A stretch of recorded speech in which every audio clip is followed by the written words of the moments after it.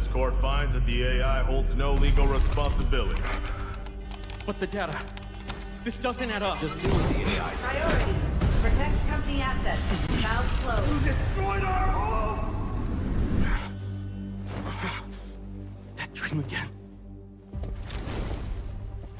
Gabriel Mercier, codename N2, role, engineer. As a former nuclear facility engineer, N2 was removed from his position following a major incident that escalated into legal proceedings. He later returned to military service and was reassigned to Arctic deployment under CBR and related units. With the originally designated technical specialist unable to fulfill operational requirements, and following assessment review, N2 has been approved as a replacement operator for the subsequent operation. Stun out.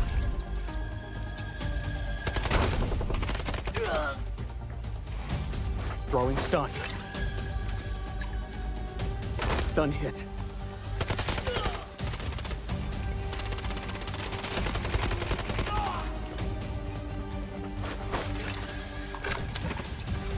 Freeze right there.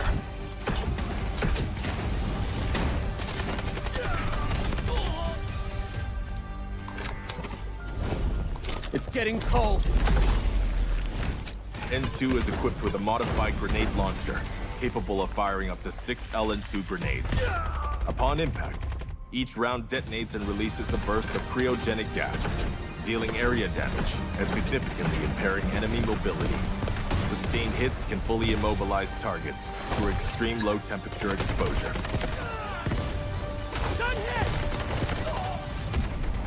Cold. I can go colder.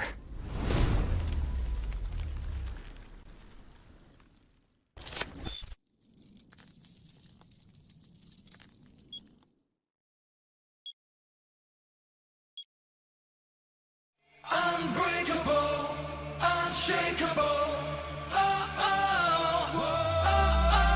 The shadows tried to dim my light. They told me to give up the fight. Said I was weak, said I was small, but there's a drum inside my chest, a beating heart that gets no rest. I'm waking up, I'm shifting gears. You can build a wall so high. Watch me spread my wings and fly. You can try to block my way, but hear the words I'm gonna say. 'Cause I am invincible, I am the storm, breaking the silence, I am reborn. Throw your lightning, bring on the rain. I find my power inside on the blade. Unbreakable, unshakable.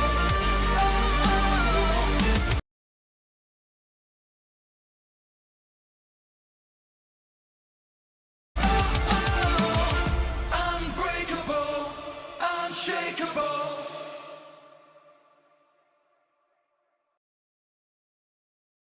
Should we really be sending her to the front lines in her current state? You ought to know her better.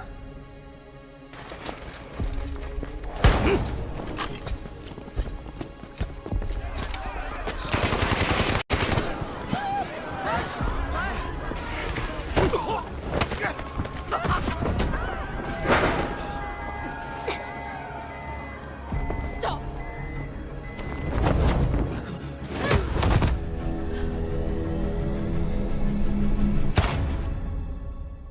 Lena Vandermeer, codename Vlinder, role, support. Vlinder is a medical specialist from GTI Europe, specializing in pharmaceutical research, possessing outstanding medical expertise, and a strong sense of responsibility. Vlinder's med drones can be deployed to a targeted area, dispersing med-infused nanobots that restore teammates' health, providing them with an adrenaline boost. They may also be deployed on herself, following and continuously restoring her own health for a limited time. Her windmill smoke grenades are guided by gesture censoring tech. Upon impact with a service, the grenades create a cloud of smoke, creating cover for teammates. Smoke grenade out. Vlinder's Flutter Rescue UAVs will automatically target downed teammates, administer medical injections when deployed. Once the injection is administered, I've got you. Linder may approach the downed teammate and manually revive them. During deployment, the UAVs may also utilize their active defense system, It's working. automatically absorbing 1 instance of explosive damage per deployment, and applying a buff effect of Linder. Counting on you guys. Vital signs stable. Prepare for rescue. I've got you. It's taking effect. I'm here.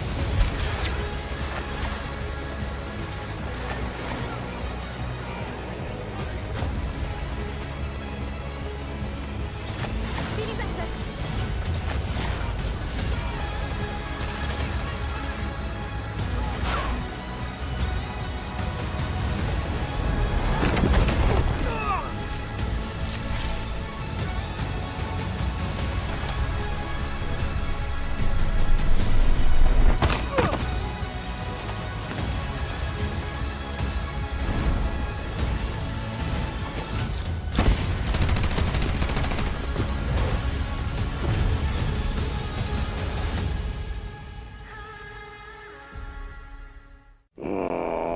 Can't I just have 5 minutes, peace? Everly, we've picked up abnormal acoustic signals in the Eastern Sea. Just dolphins mating. It's that time of year, after all. You won't get away. Luke Everly, codename Morse, class Recon. Morse is a former Navy acoustic intelligence specialist with deep expertise in maritime acoustic environments, making him highly skilled in the analysis and exploitation of sound waves and portable sonar equipment. As an operator, Morse excels in the use of his jammer, a portable sonic device that disrupts enemies by reducing their audio detection range.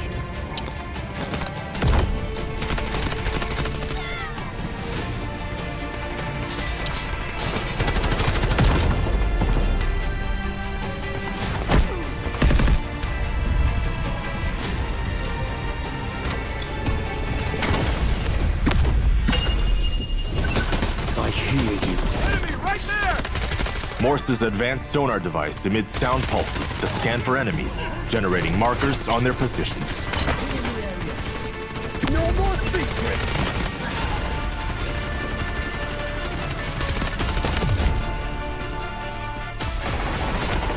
Jammer out! Clean flash! Sending jammer! Throwing delayed flash! Allied troops engaging. Searching for hostiles! Throwing delayed flash! Sending jammer! Throwing jammer!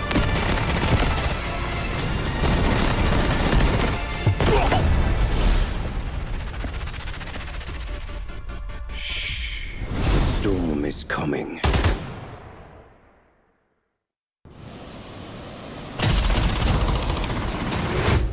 Keep it down. I need to listen.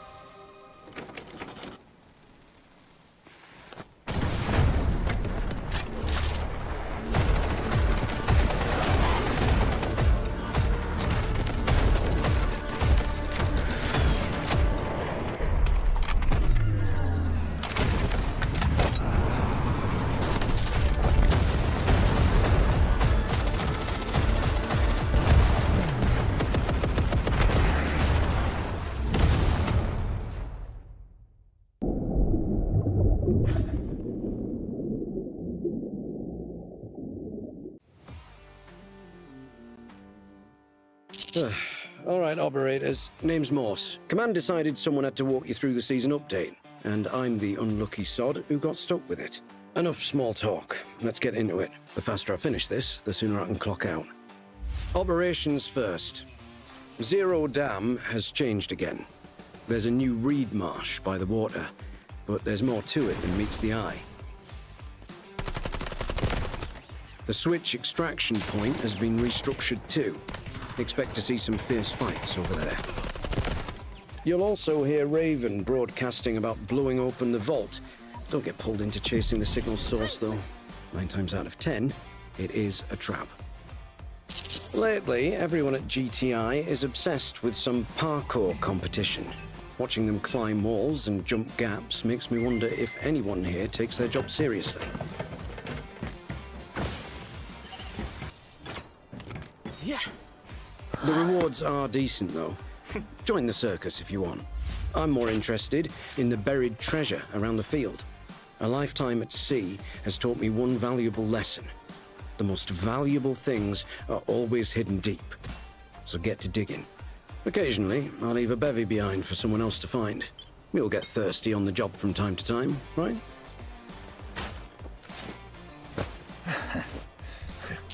Oh, and before I forget, there are a few new collectibles. Have a look if you're interested.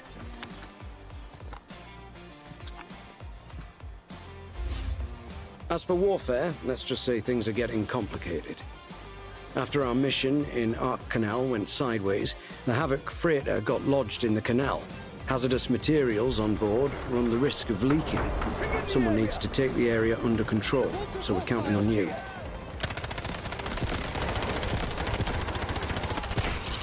Command has prepped combat supplies. How much you walk away with depends entirely on your performance. Choosing other battlefronts is fine too. Whatever your speciality, there's a place for you here. Stack up on merits and earn rewards. Plain and simple. Now, since we will be working together, you'd better get to know me. I specialize in using sonar to detect hostiles. My resonance jammers and flashbangs can also disrupt enemies. Word to the wise, on the battlefield, the one making noise gets found first. So keep quiet. With that out of the way, let's have a look at the new weapons. The M82 sniper rifle has arrived. Semi-auto, heavy caliber, the kind that drops a target in one shot. This thing means business. We've also got the AR-57 assault rifle. This weapon boasts high capacity and mobility. It's perfect for suppressive fire when rotating positions.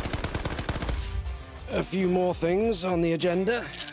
Season pre-registration is live. The early bird gets the worm, after all.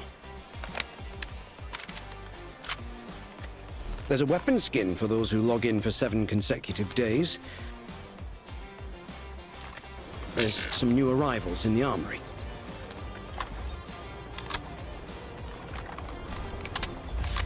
Close quarters combat isn't exactly my cup of tea, but if you prefer a direct approach, there's a free legendary knife skin available. Remember to try out the new game modes, and all these combat items are yours. Clothes make the man, apparently. I don't give a toss, but Raptor clearly does.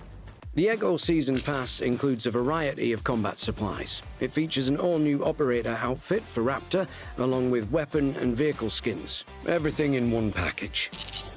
This season, the Mandelbrick drops weapon skins from the KC-17 Assault Rifle Relic series.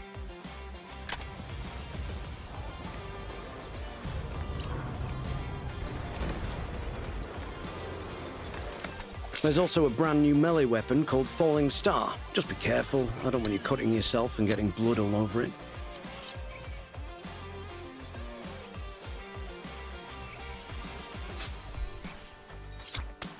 And I think that's everything covered for Season Echo. Great, I've got more important things to take care of. Go on, who are you?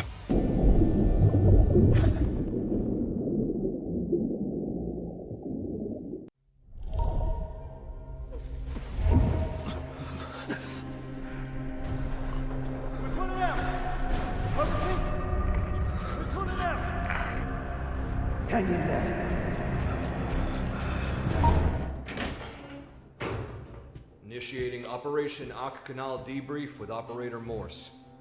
Got it. Full review, right? You want me to put together a presentation? Come back. Command has concerns regarding the outcome. Detail the sequence of events. Concerns? Patrol at 2 o'clock. Target down. Boarding. Mission objective. Verify the contents of Hudson's cargo. Avoid direct engagement. Enemy support is positioned close by. You have 10 minutes. Stand by to breach. First floor, 3 units. 2 upstairs. We're compromised. Breach!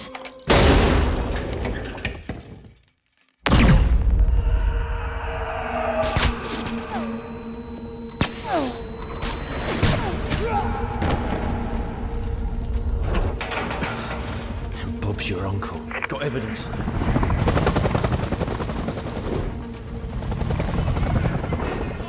All units, rally at the cargo bay entrance for evac. Now! After confirmation of the Dark Star fuel, your signal died. Explain that. Comms failed. It's documented in the report. You weren't with the team. So where were you? Bob's your uncle. Something's off. Checking it out.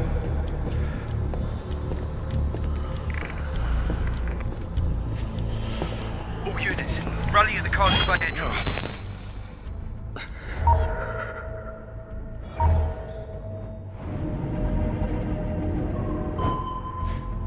Unknown acoustic signature at 2 o'clock. Radar empty. Requesting permission to investigate. Just heading at increased speed.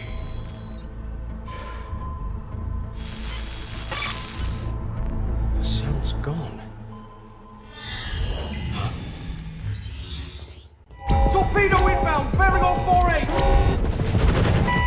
Defensives are down! Torpedo range, 600 meters! 400 meters! 200!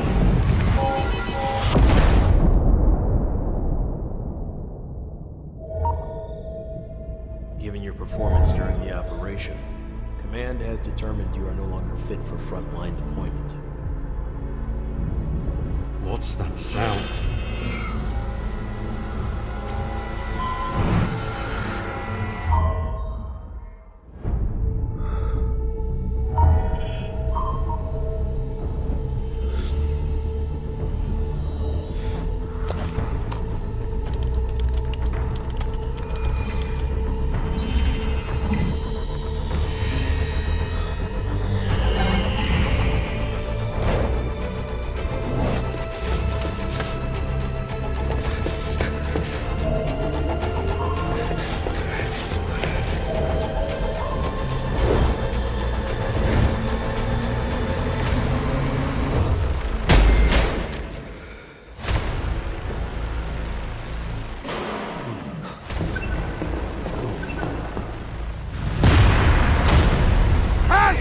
Don't lie to me!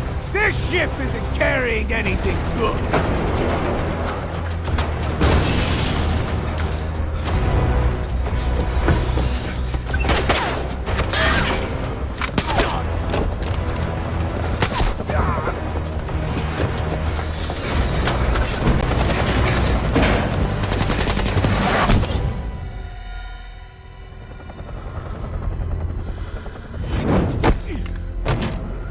Got you, mate! We're pulling out! I repeat, we're pulling out! Hang in there. Cargo was confirmed, exposing Hudson's operation. So what is it you're actually searching for? State your reason for joining GTI. I'm looking for something. Something right in front of you.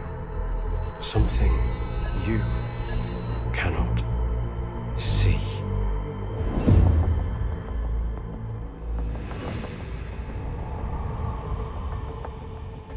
That will be all.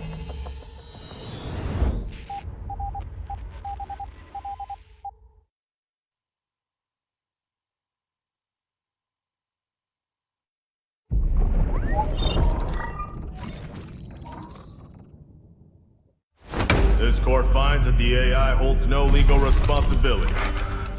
But the data... This doesn't add up. Just deal with the AI. Priority. Protect company assets. Valve closed. You destroyed our home! That dream again. Gabriel Mercier, codename N2, role, engineer. As a former nuclear facility engineer, N2 was removed from his position following a major incident that escalated into legal proceedings. He later returned to military service and was reassigned to Arctic deployment under CBR and related units. With the originally designated technical specialist unable to fulfill operational requirements, and following assessment review, N2 has been approved as a replacement operator for the subsequent operation. Stun out.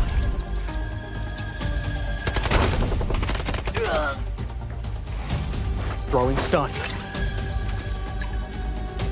Stun hit.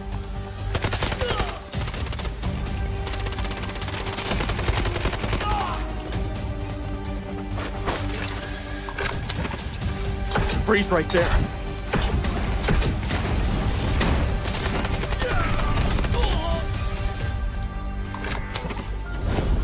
It's getting cold.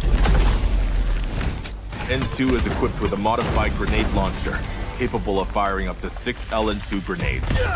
Upon impact, each round detonates and releases a burst of cryogenic gas, dealing area damage and significantly impairing enemy mobility.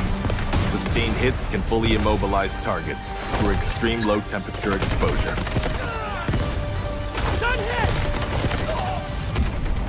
Cold. I can go colder.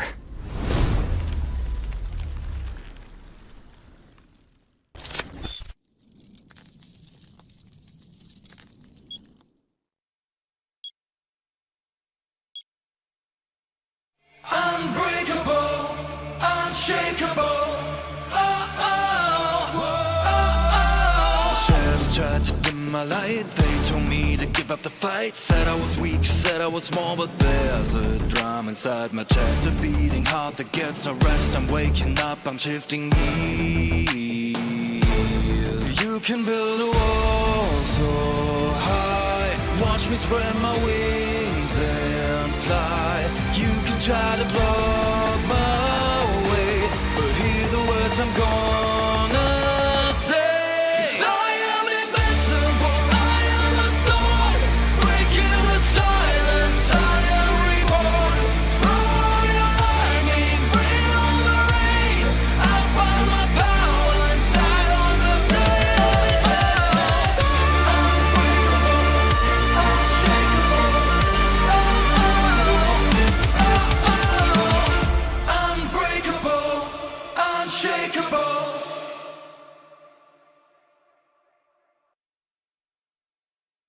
Should we really be sending her to the front lines in her current state? You ought to know her better.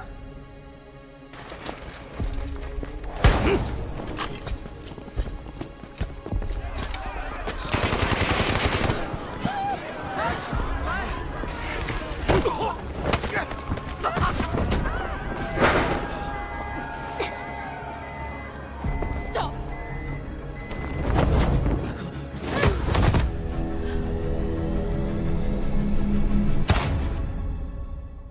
Lena Vandermeer, codename Vlinder, role, support. Vlinder is a medical specialist from GTI Europe, specializing in pharmaceutical research, possessing outstanding medical expertise, and a strong sense of responsibility. Vlinder's med drones can be deployed to a targeted area, dispersing med-infused nanobots that restore teammates' health, providing them with an adrenaline boost. They may also be deployed on herself, following and continuously restoring her own health for a limited time. Her windmill smoke grenades are guided by gesture censoring tech. Upon impact with a service, the grenades create a cloud of smoke, creating cover for teammates. Smoke grenade out. Vlinder's Flutter Rescue UAVs will automatically target downed teammates, administer medical injections when deployed. Once the injection is administered, Vlinder may approach the downed teammate and manually revive them. During deployment, The UAVs may also utilize their active defense system, automatically absorbing 1 instance of explosive damage per deployment, and applying a buff effect of Linder. Counting on you guys! Vital signs stable. Prepare for rescue. I've got you! It's taking effect! I'm here!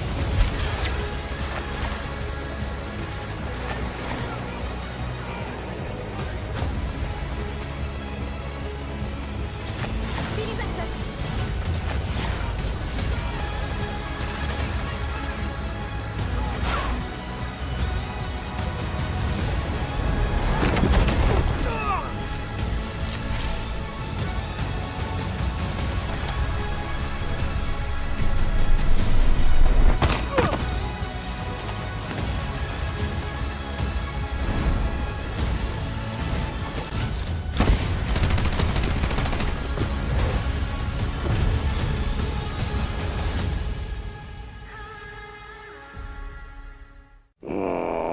Can't I just have 5 minutes, peace?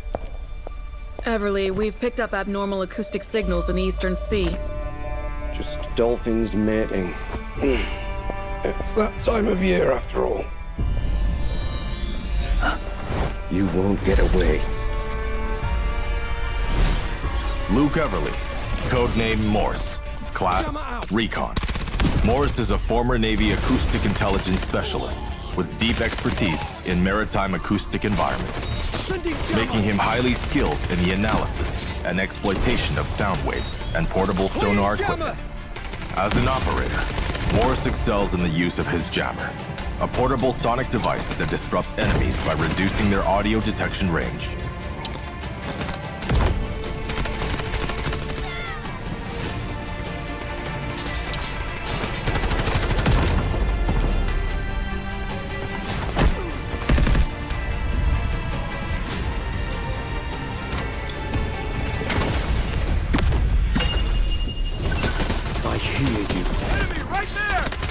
Morse's advanced sonar device emits sound pulses to scan for enemies, generating markers on their positions. No more secrets!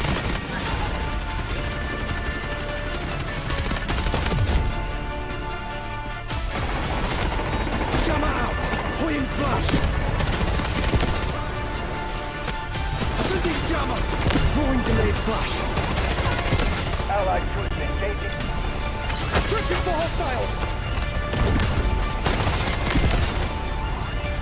Throwing delayed flash! Sending jammer! Throwing jammer!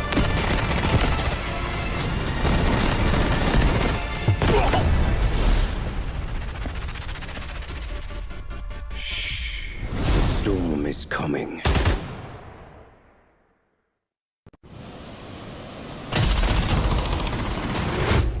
Keep it down. I need to listen.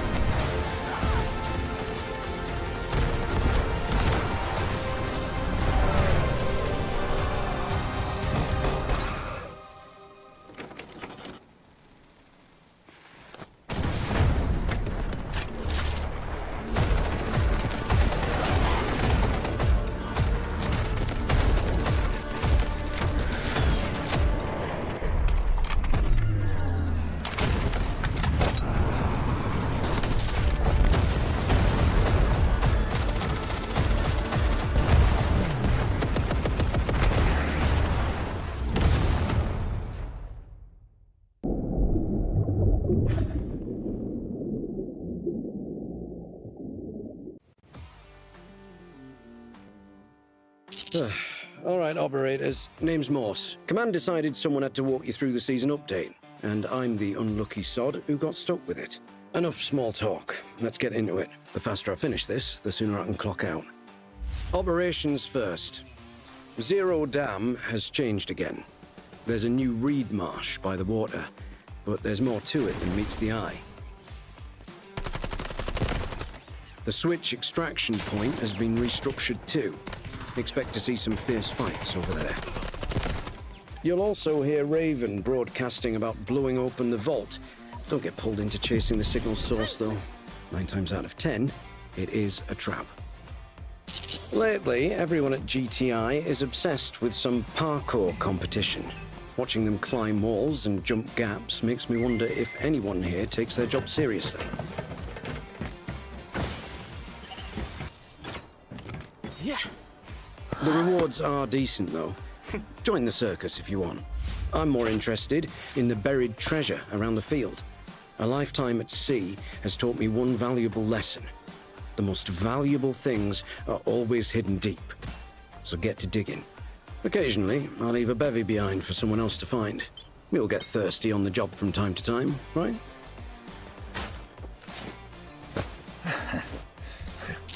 Oh, and before I forget, there are a few new collectibles.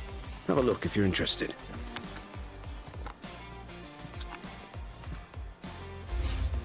As for warfare, let's just say things are getting complicated.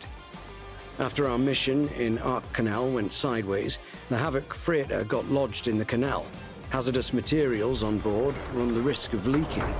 Someone needs to take the area under control, so we're counting on you.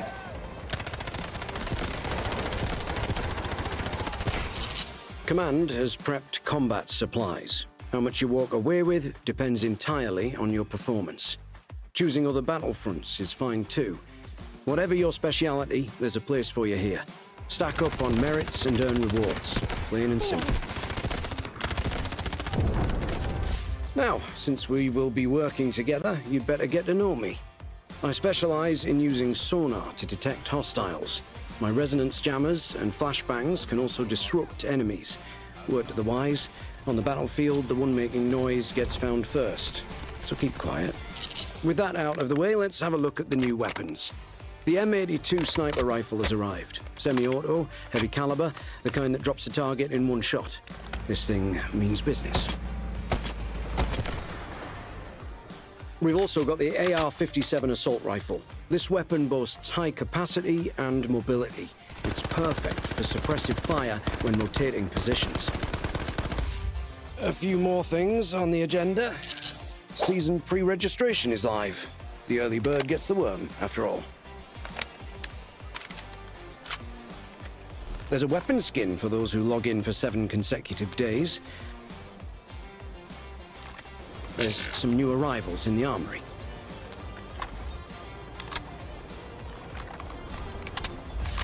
Close quarters combat isn't exactly my cup of tea, but if you prefer a direct approach, there's a free legendary knife skin available. Remember to try out the new game modes, and all these combat items are yours. Clothes make the man, apparently. I don't give a toss, but Raptor clearly does. The Echo Season Pass includes a variety of combat supplies. It features an all-new operator outfit for Raptor, along with weapon and vehicle skins. Everything in one package. This season, the Mandelbrick drops weapon skins from the KC-17 Assault Rifle Relic series.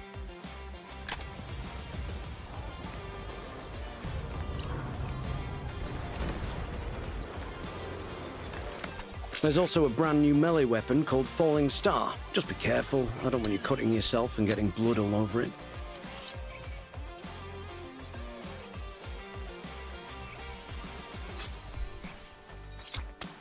And I think that's everything covered for Season Echo. Great. I've got more important things to take care of. Go on, whoever you.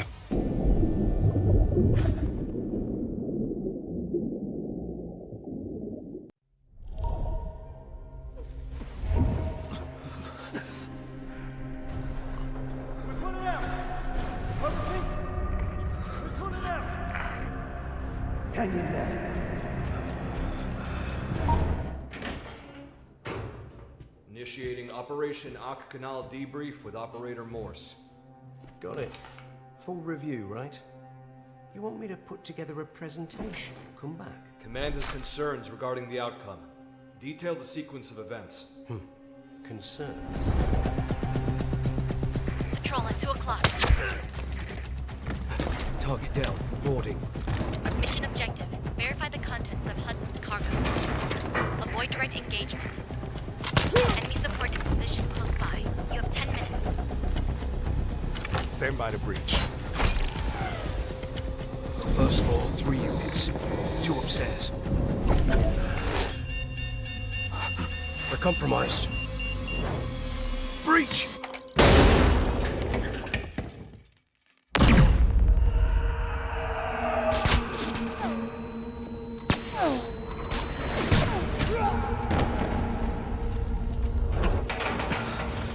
Bob's your uncle. Got evidence.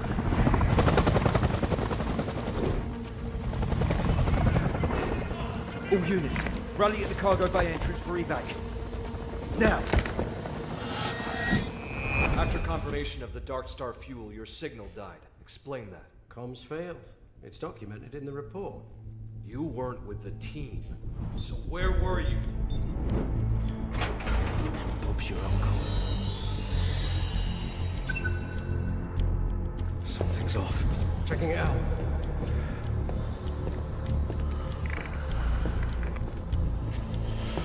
All units, rally at the cargo bay entrance.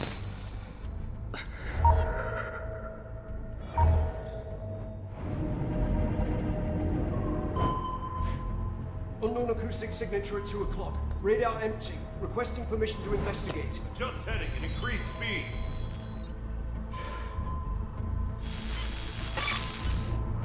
The sound's gone.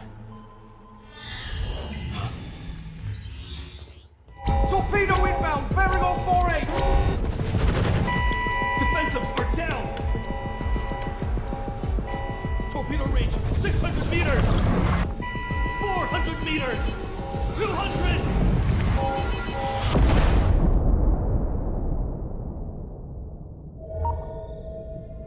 Given your performance during the operation, Command has determined you are no longer fit for frontline deployment.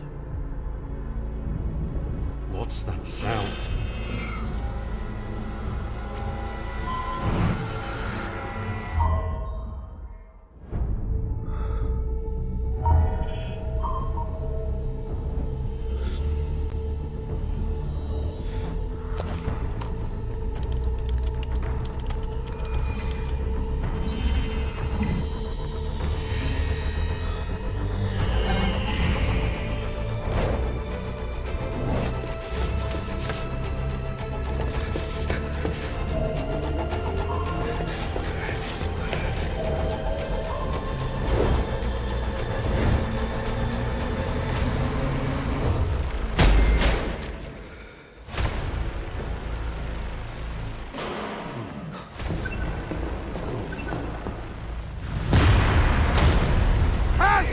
Don't lie to me! This ship isn't carrying anything good!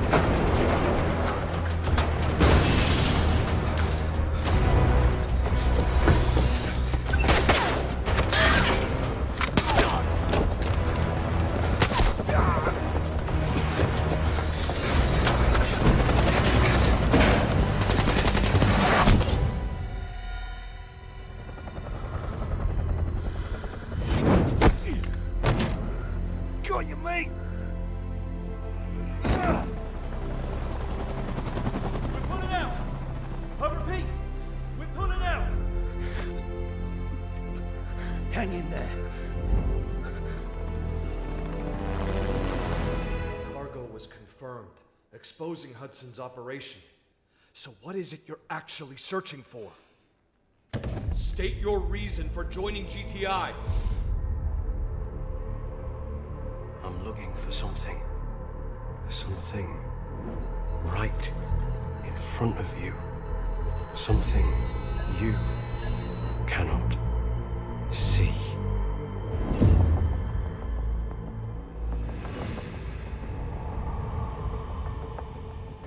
That will be all.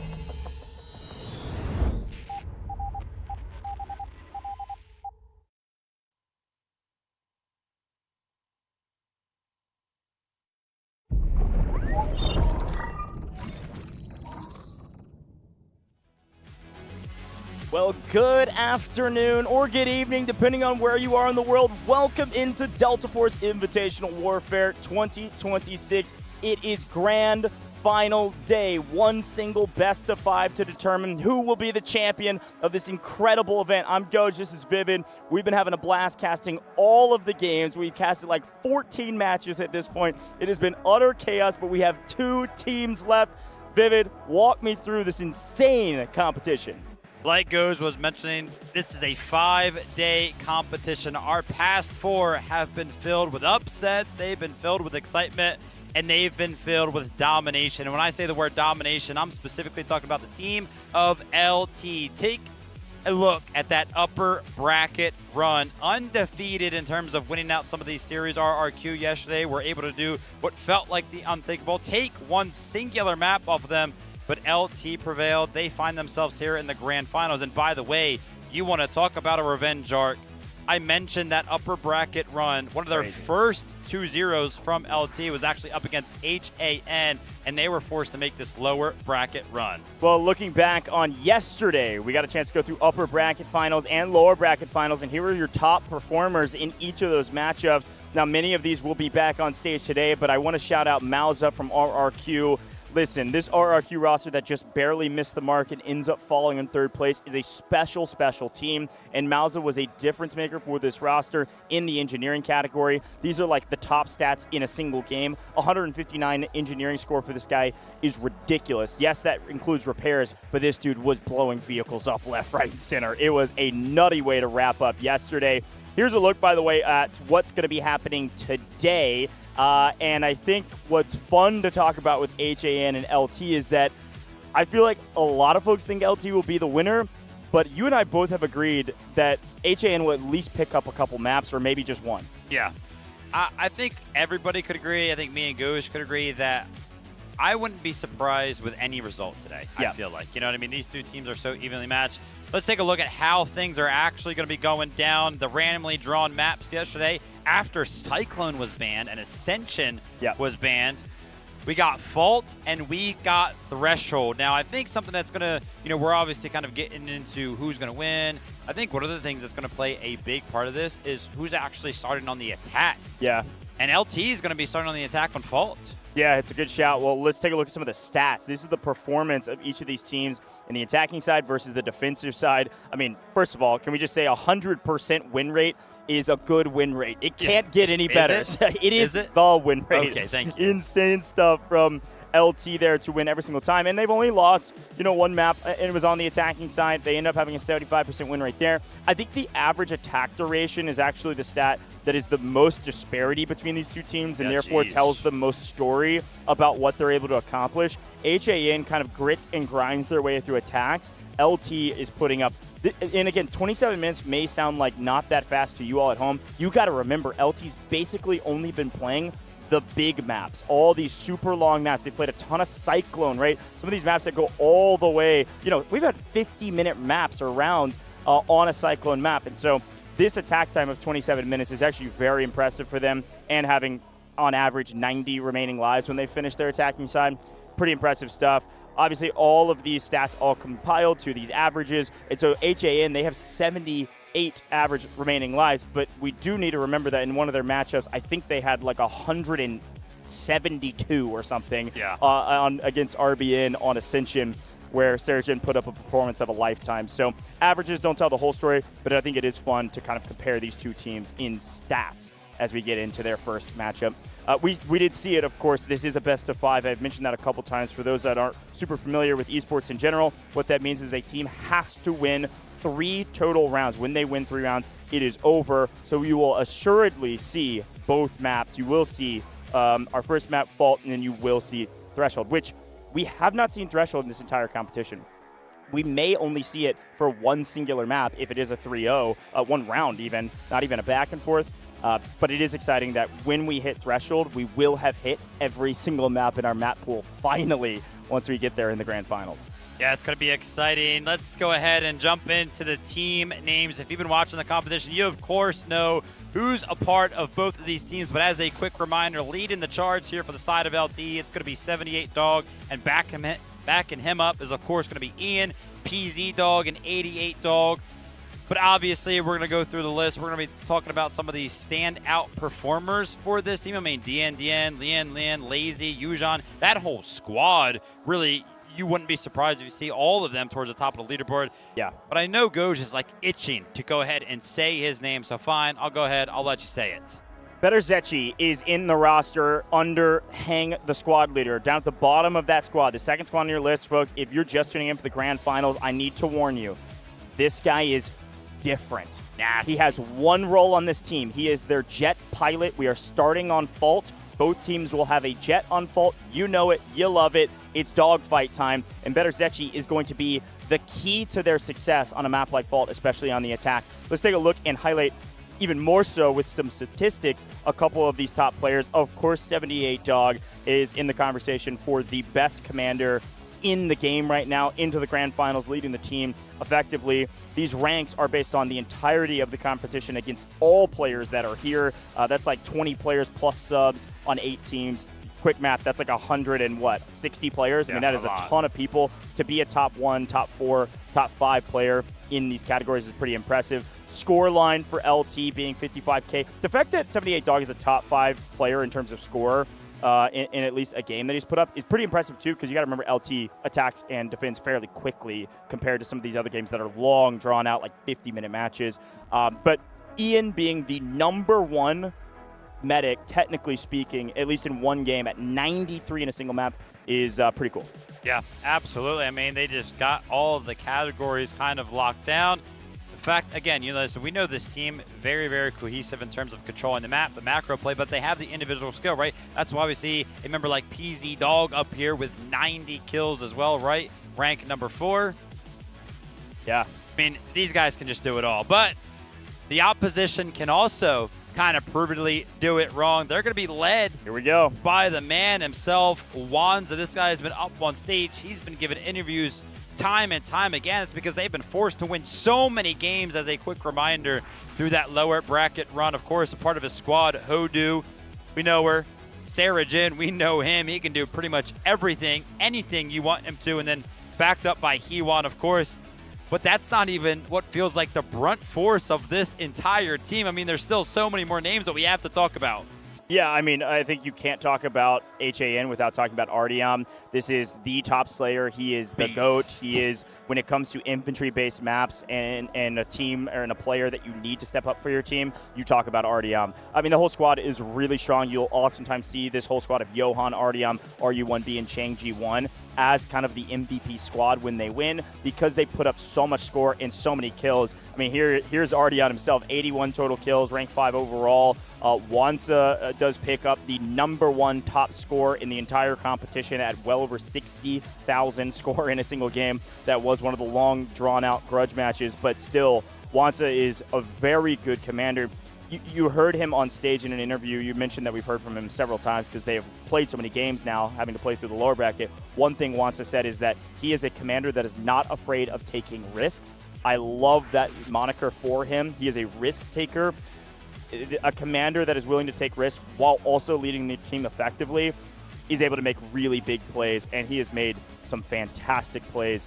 We even saw it in their crazy time-capped game against RRQ, where Wanza went huge for his team by taking a big risk. But of course, Stacks is worth mentioning as well. I mean, 146 engineering score from Yang is a whole nother story, but Stacks is worth mentioning as well because Stacks is the helicopter operator for this roster, which will come into effect when we're talking about Fault. So watch out for Stacks in the air and likely Sarah Jin in the gunner seat.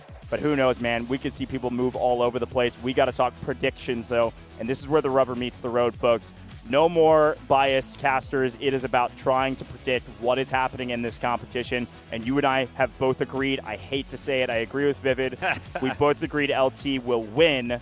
Disagree a little bit on how many maps HAN is taking. What's your reasoning for your take here? I actually want to go ahead and make a quick note. You're talking about agreement. I did see over your shoulder, by the way, there is a simultaneous Chinese broadcast going on, right? Yeah, yeah. And I think there's like 5 members of the Chinese talent. I got a quick little peek over your shoulder.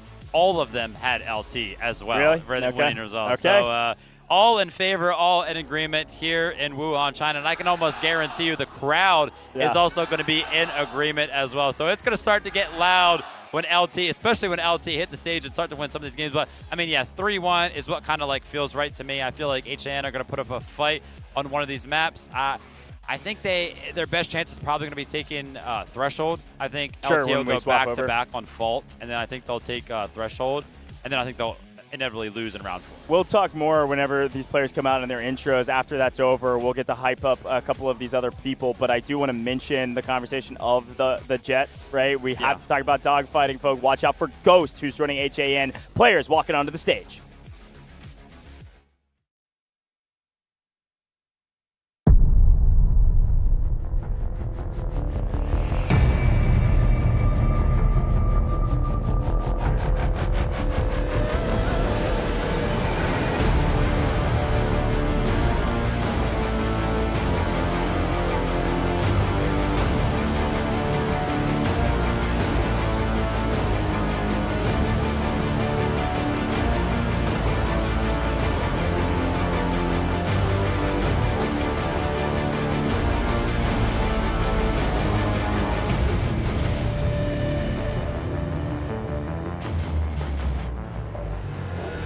Unbreakable, unshakeable.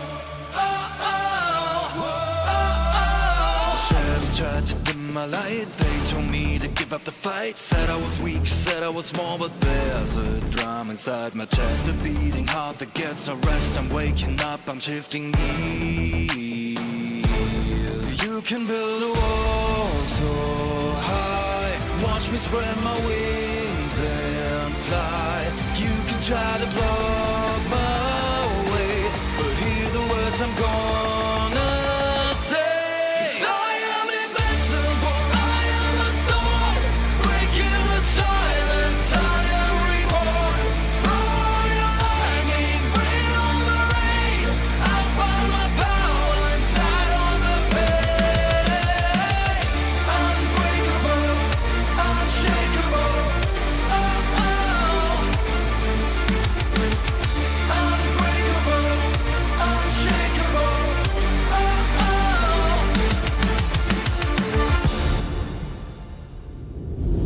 Walk the fire, I don't get burned. A lesson that the world has learned. My skin is steel, my will is stone. I'm standing on this violent throne. No looking back, no turning round. I'm rising up from off the ground. The scars I bear are trophies now. I never break, I'll never bow.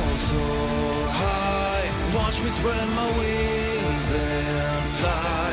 You can try to block my way, but hear the words I'm gonna say. I am invincible, I am a storm, breaking the silence, I am reborn. Throw your lightning, bring on the rain. I find my power inside on the pain. I am invincible, I am a storm, breaking the silence, I am reborn. Throw your lightning, bring on the rain. I find my power inside on the pain. Unbreakable, unshakeable. Unbreakable, unshakeable. Let the earth shake under my feet.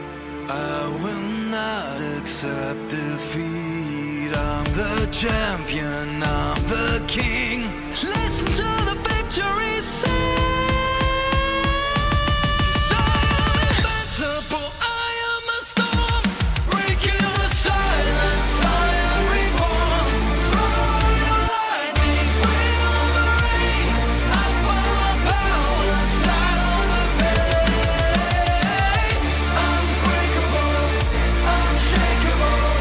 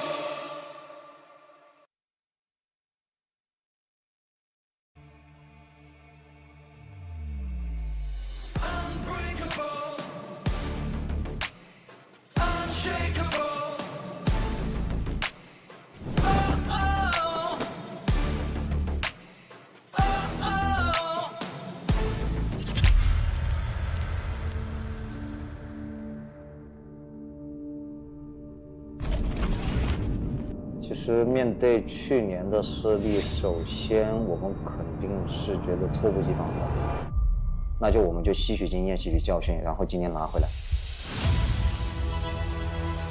AJN 也没筹码了，完了，恭喜罗毅了，太恭喜了！ 한 팀은 처음부터 계속 지금까지 성장해 나가고 있는 팀입니다. 이름이 한이에요, 팀이. 근데 한 팀이 돼야 다 같이 움직여야 승리할 수 있다고 생각합니다. HN 成功的打赢了这一波步兵的绞肉，足以让 HN 摧毁异列了。对手也会变强，我们也要不断变强。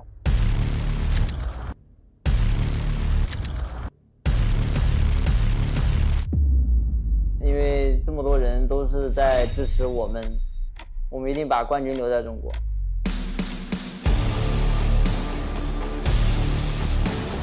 단단한 것도 계속 두들기면 부서진다는 걸 보여주겠다는 마음으로 하겠습니다. 看看我们是最强的矛，还是他们是最好的盾。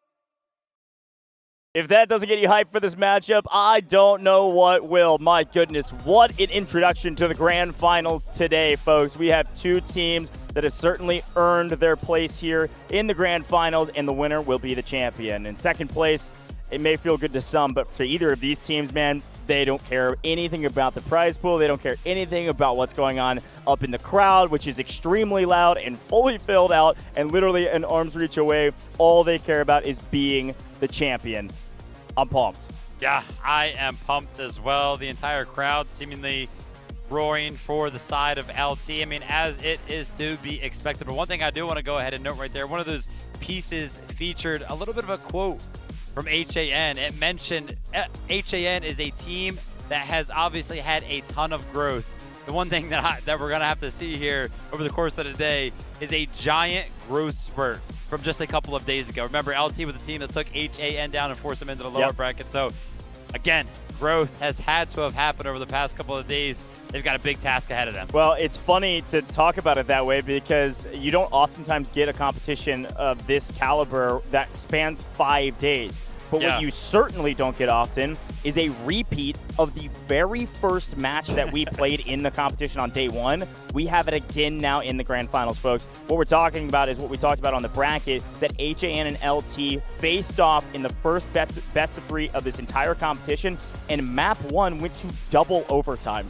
Ridiculous way to start the competition. It sets the tone. We've said this several days now, but today in the grand finals, you're right. HAN kind of got beat pretty handedly. Yes, there were some tiebreakers, but it was a 2-0 and a best of 3. In a best of 5, going down a couple maps early, a tall task to be able to drop 3 in a row if you go down 2-0.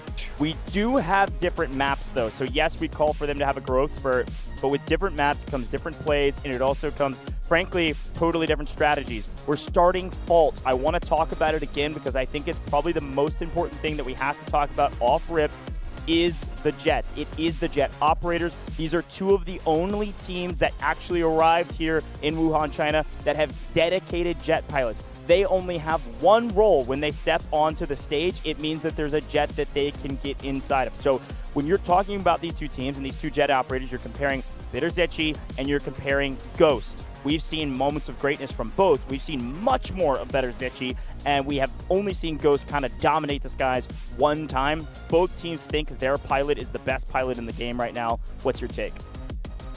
Dude, we were kind of having this conversation before we even got here today to the venue. I think it was yesterday, me and Googe were kind of talking, and I was like, dude, Fault should be a clean sweep, in my opinion, for the side of LT. Bitterzetchi, I don't even know if his jet has been destroyed yet in this competition. It has not. Yeah, it just hasn't. So, like, not one time. I mean, going into this, like, the guy just looks like he's going to rule the skies entirely. His tallest task will, of course, be when he's on the defensive side of Fault, because, again, he's going to be up against the jet and the helicopter simultaneously. So, obviously, there's going to be some differences there. But, and I mean, to be fair, we haven't really seen, you know, LT go actually head-to-head in the skies. But, I mean, well, we did say it with our RQ yesterday, but it was only for that one singular map. And, again, he did win it. Yeah, we didn't see both sides of it. But with that being said, he's already proven himself head-to-head in the skies. Listen, you know what I'm saying? It's got to go 2-0. What I love about this game and what I love about this mode is that you can have a guy, Ghost is in the same category, just less stats to make this seem insane. You've got a guy like Betterzici who is literally, if you count when he's in a jet, he is literally like, his KD is not something that we can calculate. Oh, yeah. He's all like 100 and 0. Like, he has like 100 kills and 0 deaths every time he's in the jet. It's kind of a stat line you can't see in any other game. It's very odd to talk about, but it emphasizes the point about Warfare esports in general, that every player has a role, especially on these high-value teams that have been practicing for months or even not years at this point, with a lot of returners from last competition that we casted over in Vietnam. You get a chance to see these players continue to grow and get better inside of their role and get more delineated in their role. So we talk about roles. Let's talk about helicopter operators. You talk about Stax and Sarah Jin being in the gunner seat. I think that's a huge boon for the HAN team, which means that they may win, like you mentioned, the sky battle when they're on the attack and they do have that heli. So we could trade maps here on Fault. It is definitely possible, which a 1-1 start would be huge going into Threshold. Yeah, this is going to be crazy stuff. I mean, I love the fact that you brought up Vietnam. By the way, the favorites in Vietnam, kind of like the resurgence here, LT. Prior to this, TL, they were the favorites at Vietnam. They stomped everybody. And then come to the grand finals, they got stomped. Yeah. So we have no idea how this is going to go. There are big expectations for the side of LT, but we have seen it before where the Titans have been toppled. That's right. Got to lock in. Got to make sure you ice up. A quick look there, folks. We talked about it already, but just as a reminder, no matter what happens in this competition, you will not see Cyclone and you will not see Ascension. We have seen enough of both of those maps at this point through the course of the last 15 matches. But, folks, it is time for the grand finals, kicking it off in Fault. We will see a battle for the skies fairly early in this match. And in this map, you know that this first sector is going to be a little chill. Sector A on Fault, as these players load in, should be fairly relaxed. You're going to see the attackers get it fairly easily, maybe a couple bouts back and forth. But the main thing that we're going to be paying attention to on your screen right now is this lob. This AA is going to be focused on the helicopter. An early advantage from PC Dog and helicopter operators here. Those in the sky could be a detrimental failure for this. Oh my goodness. Whoa. Well, I was setting it all up, and Miang said, Coach, please stop talking. That's a big start for HAN. Goj just gave me a death stare, guys. His eyes were a little wide. He is surprised, and I think everybody in the arena is as well. That seemed like a giant counter strat from the side of HAN, by the way. They had what felt like a strike team prepared for the flight path of the helicopter.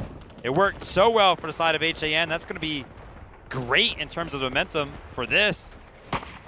But now we might see A take a lot longer than it usually does as a result of that helicopter going down. What a start. That's a big one from HAN. And actually, Tae Song also picks up the assault vehicle. So not giving up A for free. Usually not fully just sacrificed, but what we do know is that this A sector is nearly impossible to hold defense on, and so oftentimes the defense wants A to be captured quickly so that the attackers don't have a ton of score for what is maybe one of the hardest sectors in the game to capture, which is the B sector of Vault. As a reminder, we will go into what I call the city, go into all of the buildings across the bridge here, just off screen of our map view for the B sector, and then finish on the C sector. And in the B sector, there is so much cover, so many buildings to play in and around. It takes a long time for the attackers to move through that sector. For the attackers right now, their job is to try to farm score up in order to be prepared for the B sector while not losing too many lives. It's a balancing act. While the defense doesn't want to allow much score, but also wants to kill people if they can. So, again, both of these two teams kind of teetering on a seesaw. If you see one team get a really big advantage in terms of numbers, the other team will fully back away so that that seesaw hits the ground again. Yeah, one of the advantages a ton of the times in warfare from the attacking side is that some of these vehicles can, of course, be respawned in. This helicopter going to be getting a second chance at life here. And now the onslaught towards the sector of A from the side of LT now that they have that helicopter. Because if they capture sector A before the helicopter respawns, then boom, it will not. So they get that back, and now Ian up in the skies is going to try to go ahead and make something happen. But the longer this one kind of stays on Sector A, I feel like RDM's going to continue to get more and more active. I haven't really seen his name up in the kill feed, but I don't need to see his name up in the kill feed from the side of HAN because I know that guy is always picking up frags. Right. Running out of do-overs here for LT. But in their second helicopter and slow capping the point. They're not trying to rush cap it. I mean, there's not even hardly a green body on it. It looks like Sarah Jin's looking to get a little mixy up front. Sarah Jin will likely, I'm actually kind of surprised not to see Sarah Jin up in the gunner seat of the helicopter, frankly. That's where Sarah Jin thrived in the past, but looks like the defense are fighting back. Oh, right, duh. Sarah Jin is on the defensive side, my bad. You'll see Sarah Jin later. I'm over here getting too mixy on the breakdowns, but attacker is getting a nice early lead.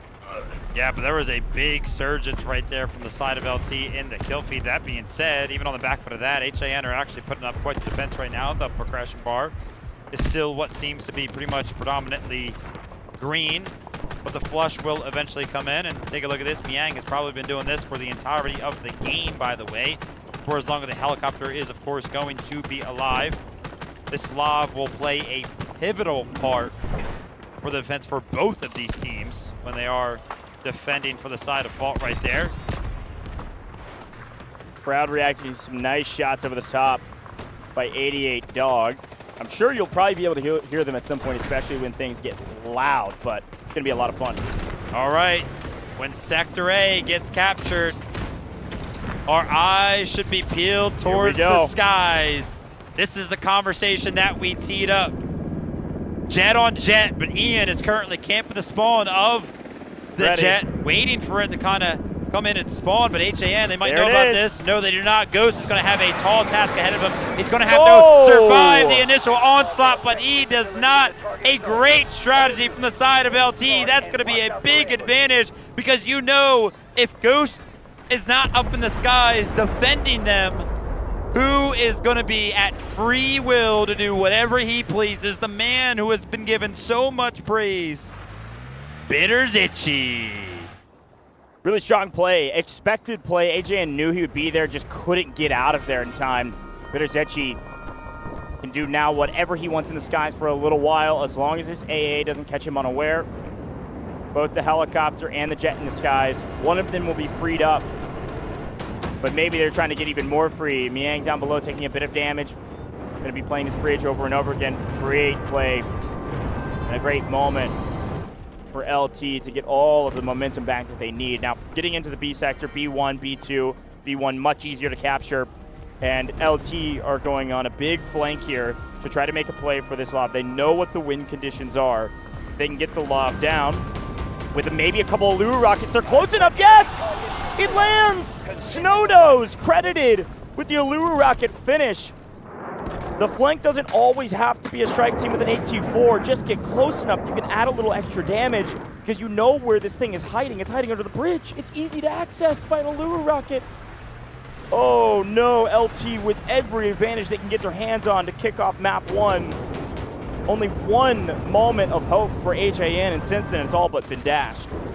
Big surgence of momentum from the side of LT right now. As you can see, the ground vehicles are starting to join the fray well, but a second opportunity from the side of Ghost. Again, he has to go head-to-head with the man himself, Bitter's Itchy, but take a look at this. Bitter's Itchy just never misses these shots. We have seen him in this situation before, and he wins out every single time. Ghost is going to be taken out of the skies, and he's going to be just that, a ghost. Got him, man. That was Ghost's chance, to be honest. If you guys didn't notice, down below, Ian in the helicopter, the heli was so low, couldn't even really address. the jet up above. So it was true 1v1 in the skies. Bitters Itchy just hit the shots again. Out fragging in the air. Miang has picked up another lob and is back on the ground, harrying these folks down below. The reason Ian was so low. But another big win, and amongst that win, we're going to be paying attention to the skies because frankly it's flashy and it's fun and it's very important. But down on the ground, B1 is falling very quickly to the side of the attack. This is where the attack wants to set up their foothold. They want to establish a position on the ground that is somewhat safe, mostly safe, but also close enough to B2. We're going to have to run it the entire map. Yet again, Miang is low. The help of the heli over the top. Yes, got it. Looked like a freebie with the heli on the backside. They're just setting up the pinch. Too much to handle. LT in complete control. Same exact jet angle that we saw from Bitters Itchy yesterday. He knew exactly where that lob would want to go ahead and place itself. That's a part of the playbook, man. They've practiced, they've rehearsed that. All right, now it's time for myself to introduce a little bit of Hopium. We saw RRQ try to defend against LT on this exact map, in this exact situation, by the way. And they almost did it. Yeah. For a moment, we were up there thinking, man, they held B2 for so long. They could do it. Yeah, it's definitely possible. Again, I could talk about the nuances of Vault forever, but one of the things that's really important to talk about with Vault is that the respawn positions, oh, look at this little flank we got going on. Johan, this is going to be the strike team, by the way. We highlighted this HAN roster and their top fraggers. Johan is the leader of that squad, so you should see some respawns on him, but the only point I was making is the respawn for the defense is so close to B2 that it's super difficult at this level of competition, even with all this air superiority, to cap B2. Now, they have a lot of momentum right now, and who knows how much score the defense actually has to invest in something like an urgent redeployment, but a single urgent redeployment and a well-placed team respawn beacon, and I don't care what force you have, B2 is not falling. But a really big push right now. They're trying to make quick work of B because they know if this stalls out, it's going to get more and more difficult. I can't lie. Over that short spell that you were just talking, the feed has been absolutely empty for the side of HAN. They have not found more than like 5 kills in what feels like 60 seconds. I mean, they are just absolutely getting steamrolled right now. LT are winning everything. Obviously, it is very, very easy to quantify how well they're doing on the vehicle side of things, but hold up, HAN are trying to go ahead and answer back. That flank team is going to be coming in right now. The engineers are going to be taking out that tank destroyer. A little bit of hope for the side of HAN, and on the back foot of that, they might be able to go ahead and play the tug of war gameplay now, and that's exactly what they're doing. Take a look off into the distance towards the horizon. There's actually a big influx of HAN members making their way over towards B1. LT are going to be forced to respond. Yeah, this is a great trade. This is something we see in every single 2-zone sectors. The tug of war begins. Trading points back and forth until either the attack runs out of lives or the defense runs out of all the score that they need to be able to execute effectively, or their flank gets sniffed out. I mean, frankly, if Johan doesn't make this play, it might have been GG's. Actually, it probably is GG's. If Johan sniffed out in that rotation, whether, you know, the air superiority catches him or some player like Zaxxon right here who's looking for the respawn beacon on the backside of the cliff finds it fast enough, this whole play doesn't work. This is a hero play from Johan to keep things going in the B sector. That's what's gonna make the difference against a team like LT. A whole heck of a lot hero plays.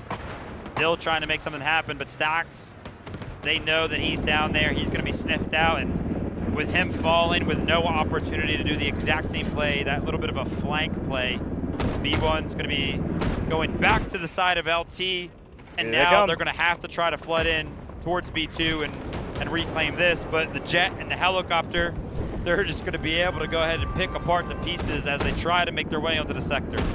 Even's doing a good job of the push and pull. They're back on B2, body stacking this point. Does look like 009's going to get a little mixy here and try to invest a lot into this point because they know they have a huge advantage right now. It's still in the neutral zone too.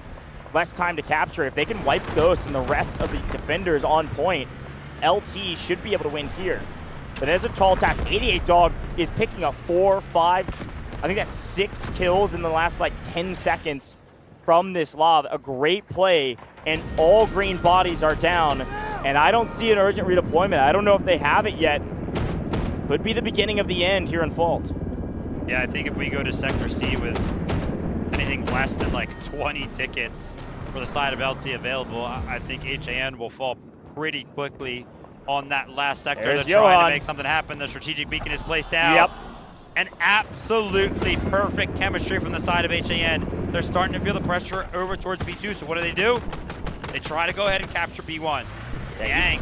Ian was very low up there in the skies, but the perfect team respawn beacon allows not only a tank destroyer to go down, but also a continuation of the battle for the B sector. There's so many nooks and crannies you can put these respawn beacons down in. This was a great play from Wansa, the commander, and great timing by HAN to keep this thing going. I mean, even with them doing this, by the way, remember when they did it the last time? This is obviously the second time they're employing the same strategy.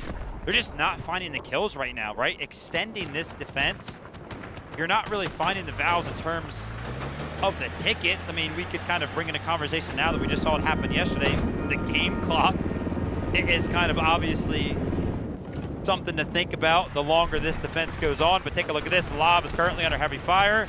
No, oh my gosh. Oh my gosh. No. The F-45A is down. Bitter's Itchy is down. Was that an Allure rocket? Did it go too low? What a play. PZ Dog was a shot or two away from taking down this AA, but didn't want to risk it. If they lose the heli here and all air is gone for them, I don't know if they take the B sector.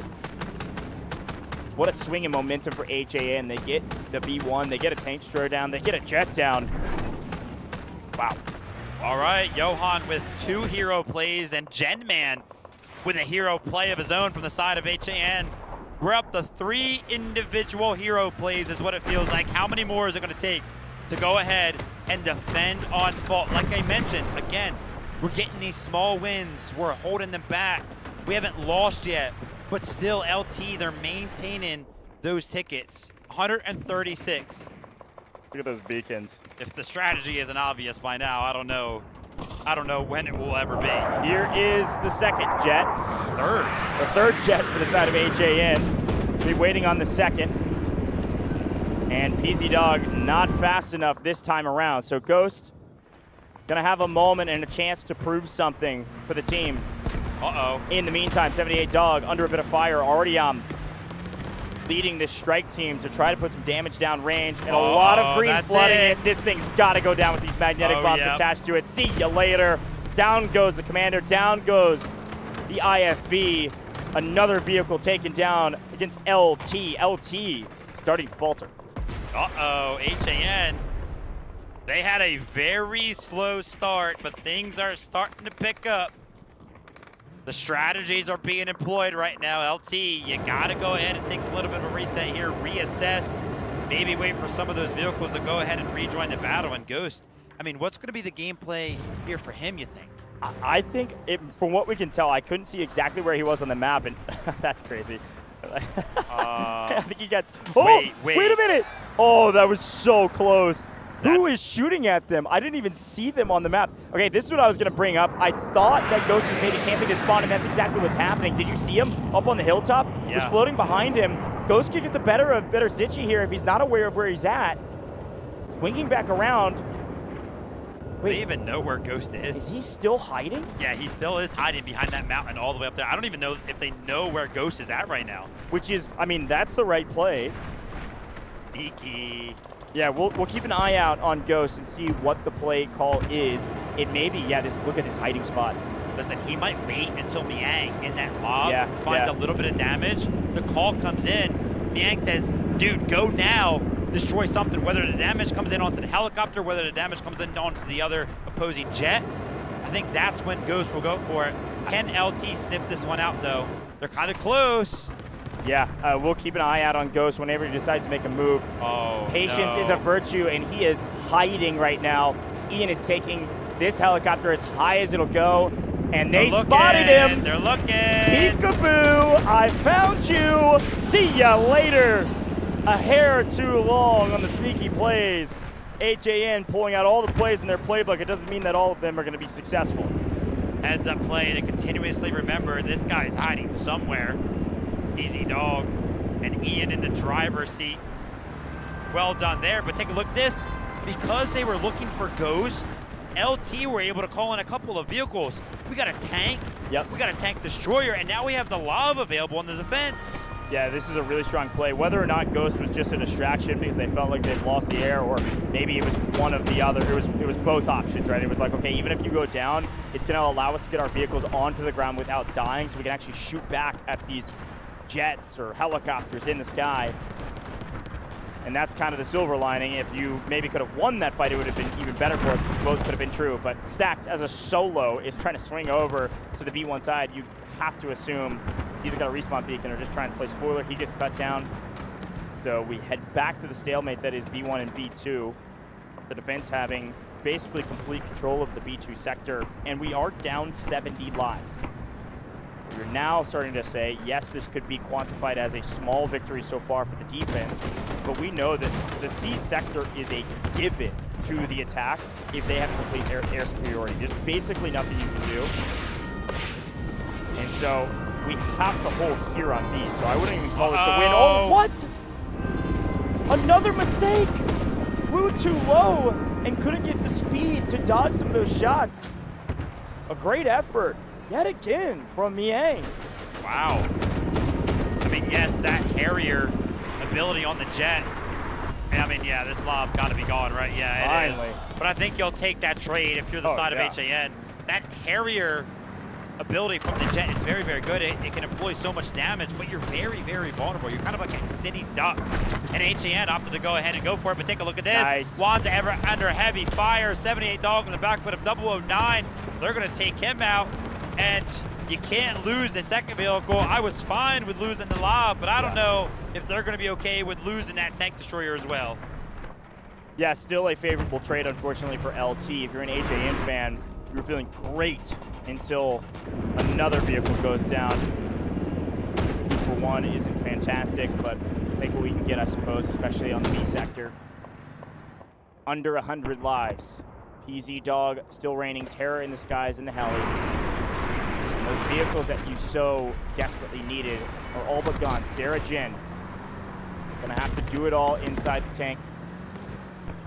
And here's a lot of green members onto the ground, and several magnetic bombs are otherwise trying to land. They do, but it's not enough damage as a solo. So these vehicles know now we have the advantage, but you need to be careful. It's not a full send. It's not a full send until we got bodies that can actually play for the point. Will history repeat itself? Remember, the last remaining hope from the side of HAN on Ascension yesterday against RRQ was Sarah Jin in the tank. When that is the only thing that they had available on the defensive side, he was able to utilize it enough time and time again to defend long enough to hold them off yesterday. But of course, Bitter's itchy. We're surprised.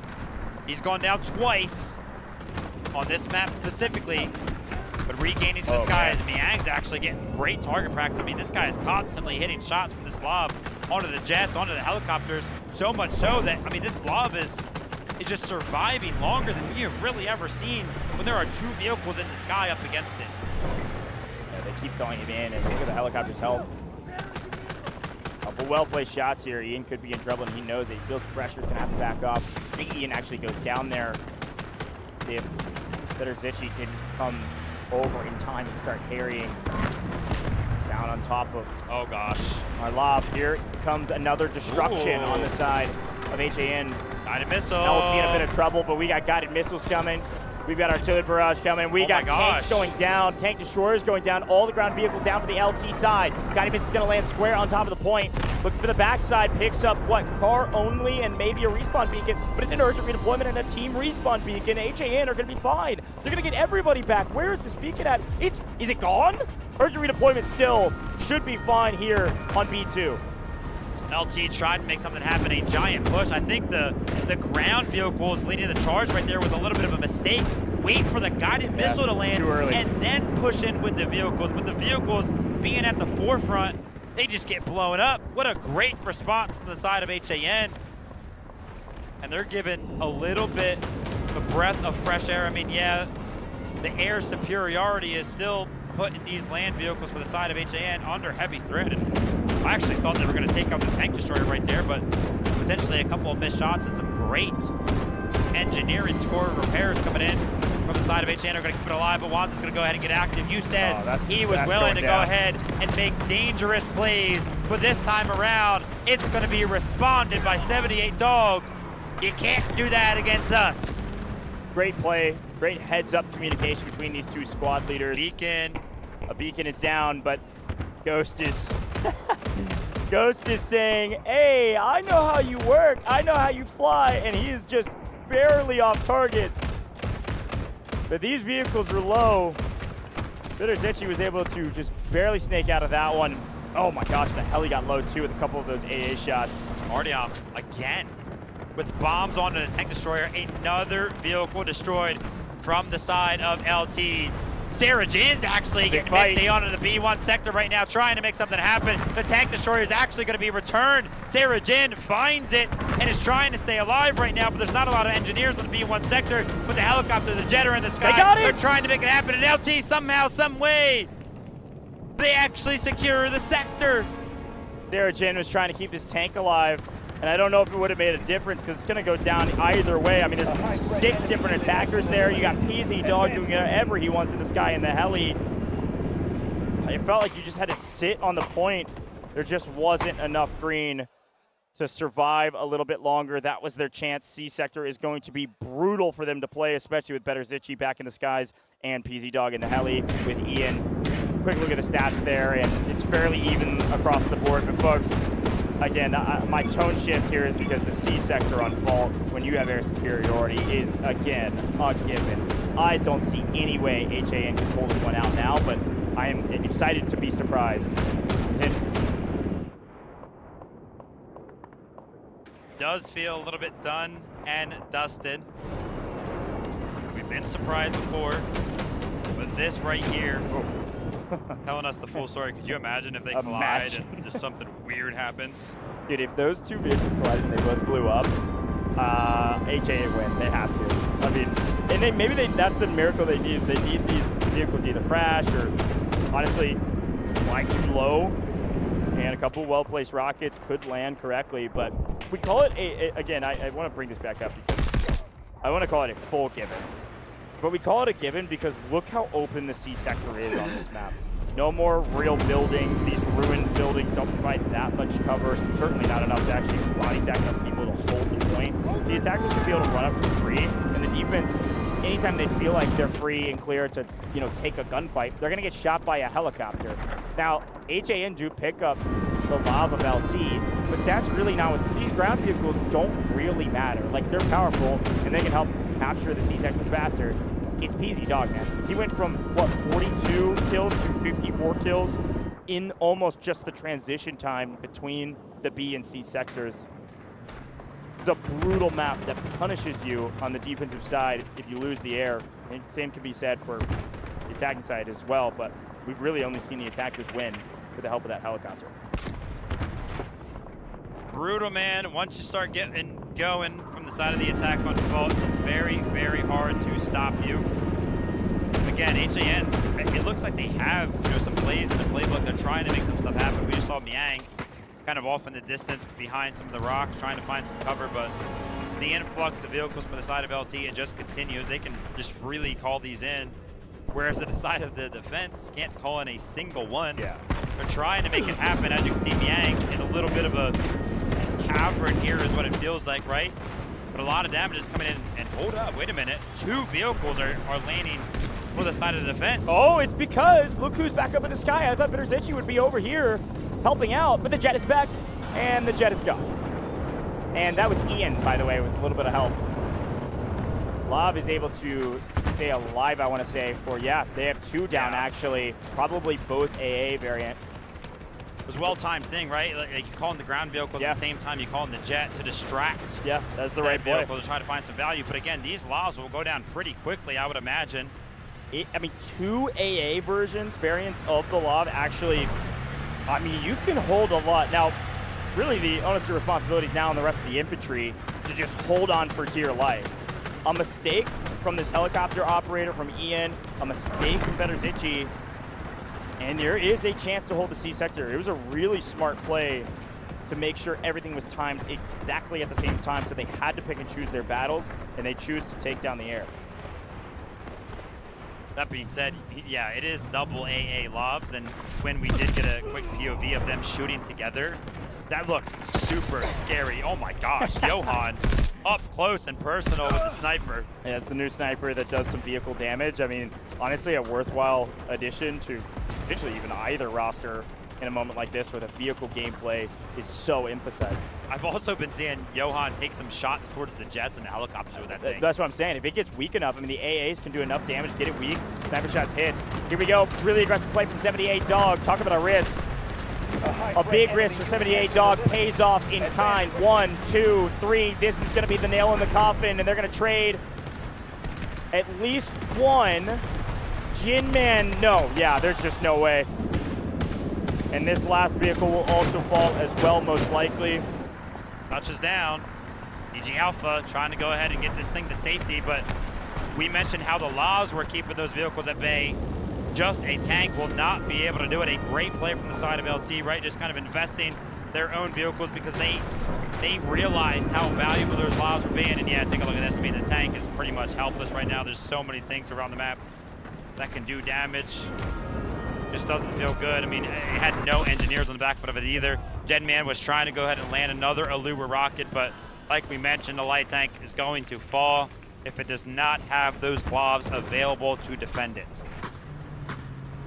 Yeah, a great strategic play. It's nothing like crazy. It's a very logical play from LT to invest 2 of their land vehicles to contest the 2 land vehicles, the only land vehicles that, of course, HAN have. And we've got a guided missile coming in for the side of the attack. This should seal the deal. HAN already used a respawn beacon just a moment ago in the midst of the chaos that is Vault and how much we pay attention to the air. The guided missile is going to land on the backside, likely of the point. It will find absolutely nobody because the most of the defense has swarmed off the point to make sure they stay alive. I only see, what, 5 green defenders. They better cook up the craziest play right now. They need a miracle to hold on. Team strategic respawn beacon does come down for the side of HAM, and they put it down on the low ground of C2. There's going to be enough bodies there to stall things out.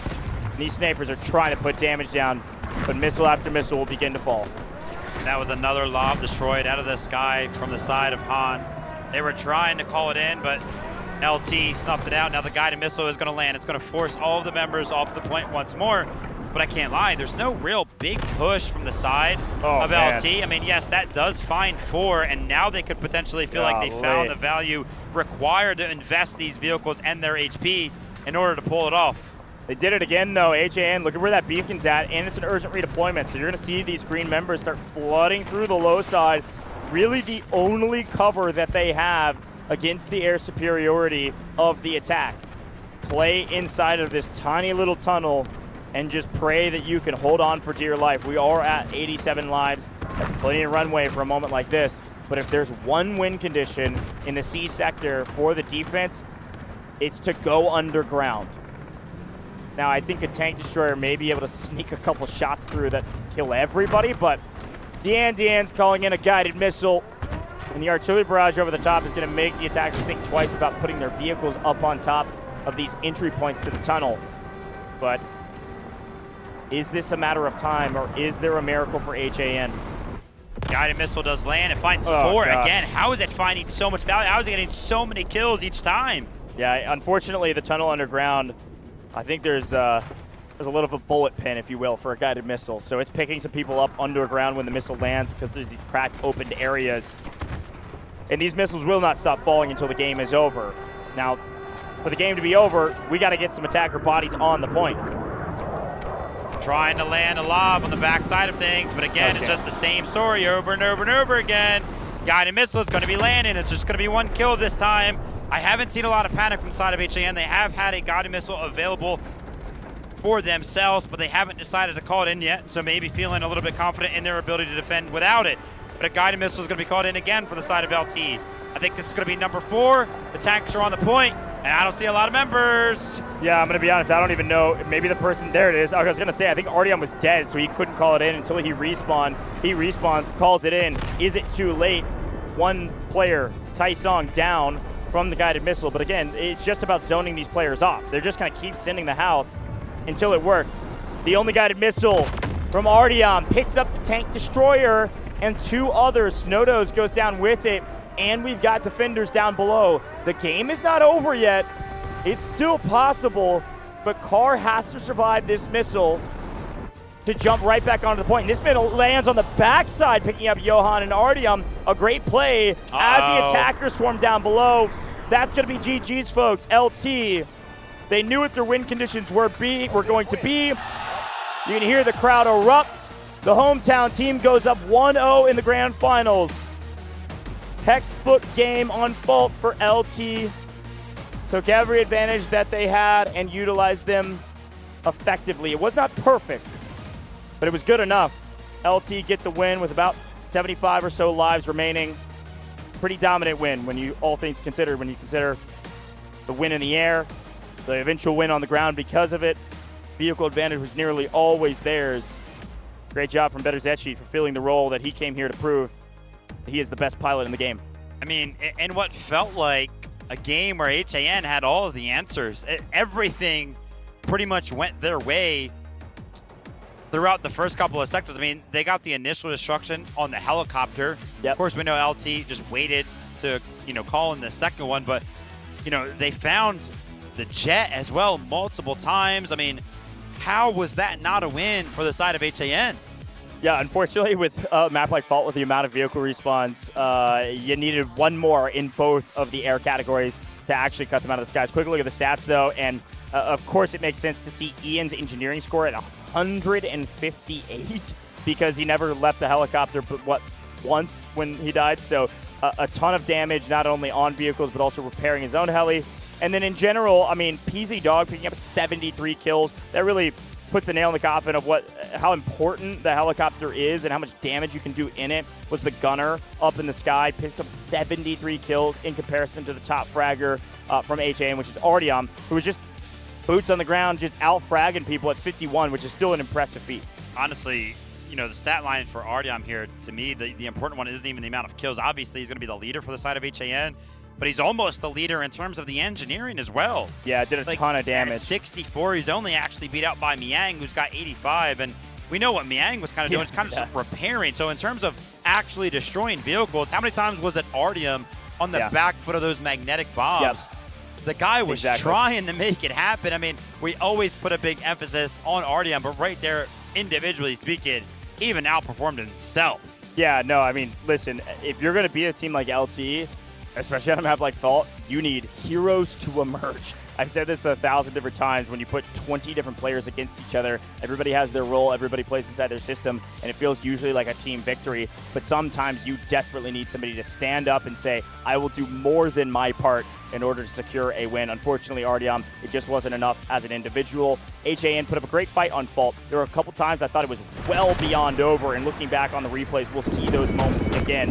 But it started here. PZ Dog in the skies, getting a ton of damage early, but him falling very quickly as well was that first win for HAN where we're like, oh, wait a minute.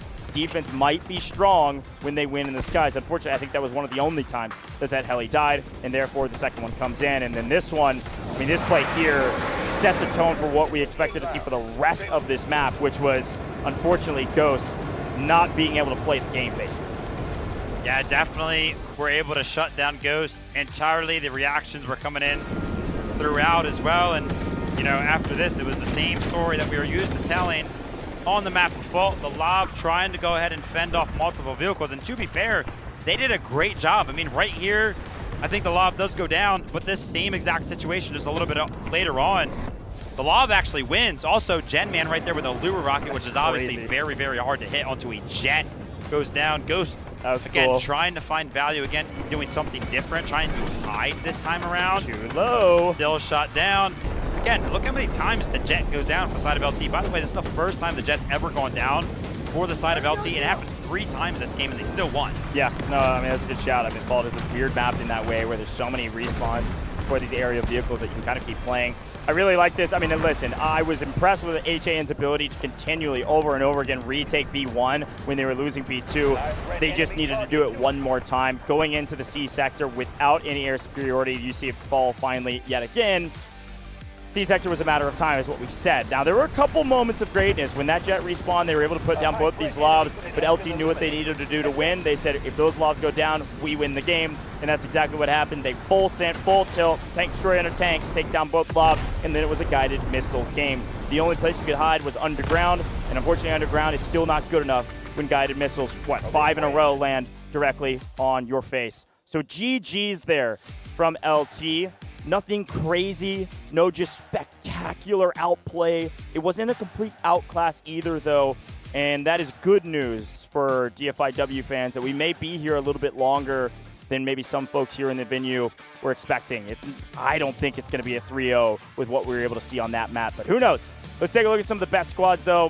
The best squad, 78 Dog, Ian, PZ Dog, 88 Dog. The Dog squad's here, and they're dominating. Yep, no surprise to see this. The helicopter pilot, the helicopter's gunner as well. And then, I always talk about how impressive this is. Obviously, 78 Dog is the commander. 88 Dog probably playing that engineering role. But it's always super impressive to kind of take basically 2 members out of a squad, because you're effectively removing Ian and PZ Dog as members of a squad that you can kind of spawn in on or kind of work with, because they're just up in the air the entire time. Obviously, this is a worthwhile trade because they're going to find so much more value up there. But for 78 Dog and 88 Dog individually to be able to still make things happen on the ground, whether it be in the vehicles or, whatever they're doing, still be up there in terms of categorically in the score, it's always great to see. Yeah, no, I agree. And the MVP is going to go to PZ Dog. Difference maker in the skies, folks. 73 kills, 40,000 score, plus a little extra on top, 35 assists, and 48 in the engineering category. This was your gunner in the helicopter. And usually the gunner is top fragger, and that is exactly the case today. I mean, really could just do whatever they wanted on the map, not only in terms of doing vehicle damage, which is that 48 engineering score, but also just killing so many people. And can we look back? I would love if I would have noticed it in the highlights, or we caught it, the transition point from B to C, he was still in the 40s. Let that sink in a little bit. Almost 30 kills in the C sector alone. Like I said, if you have air superiority going into the C sector, you will likely win the game, and that's the reason why. 30-something kills, or almost 30 kills, just in C sector, and we were only there for, 5 minutes? Yeah. Ooh, buddy. Let's see what HA can do when they have that advantage, or rather, if they will have it. The beginning of this next game, when we swap sides, is going to be telling. Yeah, it's going to be super tough to go ahead and bounce back. I am still kind of expecting this to go the way of LT. This is kind of what I predicted initially. You think it's going to be 2-0? I think it's going to be 2-0 on Fall. I think Fall is just going to be their map, whatever. I think HAN will bounce back on the first map of Threshold, and then after that, it's up in their hands. I don't know what's going to happen after that. If they want to go ahead and make a run for it, it's got to be on Threshold, I feel like. But, okay. Hey, you never know. Like you already mentioned, I feel like that was actually a surprising performance from HAN. It just hurts so much because, you want to talk about it, you'd be like, everything went the way of HAN. I swear it did. Everything was. It was oh my gosh, they're winning, they're destroying this, they're destroying that. And it's just not enough. How are LT so good? One, LT are very good. There's zero doubt in my mind about that. I think, unfortunately, it's actually the way Fault plays. You can't have one win. You need all of the wins. Yeah. They needed helicopter and jet down at the same time, and they never had that. And they never were able to deplete the total amount of spawns those vehicles can have. They almost did. They were on their last spawns, if I'm not mistaken. One more time, one more win in both those categories. And yeah, I think HAN could have pulled it out. Look down at the bottom. This is what we've been talking about. You will not see Ascension. You will not see Cyclone. You will see the swapping sides on Fault. And then we're going to Threshold. And if we go to Game 5, a team will have to pick the next map, and it won't be any of the 4 maps that you see down at the bottom of your screen. But we got a long road to get there. And I think we go there. My prediction was that we go to map 5. Vivid said we will end on map 4. And who knows, folks? Could go either way you look at it. I will be curious to know if it starts 2-1 or 2-0, though. If LT get a double win here on Fault, it's going to be really difficult for HAN to come back and drop 3 in a row. They have to win both thresholds and win the flipped map. I don't know. I think 3 maps in a row with the caliber of a team that LT is basically impossible. I think if LT win this second map and start 2-0, they win the tournament. Yeah. Obviously, PZ Dog and Ian, them as a duo, very, very strong in helicopter. But I think the winning factor when they're on the attack here for HAN, Stagsman and Sarajin in combination. We have seen these two when they are up there in the skies doing incredible things, do nasty things in the helicopter. So we'll have to see. They have the firepower to respond. They definitely do. I mean, one of, if not the most dominant performances we've seen from a helicopter duo is from Stax and Sarajin. Yeah. Yes, it was technically on a weaker opponent if you can consider RBN a weaker team, which on the global stage, yes, but in general, very good team. But they were unstoppable. Sarajin put up one of the best games we've ever seen. I think it was like a 90 bomb, or nearly a 90 bomb. Never died, helicopter superiority. So, attackers have the advantage of the heli and the jet. You know Stax and Sarajin are going to camp the jet spawn, duh. So if they get an early advantage, we could see Ghost remind us who he is. Yeah. I mean, when HA was not playing LT and they had Ghost in the skies, Ghost was a menace. I mean, Wancho on stage was like, this is the best jet pilot in the game. Yeah. Disadvantaged fight in the air, not fair. They got a heli and a jet. Ghost loses and basically didn't play. Yeah. We flipped the script. I'm saying they go 1-1. This is, for my case to be true, to go to Game 5, this has to be 1-1 in my mind. Okay. Well, I feel like HAN also wanted to be 1-1 after this one. But, again, I feel like they got to be feeling good about, you know, a performance like that. Again, they played their hearts out. They really did do well. Like you mentioned, Fault is a very, very difficult map to just defend on in general because there's just so much snowball potential for the side of the attack. So now, snowball is going to be in their hands. How are they going to roll this thing down the mountain? Is it going to be a smooth ride through the team of LT, or is it going to be a bumpy one? Oh, it's going to be bumpy.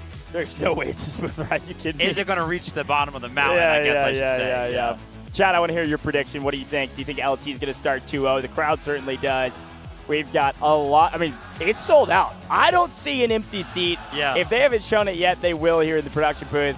We've got people right in front of us, and I think every single person here is cheering on LT, besides maybe the subs for HAN. Those seats are empty when LT's winning, because they all stand up. Oh, okay. Fair enough. Fair enough. You got me there. That it's loud here. Hopefully you all can hear it, especially when big plays happen. We've had some great cosplayers show up as well. We saw Luna cosplay. We saw Hackball cosplay. We saw Raptor cosplay walk past us on our way over to the booth. It is a whole event over here in China. We've been having so much fun with this entire Dfiw competition. And I'm seeing a lot of faces that I recognize in the chat that are maybe just showing up for the grand finals. I'll say it again, folks. We've been here for 5. This is day 5. We've been on land in Wuhan, China, competing on this stage for 5 days. And this is the culmination of all of these teams' hard work, not only here, but in the last months, well over years that they've been preparing for Dfiw 2026. Day 5, hour what? Like 40? Oh, yeah. 30? Something like easily. that? High 30s? I mean, day 1 was 14 hours. Yeah. I mean, it was a long day with the 4 matches we played on day 1. So, the fact that we only have 1 best of 5 feels like we're just getting started, but also, like, you can see the end. It's weird, man. I don't want it to be over. It's been so much fun. You see a crowd there. Okay, I did see a couple empty seats in the corner of the upper balcony, okay? Don't flame me. Production showed it. Call them out. But down here on the front in particular, and most of the balcony too, is full to the brim. All right, chat. I need to see these predictions. I know we're slightly delayed. Seeing a lot of folks say LT. Here's a swap. Ian out, Owen in. I think on paper this makes quite a bit of sense. Ian is their helicopter operator. Now that LT is moving to the side of defense, you're seeing helicopter operator go out because they will not have the heli. We also saw Cozbear coming in. And what was that? Haewong coming out? Yeah. Okay. He won. I think it's the first time we've seen that happen. That's the first sub of that. Yeah, that's the first sub we've seen from HA in that capacity. The main subs we usually see is Cranberry. Cranberry is part of their main starting 20 and goes out when Ghost needs to be on the map, which Ghost certainly needs to be on the map right now because Jets are on the menu, folks. Right back into the action, back on Fault. Things kicking off with Owen getting mixy on the back line here for LT because they've got to keep this AA alive, and it's taking quite a bit of damage, but good job getting to cover. Unless this wire guided lands, which it does not. So Codebear here's the heli. adjustment. Yeah, HAN Codebear, the reason that sub was made was to go ahead and take over the pilot seat. That means Stax is going to be on the ground. That means Stax is going to be either using the vehicle, one of the vehicles on the ground for this team, or potentially Stax moves to Gunner and it frees up Sarah Jin to keep fragging on the ground. No, Ghost is in the Gunner right now on the helicopter. What is going on? Yeah, you should see that swap obviously when the jet comes into play, but okay. Changing it up here for HAN, making us second guess ourselves. I like it. We'll have to see if it was worthwhile. We'll have to see also what the approach from the side of HAN is going to be towards the A sector. We did see LT kind of delay theirs a little bit when they were just here a little while ago. Owen also is, the player that kind of just came in, instantly jumps into the lob, and is actually playing in a very unique position, one that we haven't seen before. Kind of in the midst of the town over there in the building, so a little bit more cover. Obviously less sight line as a result, but if you want to keep the lob alive, play a position like that for sure. HAN working their way through the high ground over to the A sector. Same story I just talked about a moment ago. The A sector of Fault is weird because the defense really don't want to prolong the A sector because it just allows the attack to have a ton of score going into a much more difficult sector. So oftentimes, I say sack, it's usually sacrifice this A sector. So once you sack A, it's just about playing through B. Now, if you can drop, I mean, look how many lives the attack has already spent. I mean, they've literally spent 20 lives because they know this is going to be free. So they're not worried about spending some of those. Not worried about getting revives. They've been focusing on other resources, but... What? The crowd is mad, by the way. They're like, how did you just not destroy the respawn beacon that was right in front of your face? He better make something happen here. Trying to go ahead and win the gunfight after he misses out on the beacon, and no, he does not. That was going to be Ucky from the side of LT going down right there and missing out on the beacon. Goes Bear in the heli. About half HP, going to have to back off. Sneaky, sneaky. The defense's only job right now is to try to make these little sneaky plays, strike team plays, get these vehicles down. They don't, again, care about the A sector hardly at all. Now, they'll begin to care about the A sector if these HAN lives go, another 30 or so down. That'll be a win for them. B sector is so hard. You need, like, every single life you can get your hands on. Uh-oh. A couple of shots land from what feels like all the way across the map. Ghost Bear is trying to keep the helicopter alive. You can do everything you want with these lobs, but sometimes it just feels like, well, I mean, it's pretty much a fact. There's a lot of luck that goes into landing some of those shots. A lot has to go right. Yeah, I mean, also, you're also just trying to predict some of your main missiles and hope that the operator heli operator kind of dives into them, but another good strategy for the defense is put up any AAs that you can. Those are created by the commander squad, so they'll build those up, put those down, and start harrying down onto the point, shelling the point. High ground achieved for the side of the attack. Shooting down onto A. Was capped for a moment, Barbell. The defense do have enough numbers here. They're electing to actually take these fights and just gun their opponents. Sneaky little revives almost. Oh, no. Almost came through. Finally, Alita goes down again from Ghost, and crazy little solo play was sniffed out. Well, you talked about it. They're going to start to care if those tickets go down by about 30 more. We are approaching dangerous territory from the side of HAN. I mean, I honestly thought that this would have went a lot smoother after we watched how strong of an effort they put up on the defensive side of things. But the end right now, 10 kills. Obviously a name we have talked a lot about in his counterpart, Lian. Just making it happen. I mean, the defense is actually pushing. Yeah, they want Sarah Jin bad. They got to get this lob down. And Sarah Jin on about a quarter HP, but Engineer's putting in work right now. That's Hodu. the best engineers in the game. Also, the only female competitor left in the competition, and one of only a couple that came all the way over here for Dfiw. But in general, just one of the best engineers in the game. All right, pressure was being felt by the side of HAN. They finally start to throw bodies on the point. They no longer want to waste any more time, any more tickets on Sector A. So they're going to go ahead and try to capture it on the back foot of a vehicle respawn beacon.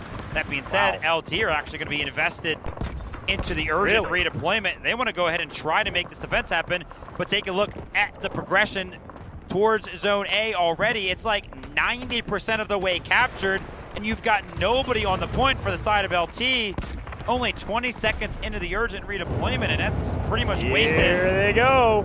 To the skies. Couple things could have happened there as Betterzetchi goes to the skies. One, maybe he found himself on respawn and would have been delayed in the jet, and so that was maybe a call to get him into the skies faster. I don't know.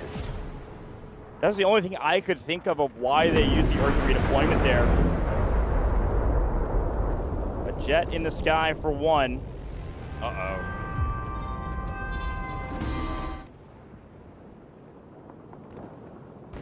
What's the other? Well, there was a strike team. Oh, making a play. Making a play, and then they all went down simultaneously. Oh, that's funny. Sorry. That's okay. I was like waiting for you to keep going. Also, did I see that correctly? Oh yeah, who's in the pilot seat? Miang in the pilot seat?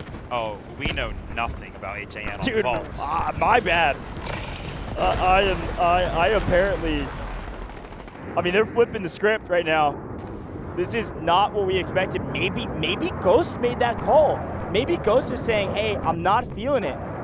Miang says, don't worry, I'll take the duties and make a move. And the dogfight has begun. And it's a cat and mouse game. It's whoever makes the first mistake is gonna get punished for it. Ghost has elected to be the gunner for the helicopter. A big surprise for the HAN roster. I did see Sarajin lighting up the feed from a vehicle. Be careful, Ghost Bear. Got to keep this thing alive. Just take a couple of shots, but we do know that occasionally one or two will land. It's the consecutive, it's the follow-ups that start to worry us. So no harm, no foul to the skies right now. And I won't lie, the Jets are kind of just doing circles around the map, trying to stay as far as they possibly can away from each other. I mean, again, both Jets are actually alive from both sides, but they're just not doing anything. They're kind of just, again, neutralized. They have to fight each other before they can fight the rest of the map, and in the meantime, dodge bullets from down under. Whether AA or Lav AA, or maybe a few Alluru missiles if you go too low. Hang on a big wrap. Hang has been, I feel like he shot early there. We need a little trigger discipline, or maybe, how is this guy still alive? All right, there he goes. Dude. Hang has been that guy for this roster, this LT roster, that makes these humongous wraps and is kind of the lead of the strike force teams that make big plays on the backside of the spawns of their opposition. Yeah, he's a big key point for any team they play. Just an annoyance, really, a big thorn in the side, and finally we get a little whiff of the Jets peppering a couple of shots, but again, they don't want to overextend. The LT jet is hovering above the Lav, right? The Lav is kind of working as this defense mechanism, whereas for the side of HAN, their jet is kind of hovering around the helicopter. So again, they're just playing very, very safe. They do not want to go ahead and lose it. What side do you think is kind of winning that trade? If both jets are neutralized, I mean, I would imagine, I feel like the side of the attack is kind of winning because they still have the helicopter that doesn't really have to worry about much. Yeah, it doesn't have to worry about much, or is going to do this, which is make the jet think twice about a couple different things. This is close to the Lav. Yeah, they're basically going to be trading back and forth. You're going to see Ghost and Ghost Bear in this ebb and flow with Miang up in the jet, working together to trade back, use their health as a resource. Oh gosh. Respawn beacon goes down. I mean, everybody knows this strategy. It's a matter of just finding it. Sarajin, gotta stay alive here. Hodu to... Oh, it looks like Sarajin was able to take down 88 Dog, who had until on CD. I was about to say that was almost a huge mistake. Surgeon goes down there, and the map changes. All right, Artyom's actually going to be inserted into the B2 zone on the flank.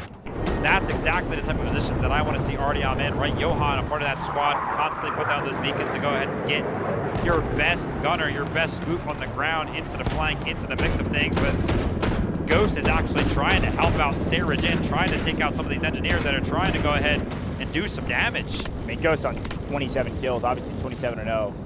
So finding a lot of value despite the fact that Zichi is still in the sky. Well, okay, let's talk about this. Miang being in the jet, and all due respect to Miang, but if your strategy to go into this was to just fly around and neutralize the jet, then it makes sense to not put Ghost in a role like that, because he might just be better elsewhere, like in the gunner seat. Yeah. Rather than have Ghost, one of your potentially better aerial players, rather than just watch him do circles in the sky, let him find value in the gunner seat. Yeah. And then swap out, again, Sarajin, because you know Sarajin can find value in the vehicles. That, to me, is the only read that I'm getting as to why we saw all of these swaps in terms of positions for the side of HAN. Yeah, and from what I understand, Kozbear also a really strong helicopter operator, especially in the different. We have a different helicopter on this map than we do in other maps, right? You've got Little Bird up in the sky, so that could be another thing, is that there's specialty in certain helis, but either way you look at it, folks, we do have to pay attention to the objectives as well. Oh, this is such a weird map in that way. We have to look to the skies, but also what's happening on the ground. And on the ground, you see the attackers trying to make a push over to B2. 1 HP. A sliver of HP right now for the side of Bitterzichi. He's trying to stay alive, trying to find the maneuvers that he requires, and trying to dip down to the lavs. Hey, guys on the ground, please help me out. We got to keep this jet alive. And he hasn't taken damage in a very long time. So the repairs are going to start to come in, and I'm watching the bottom of the screen. I'm taking a look at the jet HP. It is being repaired right now, so I think he's going to be fine. But 78 Dog, he's starting to feel the pressure towards both of the zones right now. The urgent redeployment is going to be the saving grace. Urgent redeployment and an artillery barrage out in the open to help things out here. Yeah, I'd be feeling the pressure too if Johan, Changji 1, I told you, RU1B and Artyom, these guys are so aggressive, and they're going to be the top fraggers for the team over and over again. There's Etchi in trouble.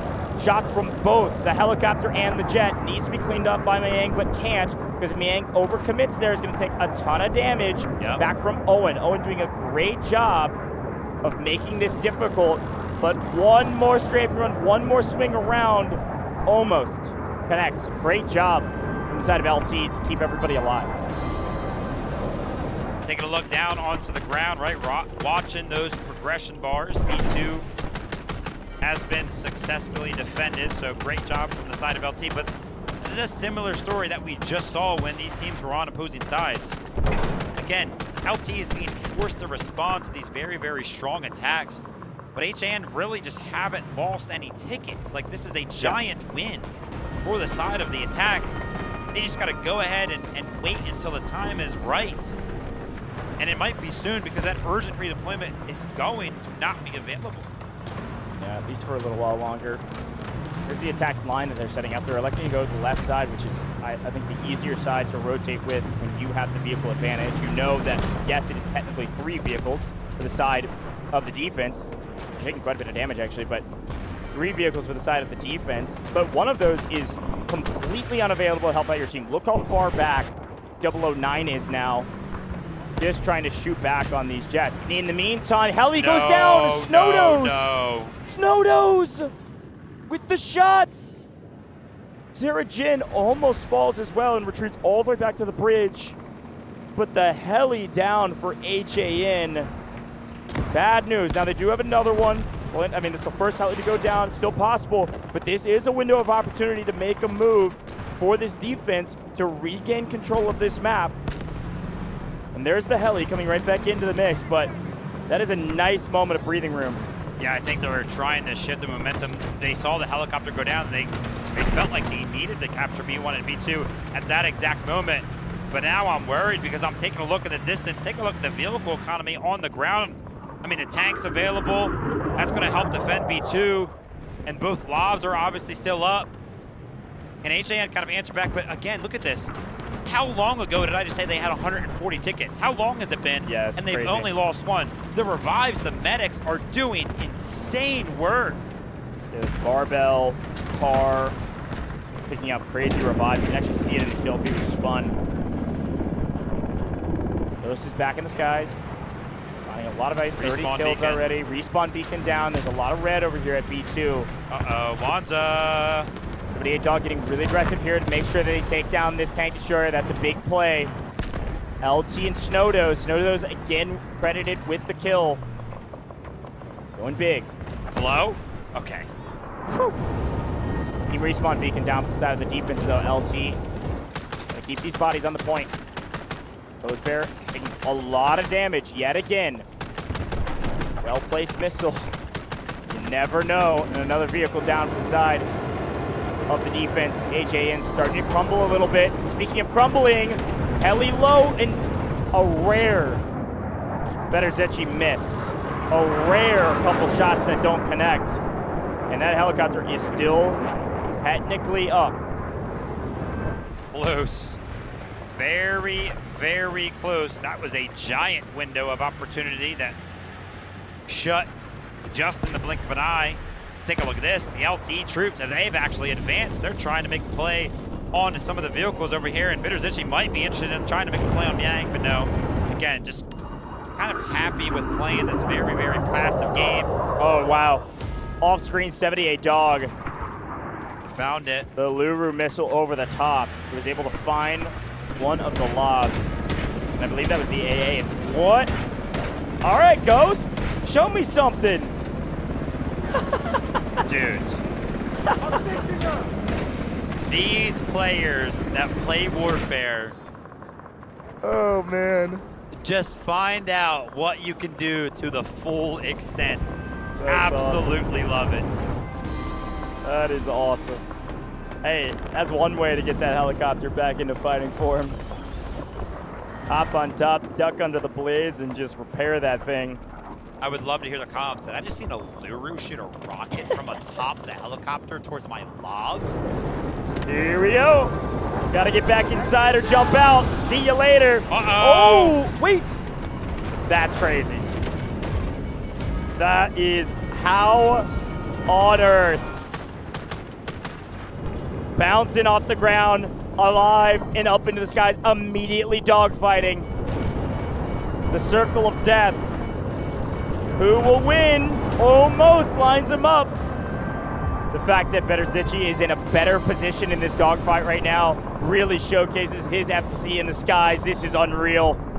Bouncing off the ground twice, going to 10 HP in a dream, taking down the helicopter, and a bullet away from taking down Miang as well. The repairs are coming through, but the dance continues. Doesn't feel too good for the side of Miang right now, if I'm being completely honest. Lob's trying to go ahead and help out Beterzechi, trying to land a couple of shots. But on the ground, again, these tank destroyers are constantly getting destroyed. The vehicle game is being won all around the map, whether it's on the land, whether it's up in the skies, and there are a ton of respawns happening in the feed right now from the side of HAN. We're down to 100 tickets. Yeah, that was a huge momentum shift. Heli down is bad news for HAN. Remember who was top fragger for LT when they're on the attack? PZ Dog in the heli gunner seat. With heli off the battlefield for quite some time here in the B sector, our lives are dwindling much more rapidly. Any help, any shot that lands, uh-oh, everything could change in the skies, but on the ground, 78 Dog in trouble, getting really aggressive right now to cut down the numbers of the attack and continue to dwindle. Nice the tank job. goes down. HAN able to win one. Take the wins where we can get them, especially now that they have so many vehicles back in the repertoire, investing a lot of score to get them back onto the ground. Yeah, those data knives are so good, right? Those hack claws, but take a look at this. Miang Got him. finding the better of Beterzechi. Why did they make that sub? We're finding out Another why. Back and forth, a vehicle for a vehicle. HAN technically have control of the skies right now. Can anything happen though, right? Can Miang find some value? And yeah, he would be able to find value if he was left alone, but There's still double lob available for the side of LT that they are just content with sending so far back, and a saving grace for the side of HAN. They're allotted another helicopter right now. Coast Bear is going to be back in the pilot seat, which is very good news. That should be the last one, by the way. If that heli goes down, that'll be it. All right. Lot to play for then. Wanza, by the way, instead of playing that aggressive role, right, willing to kind of make some of those weird plays, kind of denying the flanks right now, and a giant retreat here for Sarajin and Hodu. They're probably going to go ahead and call in a vehicle and kind of team up on that.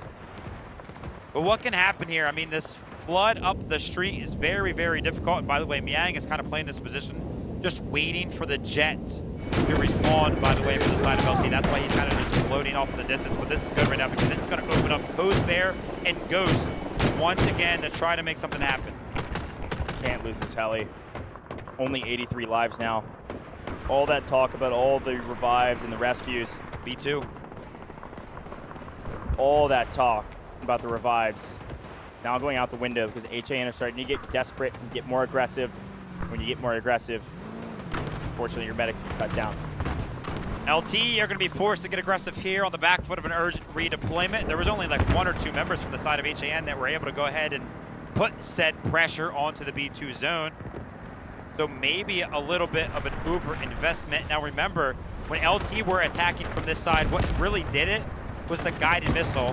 HAN do not have one available yet, so we're going to need an individual hero to find the score. Wanza is trying to be that hero, just simply in the tank destroyer, making those risky plays. But take a look at how much damage he takes as soon as he overextends just a little bit.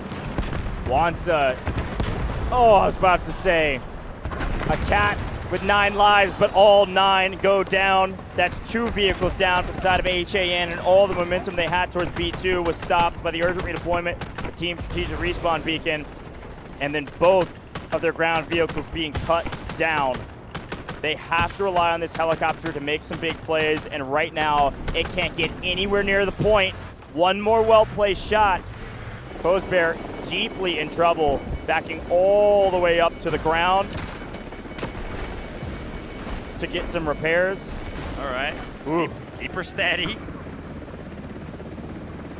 Gas her up. He jumps back on top of the helicopter. Miang knows the win con. Hasn't moved a muscle. Dude. If we get a Miang POV, he's got to be a little bored up there on stage. Yeah, but also tapped in because if he blinks at the wrong time, he dies. Or at the very least, one of the best pilots, if not the best pilot in the game, is back on the map, being a menace. We have to see that Johan play, right?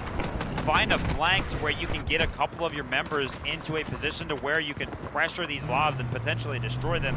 I think that would be a big win con for the side of HAN right now.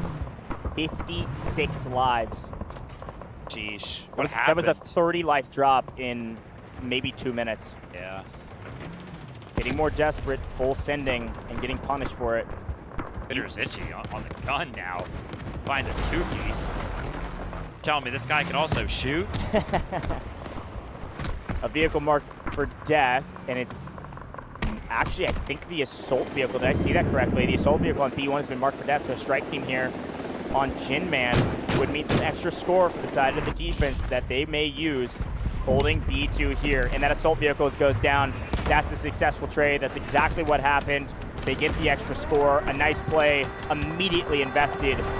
Guided missile is going to land maybe on the outskirts of B2 here.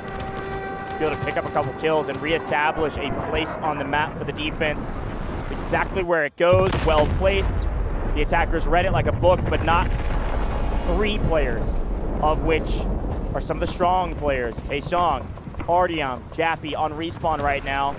And Lazy is like, well, you gotta at least think about B1. Yeah, you gotta think about B1. HAN have to start to think about some sort of a different approach. I mean, they have so much available to them in terms of the vehicles. But I mentioned it, kind of what felt like the turning point for the side of LT was the guided missile when it became available.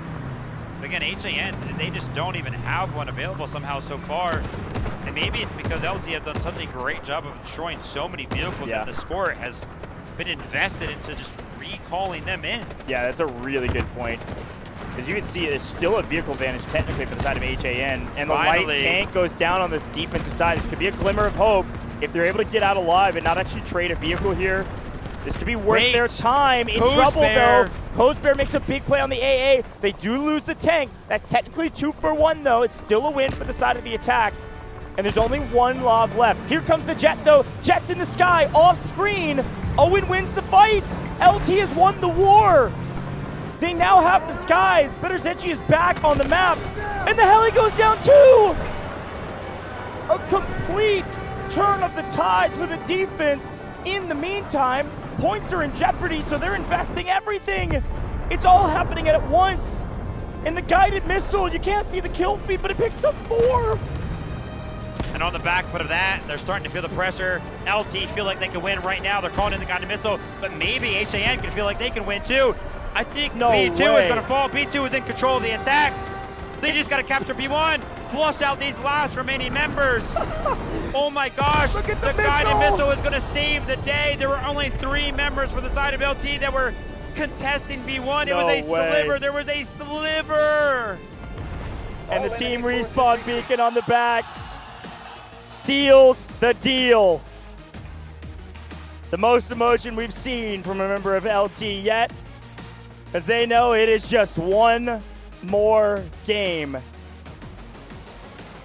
Perfect plays at the perfect time to dash the dreams of HAN on Fault. Wow. LT looked good, man. Maybe a little too good. Every time you think that HAN have found something, LT are like, nah, no, you really didn't. I mean, you did, but you didn't. The crowd is loving LT right now. 1 hand raise motion, bring me some noise, and the crowd gets loud.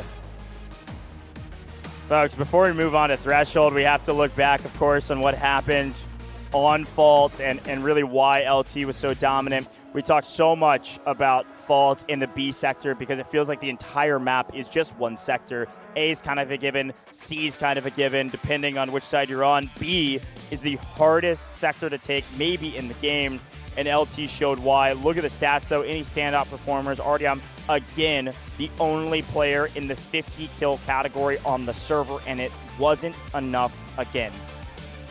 He keeps trying, man. So is Ghost in the gunner seat. I like the adjustment from HAN right there to kind of switch around some of the pilots. But over on the other side, I mean, 78 Dog leading the charge, 40,000 score, by the way. The second closest in the server at 30,000, 10,000 score behind. He was also 14,000 score ahead of Wanza, who, by the way, a lot of the times that Wanza and HAN have been defeated, or even when they win, he is usually that guy. He's usually the one that's 10,000, 15,000 above. What I'm really excited to look at is the highlights, because the final moment shows what LT is able to do. They invested everything in taking down vehicles. Once they did that, HAN's only option was full send, full tilt, get on both points and capture, so at the very least we can keep playing the game. And LT was also able to stop that. It's not often you can fight on 2 fronts at the same time, but the perfect timing of a team strategic respawn beacon, perfect timing of respawns, just really well done. By the way, it's funny, so Owen joined us on stage, and he got 3 kills that game, but probably had some of the highest value just sitting in the lob all the way in the back of the map. And even towards the end, finds the destruction of both the jet and the helicopter, and those were his 3 kills. Yeah. He had 0. That's what I'm talking about, man. Role players. You have to have players that are willing to be role players and do the dirty work. You saw leading the charge there for LT was their coach on the backside, who had been doing all the picks and bans, has been with us for several days now, showing his face, and it is a team effort on both of these rosters. They have subs that make big plays. We've talked about them a ton, but they also have coaches and support staff that have been helping out for all the strategies. Let's look back in the highlights of this map. Of course, we're not going to look at A at all, but when we moved to B, it was a big back and forth. And again, you see these moments from HAN, you're like, this is a really good team. But LT just constantly had the right answers to the moves they were making. If I can use a chess analogy, like the gambits were fantastic for HAM, but LT knew what they were going to do, how they were going to do it, and could stand in their way to just prolong the game long enough where HAN just ran out of options. Yeah, it looked very, very good. I mean, even on their initial approach, they just weren't really losing tickets. Take a look at this push right here. How were LT able to defend this? I mean, you have 4 vehicles on the ground for the side of HAN, and LT really didn't have any. And then, you know, you blink and you might miss it. Vehicles just start to fall. They start to crumble. And all, you know, whilst all this is going on, you have the helicopter, but again, it's just being suppressed by those double lobs that are kind of available. Bitterzici, you know, we didn't see him get 90 kills, but he finds the jet. He somehow bounces off the ground, keeps his jet alive, and then is able to suppress Miang for the rest of the game as well. Just everything, not everything was going the way of LT, but it's like HAN were beating them at like their initial playbook, but LT, their secondary playbook, was just working as well. Yeah, and I mean, here's a big moment of Miang winning the fight in the air, but I think you made probably the most important point of the entire task, which was HAN. I mean, look how many vehicles are going down from them. HAN kept having to invest all of their score in bringing vehicles back onto the map so that they could even have a chance at capturing Sector B. We all know how difficult this sector is to capture, and with that much score invested in vehicles, they had the vehicle advantage. And this is one of the only maps where you can have the vehicle advantage and still lose, because in the final moments, here's what it looks like. Look at the bottom of your screen, a well-placed guided missile. You see the respawn beacon, and you see all the defense flooding as this 4 kills here on top of the tank destroyer was the nail in the coffin to close things out. All of red was basically dead, and then the respawns. And they still had a couple lives left, but it was too late. They ran out of time. Yeah, that was actually a timer, by the way.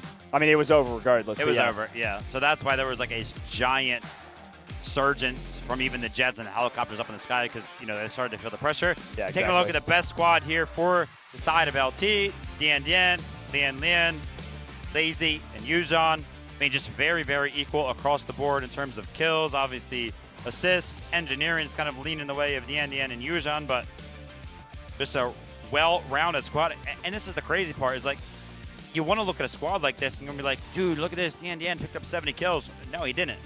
But he didn't have to, because the entirety of LT is just what feels like so equal that sometimes these pop-off performances, we don't see them. But again, it's because the whole team is just so equal. They're all just so good. Yeah, I mean, we see this as the best squad for the roster almost every game, and when it's not this squad, it's the commander squad. It kind of just, you can coin flip, and it's one of these two because of the roles they play, you're right. And here's the commander himself, over 40,000 score, very well earned. When you gap the entire competition, when you gap the opposition, you brought this up in the score on the leaderboard, you gap the opposition by almost 15,000 score, gotta give him the MVP. Great calls, perfect timings. It's a whole team effort, but the commander has so much of a burden of responsibility to keep the team in check and make the final call, be the IGL, the in-game leader for the team. And so a big shout out to 78 Dog. You and I both predicted LT to win. Neither of us predicted a 3-0. We are currently at 2-0. You did bring up the fact that you thought HAN could win on Threshold. I don't know. LT is not making a lot of mistakes right now. Threshold definitely going to be different than Fault. There's only one thing that's similar, frankly. I guess technically 2 things that are similar. When we move to Threshold, there's going to be a helicopter in the sky, only for one team though, and it is technically a 3-sector map. It is we go to only the C sector, and it is a 2 capture point C sector. So I guess a couple similarities, but it feels like a totally different map. I think we could all agree on that. And no more jets in the sky. So expect to see a lot of subs back and forth for both of these teams to take their fighter pilots out and keep their main infantry on. You're going to see a guy like Cranberry rejoin the mix for a team like HAN. Yeah, absolutely. All right, going to Threshold, we do continue with the theme of swapping sides. So LT are going to return to the attack, which, again, you kind of brought up the point. Threshold, similar in the sense that we're going to see a helicopter. Be interesting to kind of see who takes over the pilot seat, because it's not going to be, you know, one of those attack helicopters where you do have a gunner. It's going to be a little bit of a different approach on the map of Threshold. It's also going to be interesting to see who from the side of HAN is going to be jumping in one of those lobs that do spawn off the start and is pretty much going to have the responsibility throughout to try and control the helicopter. Again, similar theme to Fault. Yeah. Just a whole lot less chaos and second chances in terms of going in some of those vehicles. The first fight between the helicopter and the lava is everything. I think that will dictate a ton. And so when you look at those two players, whoever they end up being, you've got a huge burden of responsibility that I think both teams have already communicated to whoever's going to be in those positions. You are the key to this team's success at the very beginning of this game. So you're going to get in that lava. You got to back up and get to cover underneath that bridge. When you think about Threshold, though, this is the first time we've seen it in this competition on main stage at Dfiw 2026. Crazy. We may only see one map of it, technically speaking. Crazy. And talking about Threshold, let's get a little bit more into the weeds about the map and what people at home can expect. We saw it like 15 times when we were in Vietnam about 6 months ago, the first time here on main stage. Big part we already talked about, 3 zones, 3 sectors that potentially you could go through if you're the attacking side. But the B sector is one that I think is one of the most difficult and most important because B2 is inside. I call it the garage. It's in the garage, all right? It's fully hidden. You're going to stick vehicles in there. It gets extremely mixy, and you're going to see a ton of strike teams try to wrap around the backside of B2 to take down the defensive vehicles. If defense lose their vehicles and B falls quickly, the C sector, again, it's going to feel a little bit like a runway for the attackers to take off.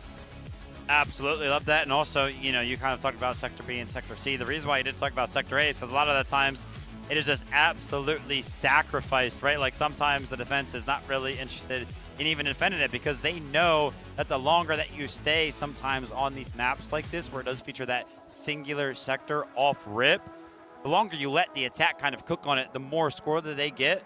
Yeah, that's true. The more kind of guided missiles that come available for the attack on 2C and everything like that. So you kind of want it to just go fast so that way they don't get anything disposable to them. Okay, the more we talk about it, maybe there are some similarities between Fault and Threshold. That's like the 5th one that we've drawn the conclusion for.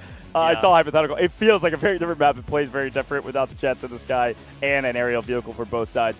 But you're right. It is similar in that way where the A sector, it's not really sacrificed as much, but it is one you don't want to prolong as the deepest. That's a pretty good call. We'll watch out for that, though. Everybody has a slightly different strategy on this map, but it is one of those maps where it feels like the meta strats have mostly been explored.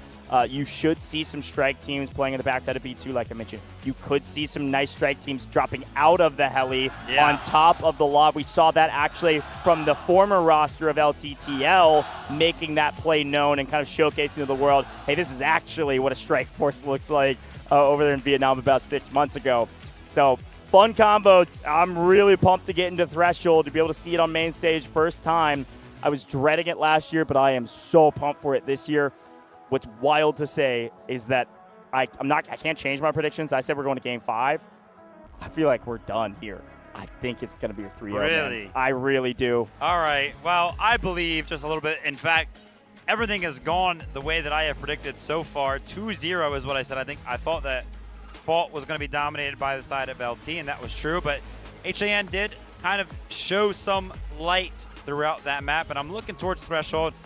And one specific thing that I did go ahead and call out before we even kind of arrived here today, I was like, listen, I feel like LT, they're going to go 2 up, and then I feel like Artyom is going to drop like 80 or 90 on Threshold. I mean, listen, if anybody needs to pop off, it's him. And if anybody can, it's him on this map. That being said, I might be a little bit silly because, again, it is only a 3-sector map, and that many kills seems very unlikely. So if he does do it, man, it'll be crazy. Yeah, well, all eyes on the infantry for the side of HAN. That is all they will have. A few vehicles. Here are those subs. Back. Here are those subs we talk about. Postbear back to the bench. He won back into the starting roster. Cranberry as well back into the starting roster. Both these guys a part of their starting 20 on traditional maps. The jet operators change things up, and obviously Fault 2 changes things up dramatically with a couple aerial vehicles. Cranberry's a solid player. I think a role player for this team as well, but in general, not as much like star power compared to some of the other players. Just kind of does his job and does it well. So maybe this change will be the difference that HAN need to get their first win in the grand finals. 20 seconds, folks. You can see the timer just as well as we can. Players are loaded in. Commander selected.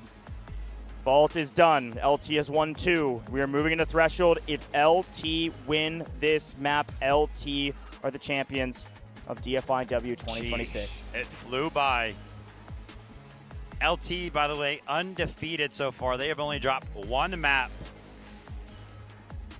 Let's go ahead and do some quick math. 2-0, so that's 2. 2-0 again, that's 4-0. They went 2-1, that is 6-1. They're currently 8-1 in terms of rounds. They have the possibility to close things out here. 9-1 in terms of rounds. And take a look at this. It's actually going to be Bitter Zitchy staying on the active roster. He's going to be in the helicopter. I like that call. I was waiting for the other side of the subs, and then we were in game, and I just thought it was like we didn't catch it or something. But no, Bitter Zitchy stays on the map in the heli. Here we go. Big fights off rip. Bitter Zitchy in the heli. 78 dog on the ground, and the tank destroyer off rip. A sector usually falls decently quick. We're able to blow the walls apart, get a couple vehicles. There it is, up in the mix, on the point. War of attrition will definitely go to the side of the attackers because of their spawn positions. Here's a look at where everybody's positioned. The defense backed way up. The defense on the A sector, pretty non-existent. It looks like a nice strike team moving towards the bridge that we caught in the map feed, and now on main. Unfortunately, they're losing these fights, namely at the behest of just some nice gunnies here from LT holding the bridge. Yeah, but again, nothing too crazy so far. I don't even think there's a single member of the defense kind of jumping on the point right now. They are kind of over there in the palace, but kind of just interested in playing some of those back hauls. Johan, again, kind of playing this flank position. What's the idea here? Is it the assault vehicle? I mean, surely not. He is taking some shots down range with the sniper, and I don't think he's going to get out of that one alive. He is on 1 HP. There's the sector. Maybe we're looking for a vehicle to go down in transition. Ethan's going to be fully setting up here for the B sector. B1 is all but a given as well. He's wide out in the open. Here's a look at the defense and the way they want to set up. Sarah Jin is going straight to B1, and they're going to start building for this threshold hole. Yang still with the lob. Zitchy all alone up in the heli. Going to showcase more of his piloting skills. Like you mentioned it, they're going to start building. There's also going to be some mines that are going to be placed down right behind this concrete barricade. I don't think I've ever seen this specific strategy. Take a look at this. An absolute minefield. They're kind of expecting a surgence of vehicles on this side of the map, so they're trying to go ahead and play for that. I love to see this setup from the side of HIN. Again, they have the strategies. Like, the preparation is there. It's a very good team. So do not be surprised if they find value out of doing plays like that. But so far in this competition, LT have responded very, very well. Let's see if they can respond to a strategy like that once again. Now these two teams are going head-to-head over here by this container stack. Great wrap. Which is no surprise. But yeah, we'll have to see if the wrap does kind of find some value. I mean, it's found quite a bit of value. They've gained a ton of ground, and are just winning their gunfights. Opening up the flank there means the defense is going to have to look in 2 different directions. This is going to free up LT to be able to push through these tents, which is a pretty aggressive and important chokehold the defense has to hold. And these folks over here on B1 are dying to these flank. Look at this respawn beacon as well. Saxon, Ian's up over at B2, fighting already on the back line. Oh, no. This is a huge win for LT already, gaining so much ground on the map. If they can keep it, this B sector might be easier than usual. LT have invested some of their lives already, though, but this is typical, right? On initial approach, you're just running at what feels like a brick wall because the defense have had some time to go ahead and set up. And by the way, it looks like all of those tank mines that we saw placed down have actually been destroyed. So again, LT just responding. I was going to go ahead and mention that I assumed that they would have to respond to a vehicle getting blown up by those mines, but they actually just play proactive. They actually go ahead and sniff that one out and deny it as a play entirely. Low and steady wins the race here on the B sector, and they have plenty of lives to do it. But they have gained a ton of ground on the left side of B, and have even brought their tank destroyer and the assault vehicle up this direction, potentially put down a second respawn beacon over here as well. Foothill on the left-hand side is great. I mean, just look at the map right now. This looks so good for the attacking side. How many times have we seen many of these players play this map? Everything is calculated. Textbook attack on the B sector right now. You need like one player for B1. All of the defense is on respawn right now. Look how many respawns are coming in. That little heartbeat symbol is full respawn, not getting revived. So they're respawning on the back of B2, having to battle their way up here. B2 contested, B1 mostly going to fall. What a great start for LT. Yeah, a lot of the times that we do see the strong defense on the side of B2, it is on the back foot of having one of the vehicles actually in that garage itself. But early on into this onslaught of the B sector, Wanza is going to call in the urgent redeployment.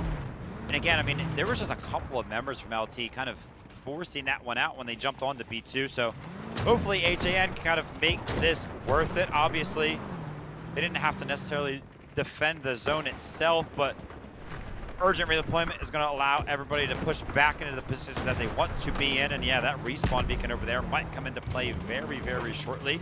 As you can see off in the distance, the flank squad of Johan and Artyom and co are trying to do what they do. I mean, two things worth mentioning. One, the vehicle that was marked for death was that tank destroyer, and that strike team got obliterated. So that is a missed opportunity for score from the side of the defense.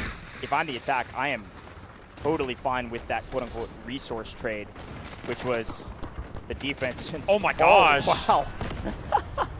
Nice shots. Again, sometimes we don't get a chance to see these solo hero plays, but to finish the point, that was a great trade for the attack because that's an urgent redeployment utilized already for HAN. It's going to make them more expensive the deeper they go in the game. And it really didn't change the battlefield that much for LT. Strike team. But speaking of changing the battlefield, all of a sudden, 78 Dog is in trouble. Able to get down most of that strike team with the help of Asmodeus. Able to keep them alive. Would have been a nice little momentum shift there, but Tank Destroyer going to stay up. That was a big opportunity. There was just one more missile away.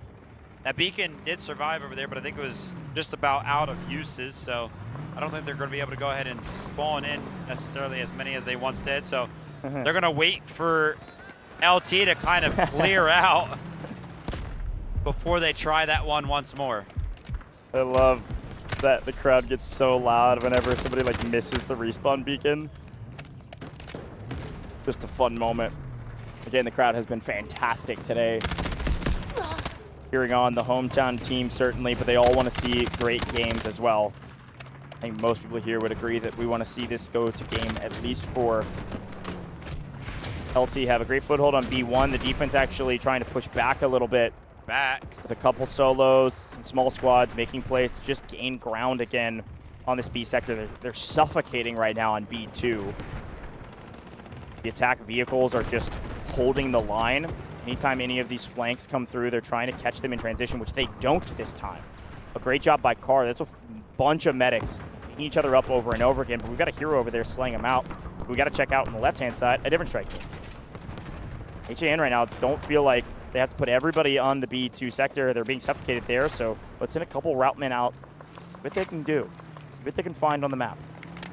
Shepard as well, and oh my gosh, Amy just jumping in as if he knew he was there, but surely didn't, right? I mean, Jappy had been on that flank for quite some time, and so is actually Tae-Seong. Kind of a similar route, a similar approach that we just saw Jappy kind of take, right? It's part of that flank team that's trying to find some value. I'm sure they're going to eventually destroy one of those ground vehicles. Bitterzici, I mean, you know, only 6 kills.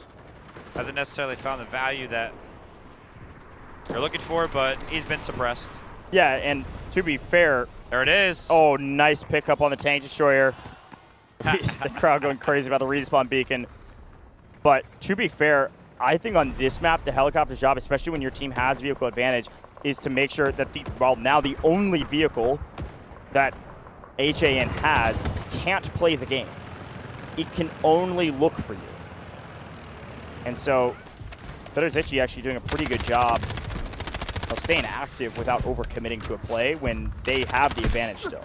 if they have a disadvantage at any point, maybe plays a hair more aggressive, but Lazy is 17-8. A little double positive here on B sector. Let's go. Doing a great job, and so are LT right now. They're currently pushing the line forward.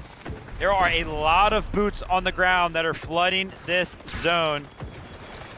We need to find Artyom, pick up like a 7-piece on the Viren, and the attack all the while is kind of gaining advantages across the map with the Lav kind of rejoining the fight all the way on the other side. Really important note. Take a look top left. The attack have marked this lob for death. Expect a weird play going for this lob that's way back on the back line. It doesn't feel like a lob that could go down. There might be some hero play, some strike team from LT to go cut this lob down that is well within a safe territory for them while the main force is actually attacking B2. They finally find it, and the crowd lets us know. A big cheer goes off, and yeah, great point, Goj. I mean, it was marked, but how do you get there? I mean, you got the helicopter. We've seen them jump out of that before and make something happen with that, but there's nobody close. That's feeling some. Uh-oh. How close do you have to be? Holy moly! I told you, watch out. Miang just barely reacting in time. That was close. In response, Wansa has marked a vehicle for death as well. PZ Dog picking up a triple with their vehicle. The Wansa has marked the attacker lob for death.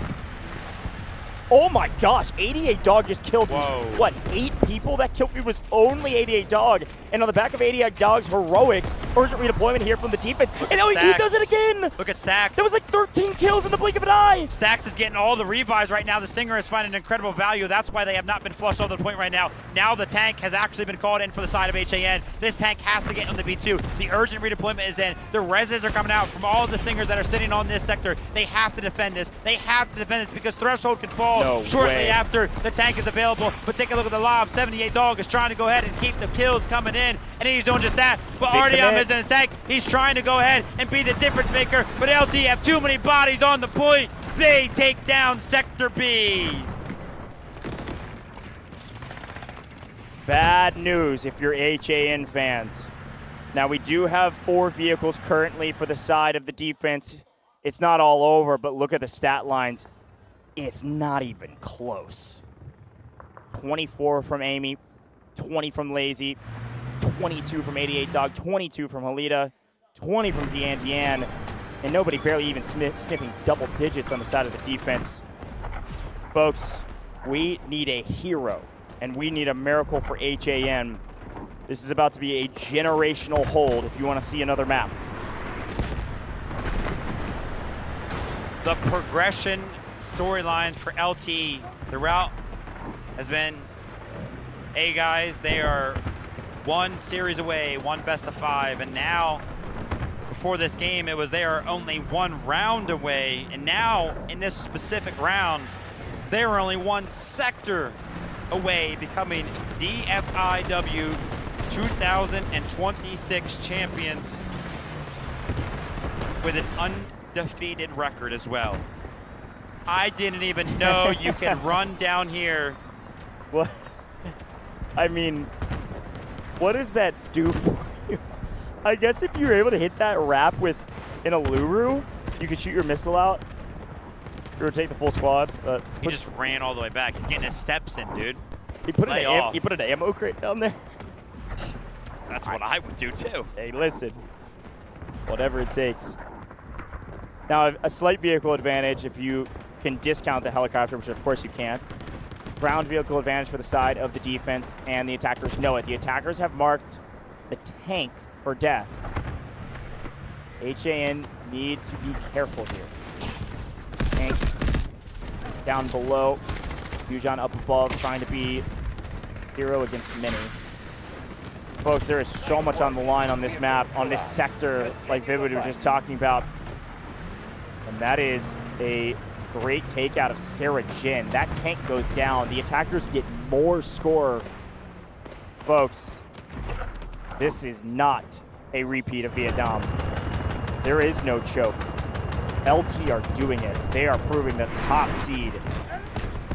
He's actually the top seed. We still need heroes here from the side of HAN, and there's a small moment they can count as a win. They're able to trade a vehicle back. Gen Man's going to be in the lob, trying to make something happen, trying to find the sight lines towards C1. I mean, no real progression in terms of the zones themselves so far. By the way, a decently quiet game from Artyom. I mean, he is kind of approaching 20 now, but again, I kind of called it out. I wanted to see Artyom have a 80 bomb sort of a game on threshold, and that is definitely not going to happen. Taking a look at the setup here for the vehicles, again, forced to kind of play this pretty passive role, because if you push up any further into one of the vehicles, I mean, the explosives, they just land too easily. So you have to play in the back lines and play a little bit reactive to what the offensive side does. It is currently working, as LT have lost about 20 lives on their approach here towards the C sector. Now they're pushing the line forward. A couple quick notes about the C sector. Reminder, C1 can be fully destroyed. Now, we have moved so, nice shots from the Indian. We've moved so fast through this game so far that it would have to take a real stall out here on the C sector for us to get enough guided missiles for the side of the attack to blow this thing to smithereens. And therefore, I would expect a true tug of war for a while. But unfortunately, for HAN, that is a win condition that LT could implement if HAN is able to hold for a long time and play tug of war for long enough to where the lives of LT could be threatened.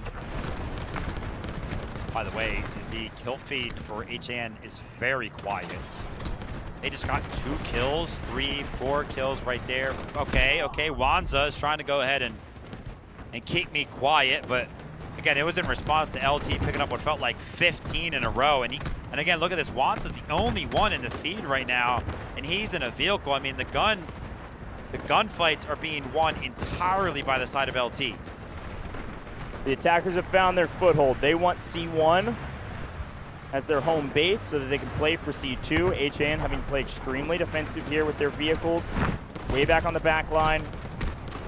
Mostly worried about C2 right now, not feeling they can actually play for C1. They can't afford to lose right here. Can't afford to lose at all. But everybody for the side of the defense over on C2 now. Tug of war begins. They've hunkered down over towards C2.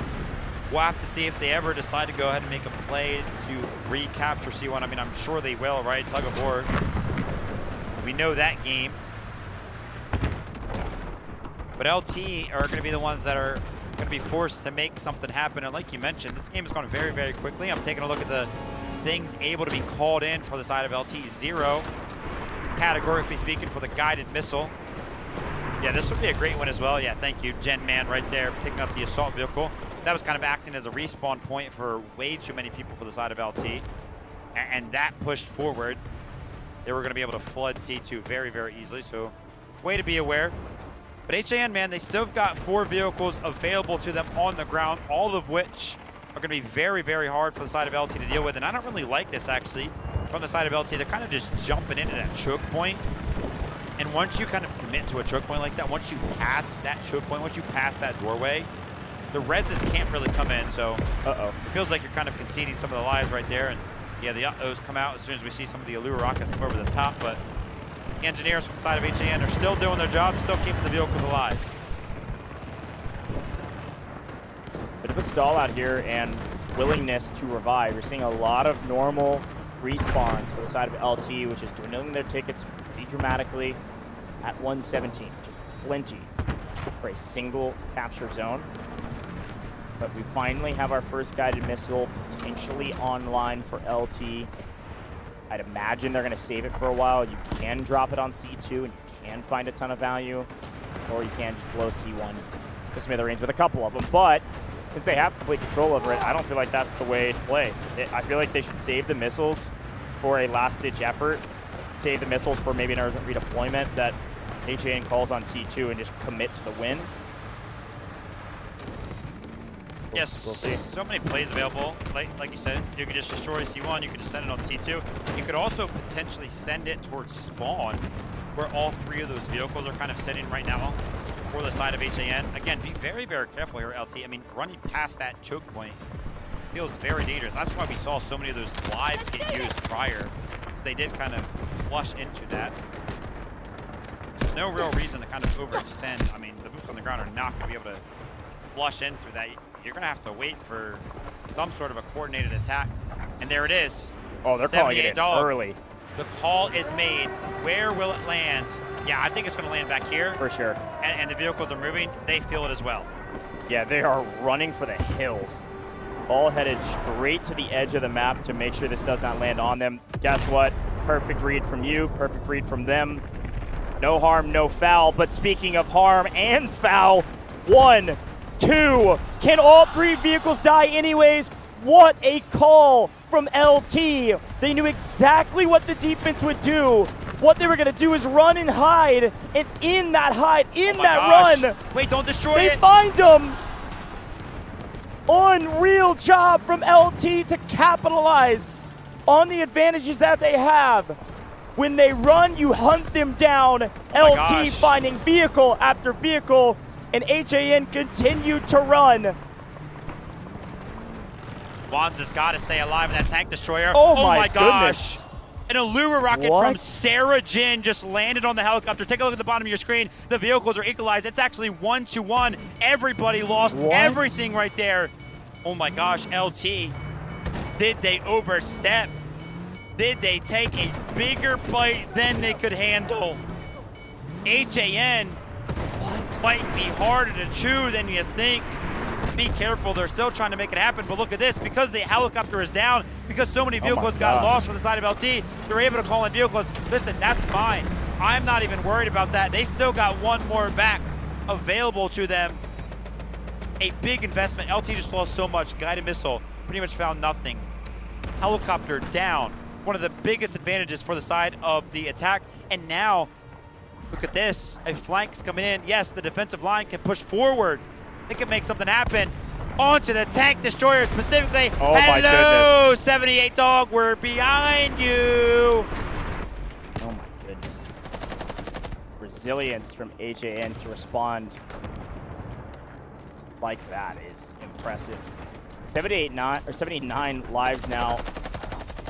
Not desperation yet for LT, but now they're finally feeling the pressure. Even C1 beginning to go back to the side of the defense. That was a huge momentum shift. Vehicle advantage as well. I'm pretty positive, by the way, that was an AT4 that took down the helicopter. Allura rockets, I mean, maybe a couple at the same time take it down, but I think somebody hit their shot. Really? Yeah. I have to watch it back on the replay. Either way. Yeah, either way, it's insane. Huge swing. Yang, Sarah Jen still up, back in the vehicles on the backside. We have plenty of missiles now, by the way. This game has gone on so long at this point on the C sector. This is when you expect to see LT.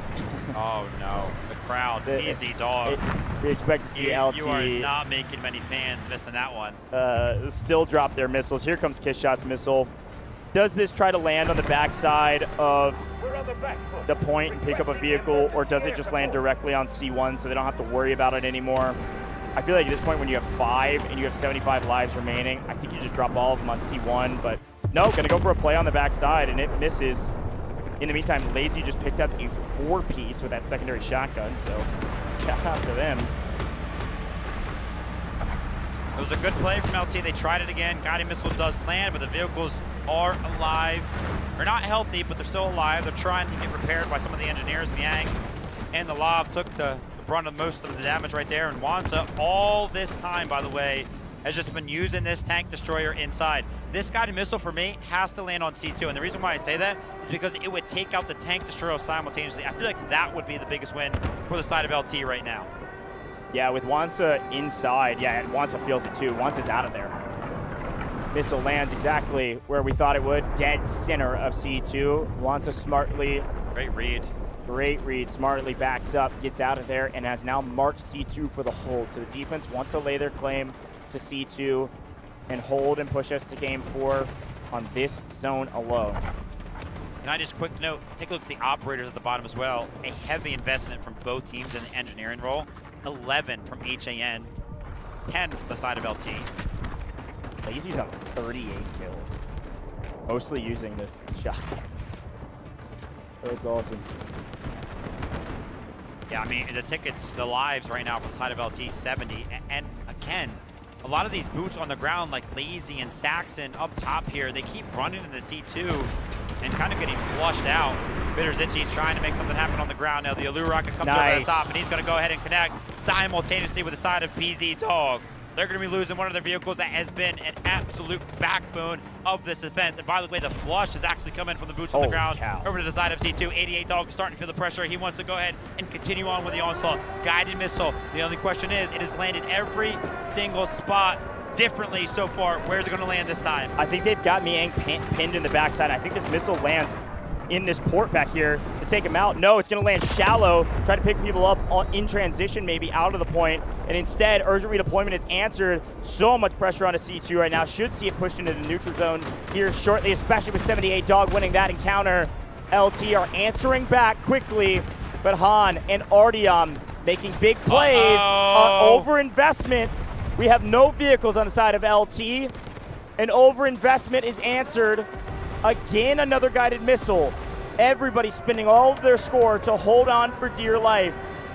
I feel like this missile was an answer for if their vehicle stayed alive. This one feels like a waste, and it's going to land on the way back over here towards Miang, trying to get down the only vehicle that Wansa has. Trying to potentially predict, but if all of your boots are on the ground on C2, maybe just trying to make a play for the quick capture, a little bit of a sneaky one, but no vehicles available from the side of LT. Urgent redeployment and a couple of beacons are going to keep HAN very, very healthy and comfortable onto the point of C2. By the way, no overinvestment from the side of HAN in terms of their guided missiles. I know they have a couple available, and they have not felt like they needed to use it so far. DNDN is trying to make something happen along with a couple of members from the side of LT. They want to go ahead and take out that last remaining lob that is available to use by the side of HAN. Now a full reset from the side of LT. They go ahead, they back up, they call in their vehicles once more. They got to make a push happen. They got to make it happen now. And yeah, now HAN are also doing the same exact thing. They get to call in their tank. A lot of respawns popping up in the kill feed. And our tickets are down to 41 for the attackers. I said it was going to be a generational hold for HAN. And so far, that's exactly what we're witnessing. Ooh, a lot of respawns there in the feed from the side of LT. Remember, it's always possible for them to destroy C1, but it is also possible for HAN to kind of play tug of war. I did just get a quick glimpse, by the way, at the guided missiles. HAN have 4 available, LT have 3 available, so again, pretty much equalized.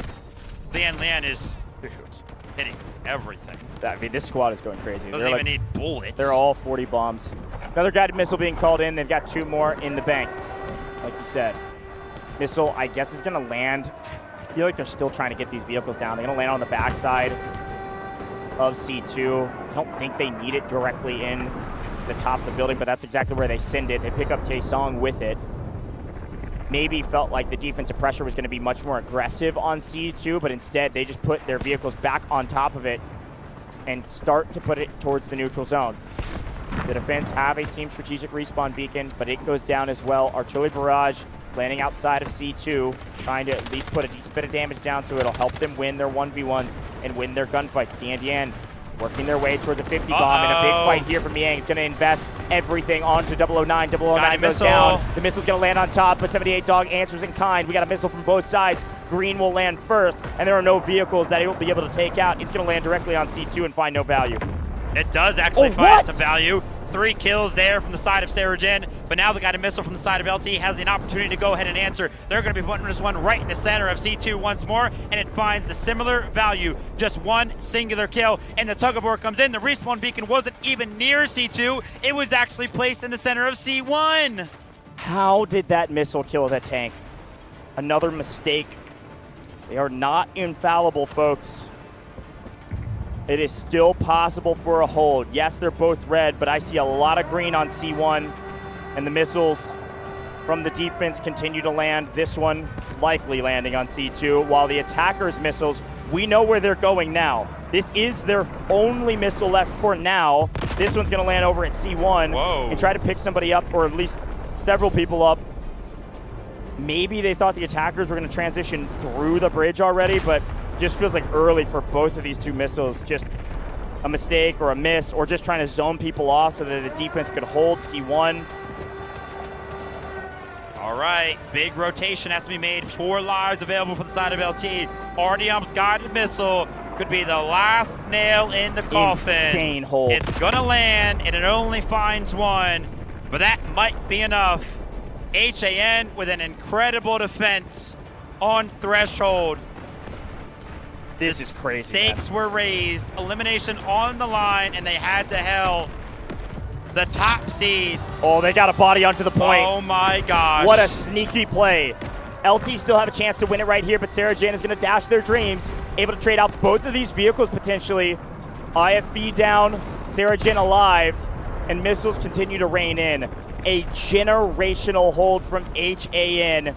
They're still in it, but as Modius answers back, C2 in complete control by the attackers. Defense going to have to hold the line on C1. And they've got a couple more missiles, or at least this last missile, to add to the party. Yeah, just trying to find the rotations. Does pick up 2 kills right there, but lives no longer matter. Of course, they're going to be helpful right now. Wanza's going to be jumping in the tank. There was a little bit of a strike team trying to make something happen. But with 2 vehicles left alive for the side of HAN, surely that is going to be the tipping point that leads them to this defense. Only 40 seconds remain right now, and the biggest thing for me is that there are 0 guided missiles left available. They used none to take out C1. We kept mentioning on Threshold, you can take out C1 if you use the guided missiles to blow it up, but if you don't have any left, you can't do that. Yeah. I think they were hoping for some more value from a couple that they sent, but here we go. 30 seconds and counting. We're running out of daylight, and yes, we've got some vehicles from the side of the attackers, and they've got to full tilt, full send, and swing for the fences here. You have to jump C1 with everybody under the sun. Pay attention to the kill feeds if we're watching the vehicles, because those kill feeds will tell us the true story. A big play from Wanza. Makes an aggressive play, flips the coin and wins it. I don't know if there's enough bodies to get onto C1 to keep this thing going, but it is being pushed towards the neutral zone with 14 seconds remaining. A beacon goes down for the side of the defense. They're going to try to respawn and get on it. You need a hero play from somebody like Halida if you want to close the game out right here. They're winning a lot of gunfights, but it doesn't look like it's going to be enough when the defense have bodies on C2. What a hold. What a chance to keep us playing today. What a chance to push us to game 4. And the timer ends. And there were bodies. There's enough. Urgent redeployment for the side of the defense, and there isn't one answered by the attack. Finally got him off. Holy crap. My heart rate is through the roof. Unbelievable from HAN.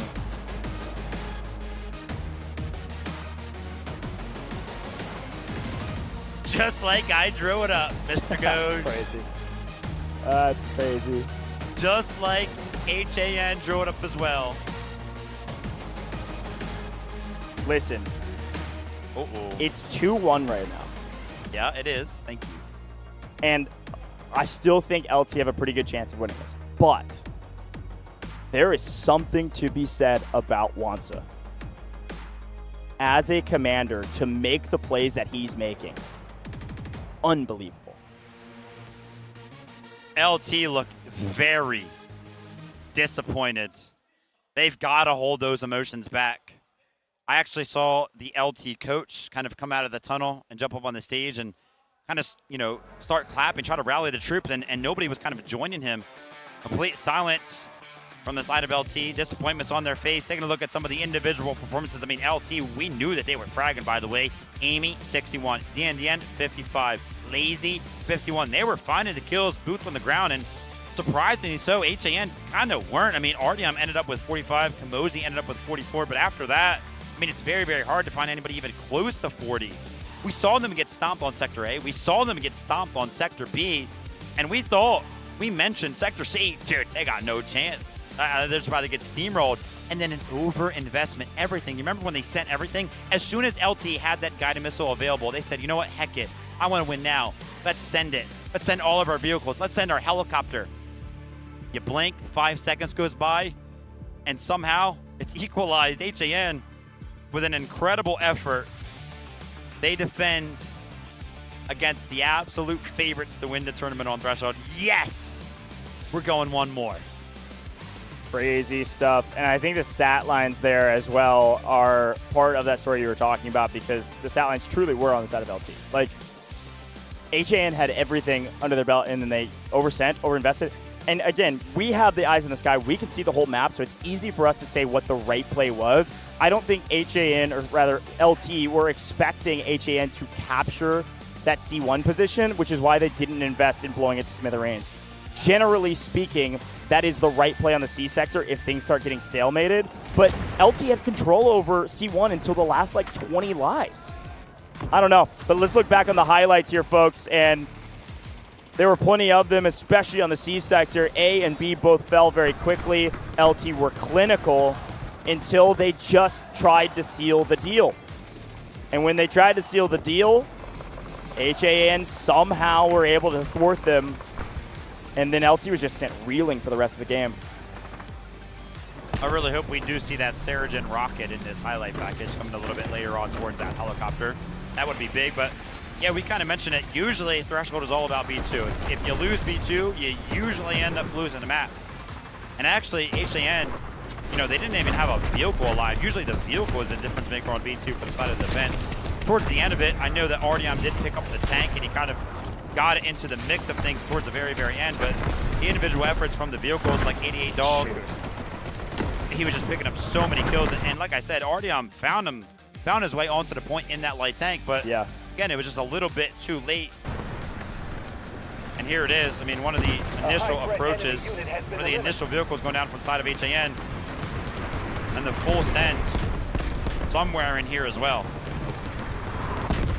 Yeah, I mean, they came into the C sector with, what, 160 lives roughly, 100 high 50s, I think. Right here.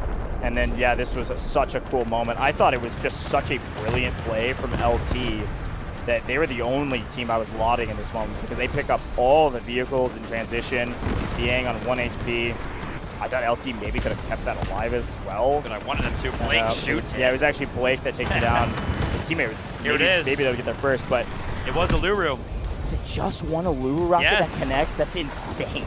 Sarah Jin, by the way, was the hero there, so nice play from him. But tank goes down from LT, and PZ Dog was answering back. But Artyom finding vehicles of his own, and this is where it got real dangerous for the attack. They were out of vehicles. They had to go invest their score in getting their vehicles back. They had a few missiles come down that, frankly, really didn't do anything towards the latter half of regulation. And then into overtime, HAN just put pedal to the metal. They put a full frontal assault down on the vehicles of the attack. They positioned themselves on C1 nicely, and they contested with the attackers on C2, but there just wasn't enough bodies for the side of the attack, and therefore, even into double overtime, HAN win it on defense. Crazy stuff here from HAN. They're showing signs of life. 2-1. Still back against the wall. Still match point. Still tourney point for the side of LT, but that is a massive momentum shift for HAN, and they needed it most on the back of the best squad here. Johan, Artyom, RU1B, Chang G1. We knew who was going to be up here. Decent stats. This is probably the worst stats we've seen from the squad, I think, technically speaking. Artyom's still dropping over 40, though. Yeah, I mean, he always does. You know, engineering-wise, I was hoping that he would be able to, like, carry some of that great value he was finding on the map, like Fault, into the vehicle side of things, but I mean, to be honest, he didn't really have to. His team, his other engineers, the people who usually get those credits, like the Ilurus and those strike teams, were finding enough value. And Juan's MVP, I mean, 38,000 score and only 16 kills. To be honest, it felt like he had like 100 kills. Dude, I don't care if his stats said zeros. Wanza is my hero, man. Yeah. The MVP Wanza, no question about it. Why? the calls he was making, the incredible coin flip calls he was making on sending his vehicle forward to go for a kill, the perfect timing for retakes. This guy is leading his team to victory, and you see the most emotion from him that we've ever seen over the course of the last 6 matches that they've won. He stood up and was screaming when they held the line against LT. You didn't even mention, in my opinion, where he found the most value. It was on C2 in the tank destroyer. Yeah, well, that's what I was saying. He was full sending with the vehicles. Yeah, but he was just kind of sitting in there holding the line. Again, I kept mentioning how I was critiquing the LT approach to C2 when they were kind of just running through the doorway and just dying. You can't get revives after you go through a choke point like that, and it was all on the back foot of Wanza. He was also just very well timed, right, coming to the defensive side of things. When side of LT made that giant push, he was actually the one to be the difference maker in that tank destroyer to kind of equalize things. So, yeah, I mean, Wanza, again, it feels like only 16 kills. It feels like every single one of those 16 must have been insane value, where it felt like he got 100. All right, we're going back to Threshold on the next map. They are, of course, going to be switching sides. I will say, this is where me and you start to disagree. That's correct. I think that LT win here. You think that HAN win again. So here's the thing. I'm going to reveal a strategy that I just employed because, of course, I have a ton of influence on the game. I said LT was going to win 3-0 when we were about to go into the game. That was on purpose. That was a caster curse because my predictions have been so bad that I caster cursed them to keep us going so that I could finally get a real prediction right. I'm saying Game 5. Here's why. I think this LT roster is in final form, no question about it. But there is something in the back of their mind. We have mostly returners on that roster. There's something in the back of their minds that they did the exact same thing last year in Vietnam. They get all the way to the grand finals, basically undefeated, and then they can't clutch up when they need to win. And here they find themselves one step away from winning. They start up 2-0, and now they feel like their grasp is slipping on this tourney. I'm saying that HAN's able to double down and pick up 2. The coach is on your side. The coach is saying, guys, we're up 2-0. It's fine. We're about to flip over and be defending on Threshold, and we're going to win there. Everybody relax. But the players, you see how upset they were? Yeah. It's going to take some mental resilience. I mean, it's a word we use often in warfare, at least I do, just because that's what it takes. This has been a marathon tournament. You have to be resilient. And when things like this happen, good players are shown to be great when they're able to flip that mental switch and be able to battle right back and pick up a win. I think HAN have so much momentum. They take the win here. We go to map 5. Dang. All right, we'll have to see what happens. We'll have to see if HAN, can't believe I'm saying this, can pull off a reverse sweep. Right. That would be kind of crazy. Also, I would like it to go to map 5 as well, just to kind of see how these teams, what side they're going to be feeling comfortable on, or what map they want to kind of pick, depending on how priority works. I guess we can kind of talk about it. Well, actually, no, it wouldn't even matter, because, no, we don't even do that. What do you mean? I was thinking about the priority side if we go to map 5, but the way it works in the best of 5 is whoever picked up the first 2 wins. That's right. So LT would have LT priority already have priority if we go to map 5. Again, we'll talk about that if we get there. We got to get there first. We're swapping sides on Threshold. A couple things we can expect to see. Expect to see Cozbear back now that it's Little Bird up in the heli. Going to see Cozbear back. You think so? Yeah, I think so. I can't imagine they would change it up any other way. I mean, who else would they put up there? Ghost, maybe? But I don't think they make that sub. I mean, maybe they just kind of throw Miang up there again. I don't know. Yeah. Miang finds so much value on land vehicles. I was blown away to see Miang up there in the jet on Vault, to be honest. So a lot of hypotheticals. We'll see those subs if there's any from both teams.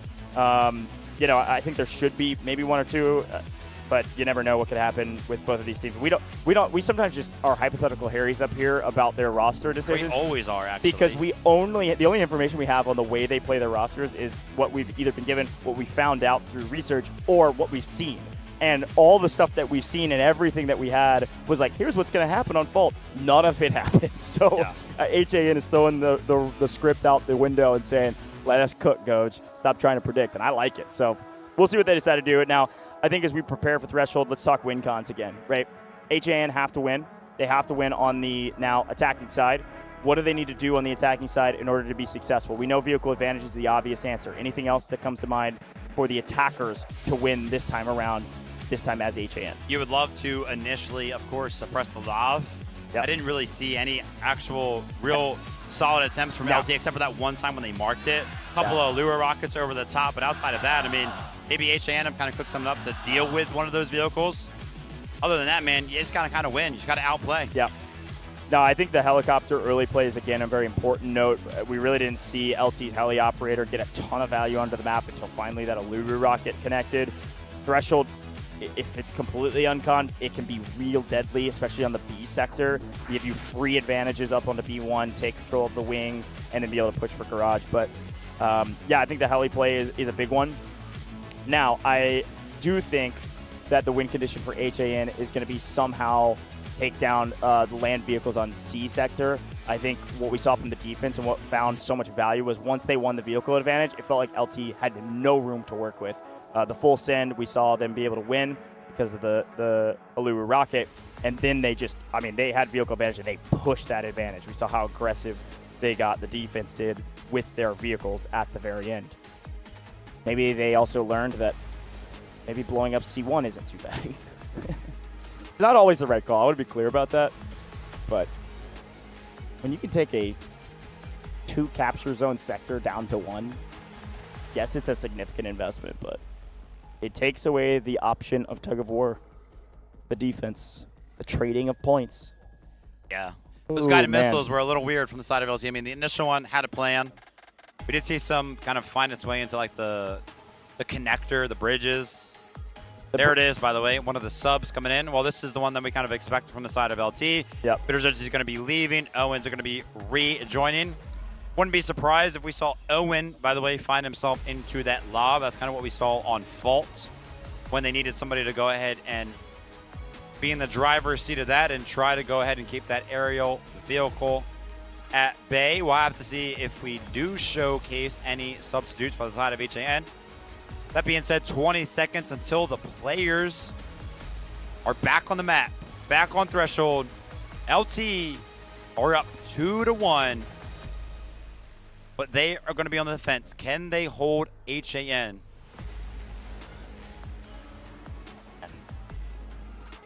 Talk about all the momentum being cut out from HAN if their heli operator is killed instantly. Like, nice. All it takes is one.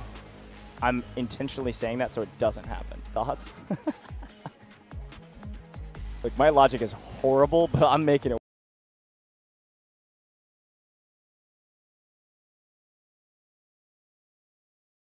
work.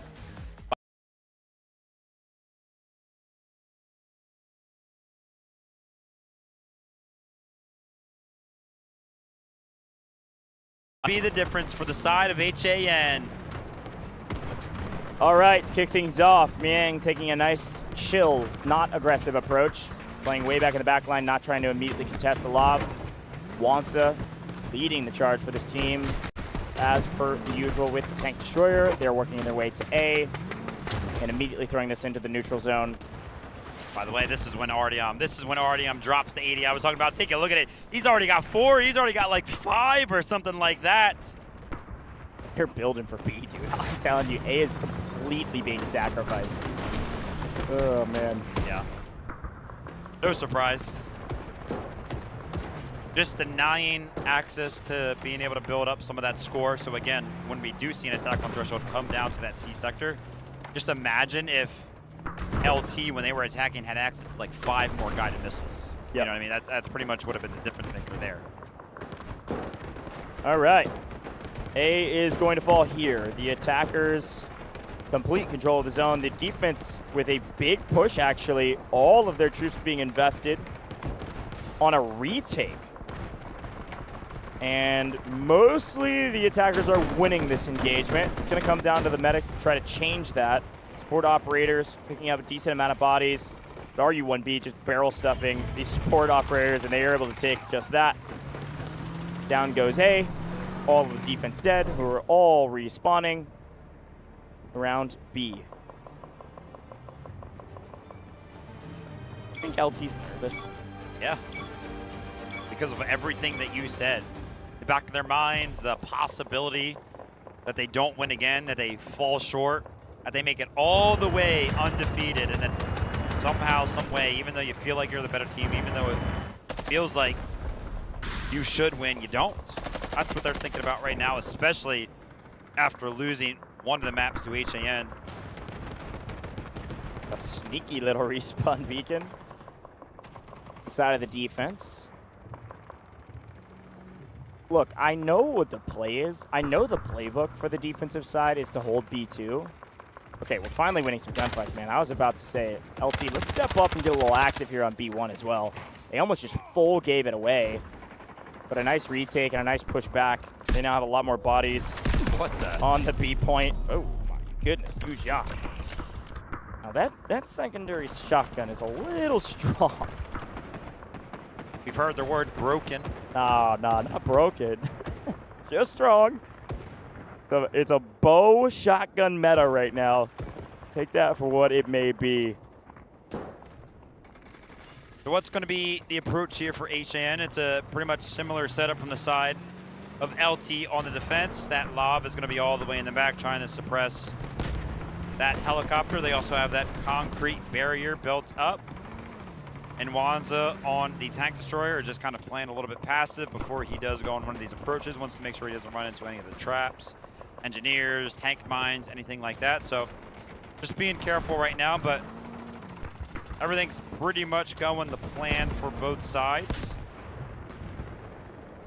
That beacon, by the way, is still alive that we did see on approach. So as soon as Wanza does find himself in a little bit of an extended position, it's going to be 3 or 4 engineers trying to flank and take him out. Keep an eye on it.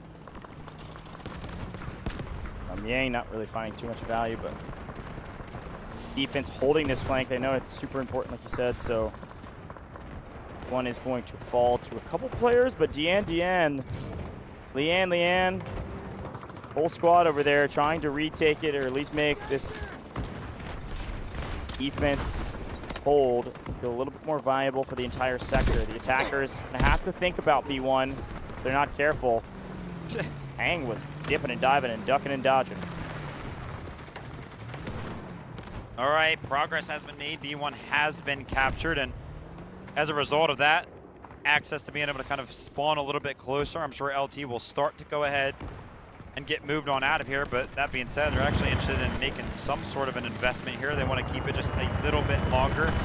Yang is also trying to find the angles to help out the troops on the ground. This is pretty much the only angle he will ever have access to, but he has to be careful even here. Like, you saw warnings on the screen, missiles incoming, so Blob is obviously finding some value and trying to keep it at bay. But like I mentioned, yeah, because B1 was captured, LT are going to start to get flushed out. This is where we're going to see one of the biggest moments of this hold from the side of LT. Wanza now is going to be forced to play a little bit more forward, and that respawn beacon that has been there for what feels like 5 minutes right now, sometime soon, is when they should go ahead and send it. Ian's trying to get this helicopter potentially. If not the heli, oh, looked away at the wrong time. Dude, that was on himself. Oh, wait, what? I don't know how that happened. Maybe somebody accidentally, like perfect timing of a bullet, shot the rocket as it was about to come out. There they go. Urgent redeployment from the side of LT. Got to invest here because the attackers are making a move. And speaking of investment, 78 Dog invests engineer onto a tank. All right. No vehicles for the side of the attack besides the heli. It was that respawn beacon. That's where they spawned in. Sneaky, man. Easy Dog went ahead, instantly spawned in, jumped into the Allura rocket, and one of the other members just hit one of those AT4 shots. All right, on the approach here for HAN towards B2. As of right now, there's an urgent redeployment, so you don't want to push right now. But when they do it, go ahead and approach. If they decide to do it now, they're going to have to do it without a vehicle. By the way, Tin Man is looking for that beacon. He's like, how the heck did they spawn there, man? Where are they at? Dude, good luck finding that thing. Like I said that we had seen all the meta strategies out of Threshold. I haven't seen that one. I have not seen that beacon before. A lot of revives coming in for the side of HAN, so good to see that they are still sticking to the strategy, staying composed and doing what is required. Dien almost made it happen right now, but he's going to be flushed out. It's going to be a small win. Again, HAN are kind of interested in just flushing out some of these flank locations from the side of LT. Some of those other sneaky respawn beacons. Also, this is a crazy build from the side of the attack. And now the influx of vehicles for the side of LT. Can HAN kind of make something happen before they all touch down and before they gain access to that garage? There's a big flush coming in. Big push that is super reliant on these support operators to pick up revives. You actually see many of the HAN members are swinging out the backside of B2 to cut off the reinforcements as they move their way forward. Unluckily, there's a bunch of vehicles. So with the vehicles in tow, it's going to be tough to break those down right as they rotate over to B. Cranberry fighting for his life. Stacks fighting for their life. They're finally cut down the route man. They keep that AA gun up. 78 Dog able to stay alive as well. LT doing a good job right now of dismantling the attacking play, slowing things down here on the B sector. That was a ton of respawns. 137 lives is still plenty. We are starting to get to a point, if we don't pick up these revives and we start working our way to double digits, maybe having an issue. Wanzo was just getting very, very loud in the comms, by the way. There was some passion behind them. All right, finally HAN have regained access to that tank destroyer that Wanzo initially lost, which is why we kind of talked about that initial one being such a important one, right? Losing it pretty much denied your attack onto B2 and allowed LT to kind of wait long enough to where they gained access to those vehicles. By the way, this big push from 78 Dog is going to flush out the entirety of the attack. Nice play. I also like that AA build. It's so fun watching comp evolve and change as things are added into the game and we progress through the seasonal patches. We're only a couple behind. Actually, I think only one behind at this point with this newest patch that we're on, but the ability to build with these engineers in the commander squad is just actually a difference maker. Like, that AA gun is putting so much pressure on this lane, and it literally just has to look straight. Like, it doesn't have to aim at all. Just shoot straight, and if a vehicle shows up, get as much damage down before you die. One little nuanced strategy, but B1 still contested 120 lives now, so that was about 15 or so, nearly the full team of HAN having to go to respawn a couple more times. Going to be around where LT captured last time. Apparently, LT didn't have enough juice with 160 lives. You'd like to have max. To have max, you need a cap like right this second. Yeah, LT are looking very, very good right now. They have a sneaky beacon of their own, but I keep watching out for that initial LT beacon, right? You can see it over there on the left side. It's still up there above that garage entrance. So it's just always there for them to use. And especially now that we're starting to enter a point in the game where vehicles are starting to spawn more for the side of the attack, the more and more that beacon is going to become valuable because they're going to be able to just keep using it over and over and over again. Take out, who knows, 1, 2, 3, 4 vehicles maybe. Yeah, it's a nice little, like, not even safety net, but a nice little, like, sneaky play, I guess. Something I can come up with. Desperate push if they need it. This is the setup that HAN have to attack, by the way. 4 vehicles in the garage. Yeah, and you know, the other thing worth mentioning here is that yes, score is racking up for the attack, but score is definitely racking up for the defense. And they've called in. Now they have a huge vehicle advantage. They've called in several vehicles, and those vehicles are so safe that they're not going to use score for vehicles much more. So they're just going to be like slow building this score. Oh my gosh, dude. The biggest mistake I have maybe seen all week. PZ Dog just respawned on that beacon up there right in front of Sarah Jin. They spotted it. And he's like, wait, how did you just do that? I know there's a beacon up there. And just started shooting tank shots and found it. Dang. Why? Why not wait until the vehicles push through that garage? Yeah, maybe didn't have like, I mean, they had info. There's no way they didn't have info there. Hey, yo, TL. Dude. 1, 2, 3. How many can you get? The crowd was with him there. That's the first individual that's gotten a lot of crowd work. Get some more individual POVs. I want to see some people pop off, man. This is grand finals after all. This is turning point after all for the side of LT if they hold here. And so far, so good. Doing a really strong job on the B sector. Did Hang get back up here again? Okay. They know to look. Dude, what are these spots? Shout out to LT, man, making it interesting. Trying to go ahead and employ some crazy things to give them such a big leg up. But even without little strategies like that, I mean, still, HAN have to go ahead and flush out the entirety of this garage that respawn beacon right there off to the left side. We were talking about the respawn beacon. Why don't we talk about the tank destroyer going down for the side of HAN? Over on the side of LT, they're trying to get active with their assault vehicle. It is going to be a little bit of a loss for the side of LT, but nothing to worry about, as they still do have access to 4 other vehicles. And if they do require it, this gun station on the point as well. Miang is trying to find the angles necessary to help out the boots on the ground, but I mean, there's nobody there. Look how much firepower they're able to just spam down the lane. Like, I don't really know what you do about that besides full send when you have enough vehicles to be able to do so. Yang's finally finding a little bit of value. Only 9 kills, though. I like this, though, from HAN. I mean, they've actually flushed out the first couple of corridors, so yeah, the entire side of LT is actually forced to the backside over here. There we go. And Wanza is fully aware of that. He poked the Lav into the angle right now. Now Elwin from all the way across the map is going to try to find value with the Allure rocket. I actually saw a couple of more rockets go ahead and land onto the other side of the tank. That's going to be Saragen on heavy fire. It's currently 50% HP, but take a look at the B2 point. It's currently under heavy pressure. Berger is trying to hold off some of the flanks over here, but I'm taking a look at the feed. There are so many kills going back and forth. I think LT are going to defend this with ease. The port players dream playing inside of B2. Urgent redeployment coming in from 78 Dog just to make sure they're able to resupply, get everybody back onto the point, and not allow a push to come through. So much firepower just being invested without a care in the world. Just spam it down lane. It's gonna find damage. Saragen, Wuhan picking up a couple whenever they poke their heads in, but they're taking quite a bit of damage when they do. And they've got to get either the AA gun down, they got to get maybe this tank down. Finally, at least the gunner in the AA goes down. Okay, there it goes. Good grief. Okay. Urgent. Uh-oh, here we go. A big push all the way through B2. Maybe a little bit of an overextension.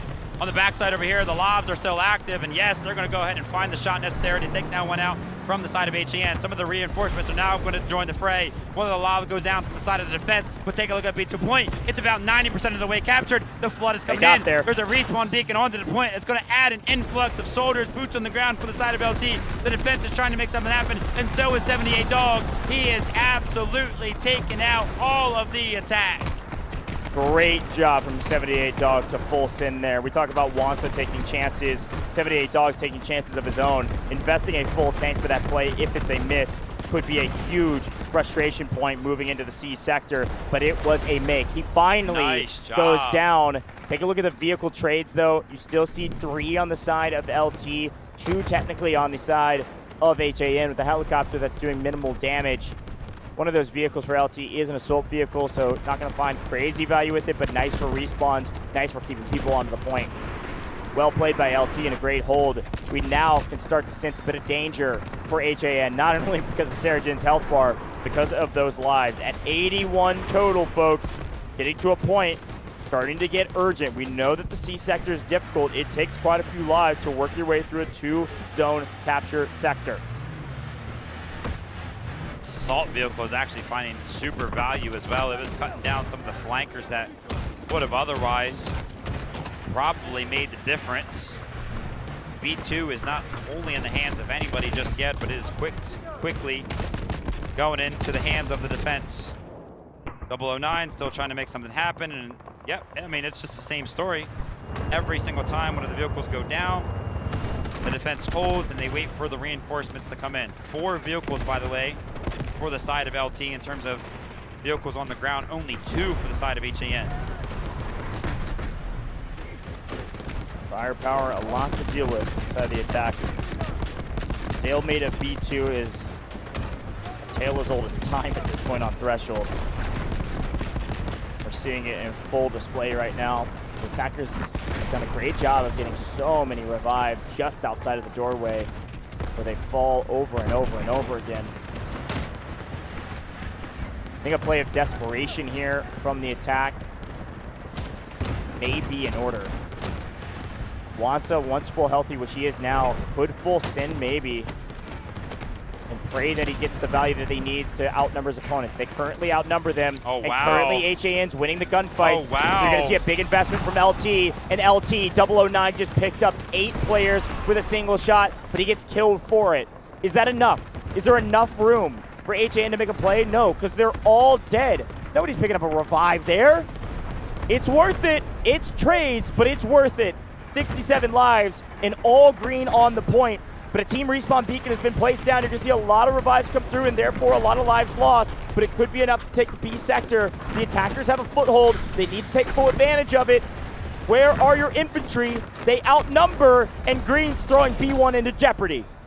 Yeah, they're trying to make something happen on tug of war. The entire respawn beacon, the entire team is going to go ahead and make something happen over here. The vehicles could go ahead and try to deny this. It's going to be Wanza trying to make the difference. The Lob, the helicopter is going to start to find value as well. But I don't see a lot of kills going to the side of HAN. Yes, there is now a couple, but nice I think Hoodoo. the difference has been made. LT capturing so much of B1, but oh my gosh, there you go. Yes, Hoodoo finding so many of the kills. Onto the point they go. HAN, have they done enough? Where's the D? They're deep respawning. Having to try to sneak into B2 and against this vehicle, this feels like a matter of time. A lot of lives spent on this B sector, but it feels like HAN have it, finally.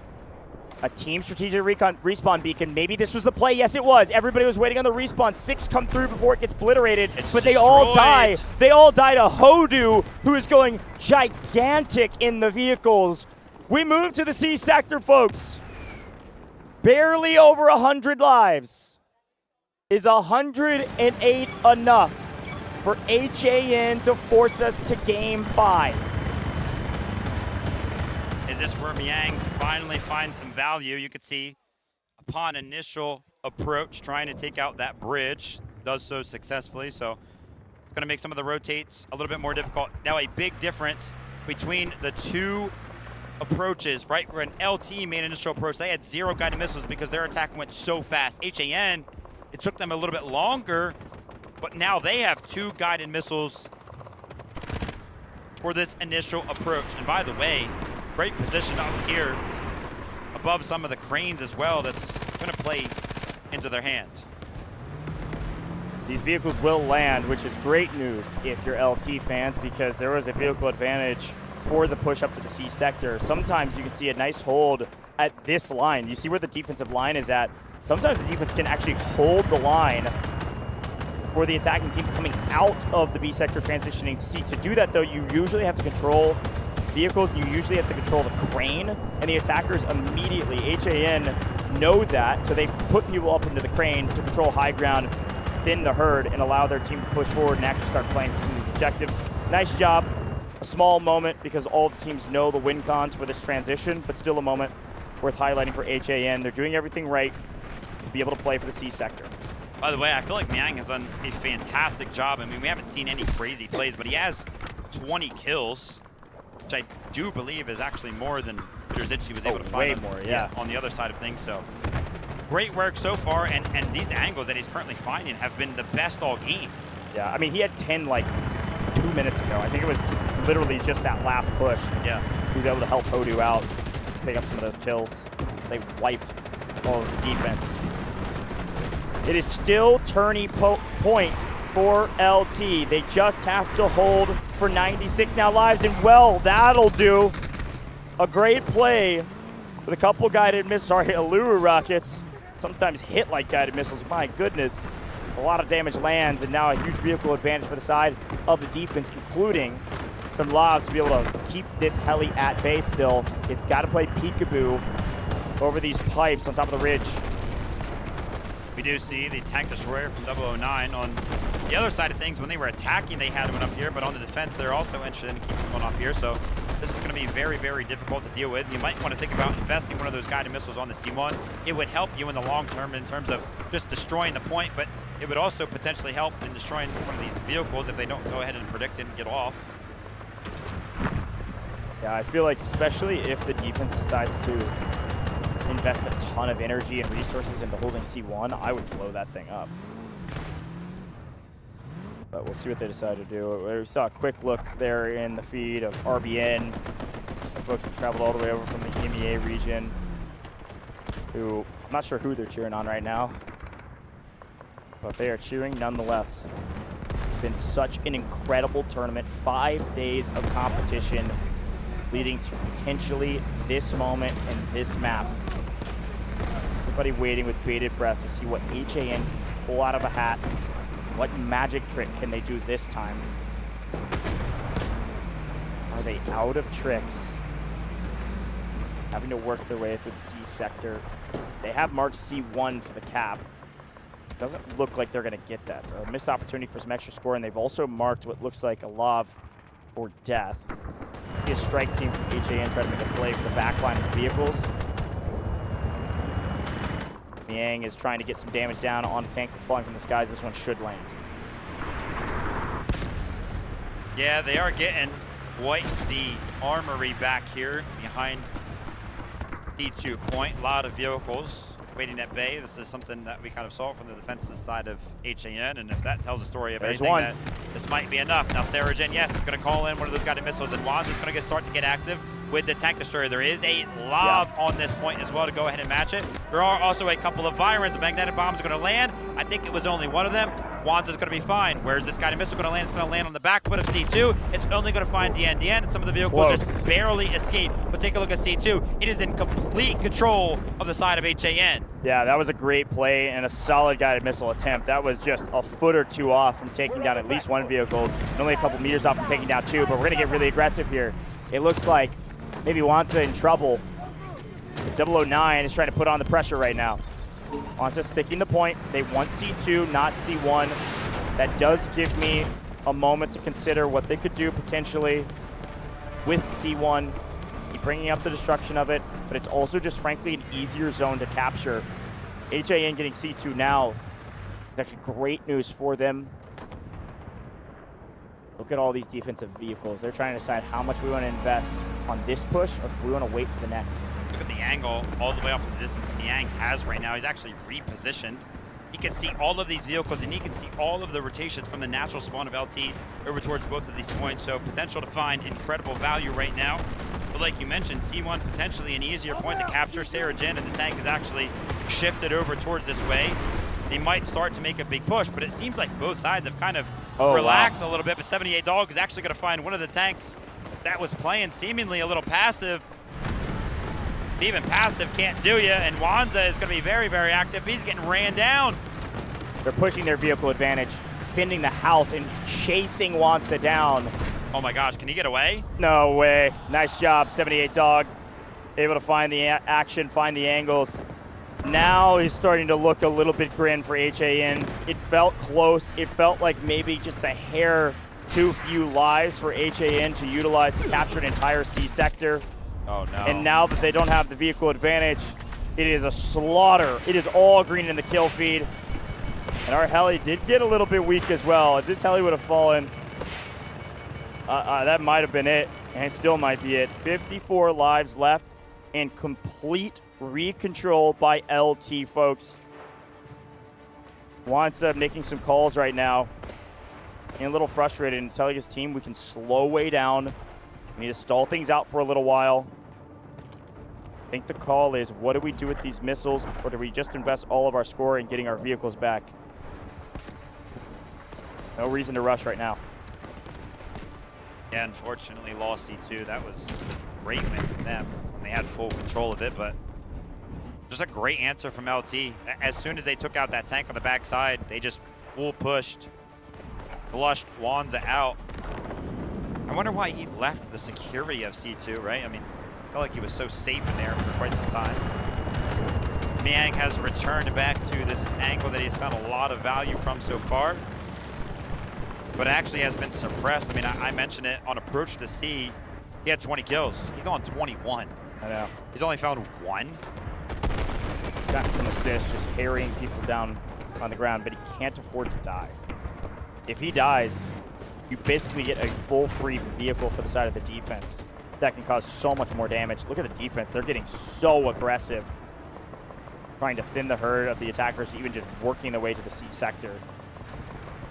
I mean, if you were to take this exact game state, when HAN captured the B sector, I would say there's absolutely no way HAN could win. And that's essentially where we find ourselves. It's a complete reset, and LT have every advantage. Full reset though. Saragen has called in another tank after the last one got destroyed.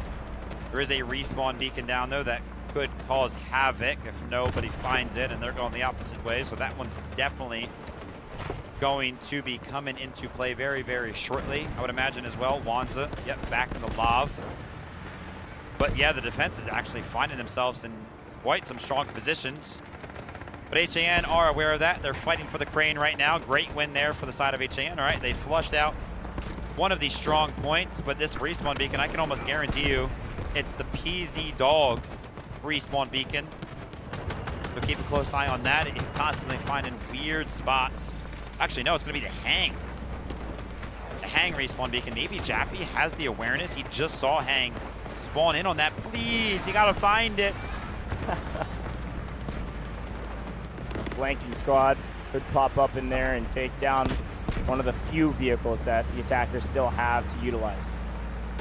You're gonna see a lot of support operators on the map right now. Look at that. I mean, on your screen, 1, 2, 3, 4, 5, up to like 7 players out there. Got to stay alive. 42 lives. And Blake, one of the best support operators in the game. Carr. Those two always are putting up crazy revive numbers. I don't see the window of opportunity open right now for HAN.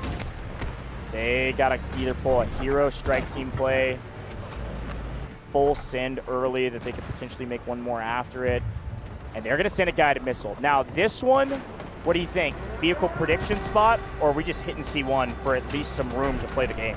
I think it's gonna be a vehicle prediction spot. Then it's somewhere behind a couple of the points. If you predict all the way back here, I mean, I'll tip my hat, but just kind of sends it in the middle. Doesn't find anything. And there it is. Hang spawns in, but there are no engineers to go ahead and follow. But there are Allura rockets to follow. Yep. Got him low for a moment. EMP'd him a little bit.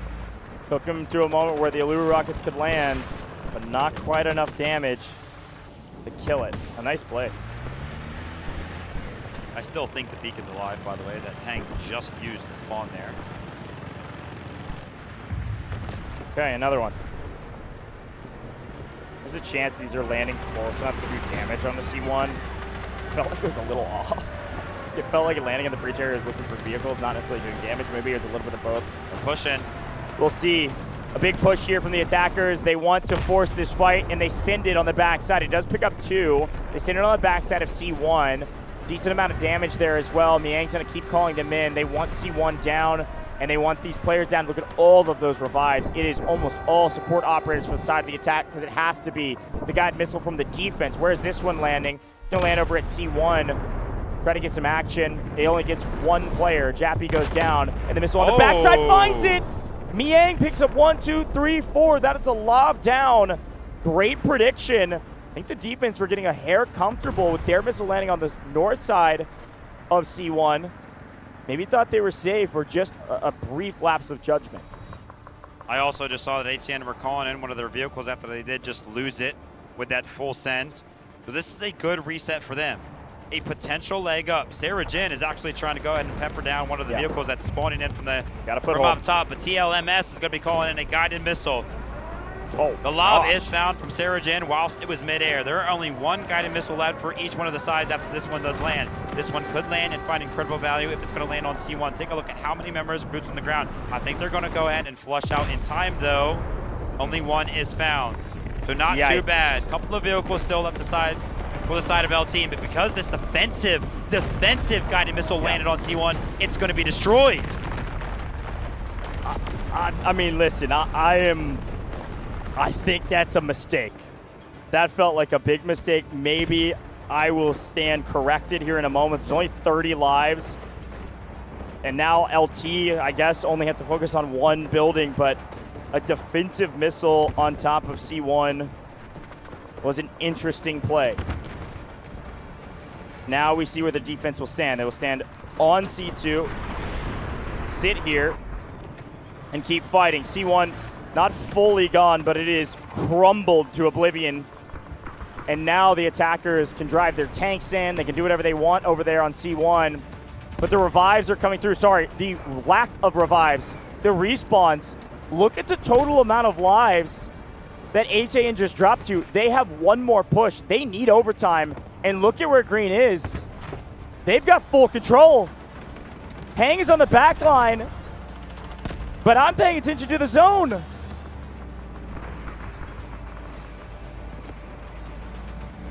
trying to make something happen. The Allure Rockets are going to follow this one. Sarah Jin in the tank, out under heavy fire, but the Rockets are trying to find their way to connect. A lot of work to do still for the side of HAN, but it looks like LT have done all of the work that has been required of them.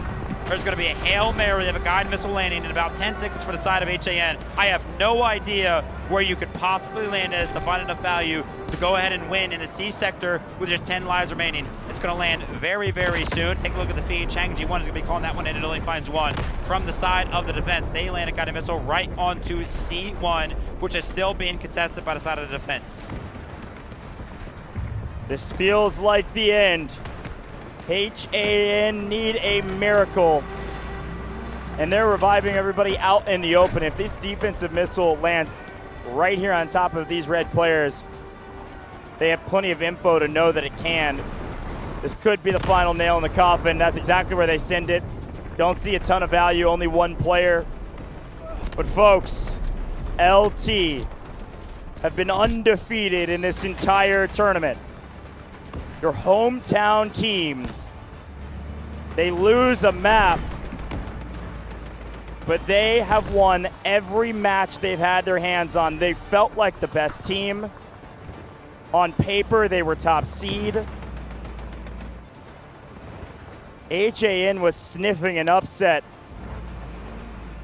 And LT are in complete control over the ruined C1, over the intact C2, and in complete control of this game.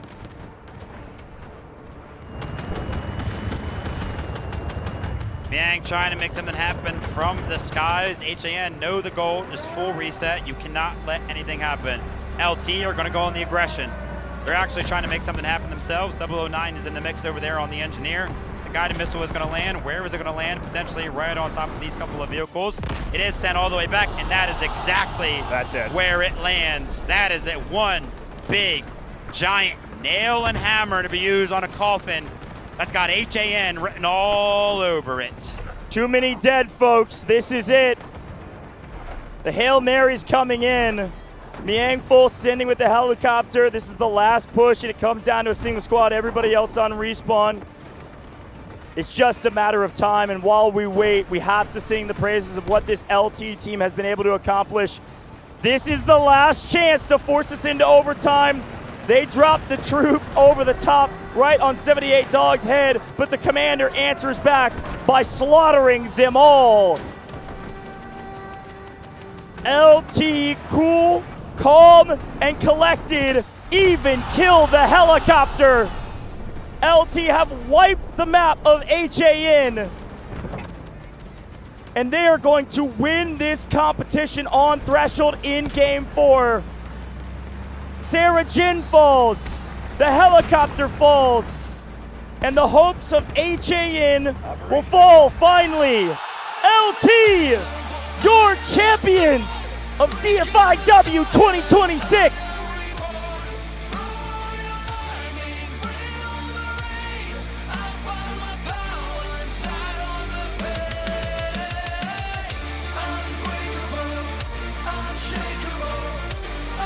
A completely different approach in terms of facial expressions for the side of LT than we just saw about 40 minutes ago. Finally, they have secured the victory. They take down HAN and they remain undefeated.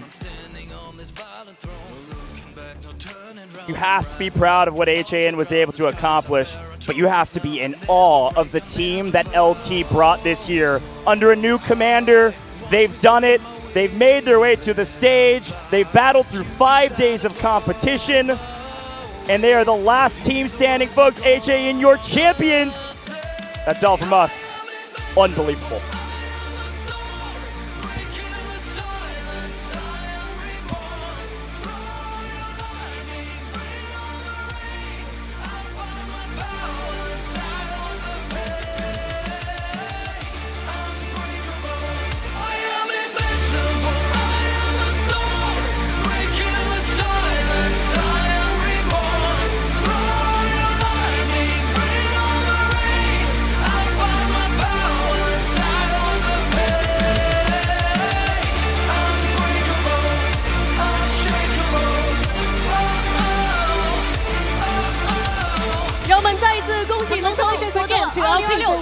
the 2026 Delta Force Invitational Warfare Global Grand Finals. 哪怕战局坎坷，哪怕身处逆风，他们始 Although 终 they 脚 are so 踏荆棘 difficult, 之路， although in the 从 tough 不枯萎 situation, 冲破 they 所 kept 有的 pushing 阻碍 forward through every obstacle. 今天他 Today, 们终于 they 站上 have 了巅 finally 峰，为 reached 战 the 队的荣 summit 誉史 and 册 written a 写下了 brilliant 最 new 滚烫 chapter 也 in 最 their 耀眼的 team's 全新篇章。 history.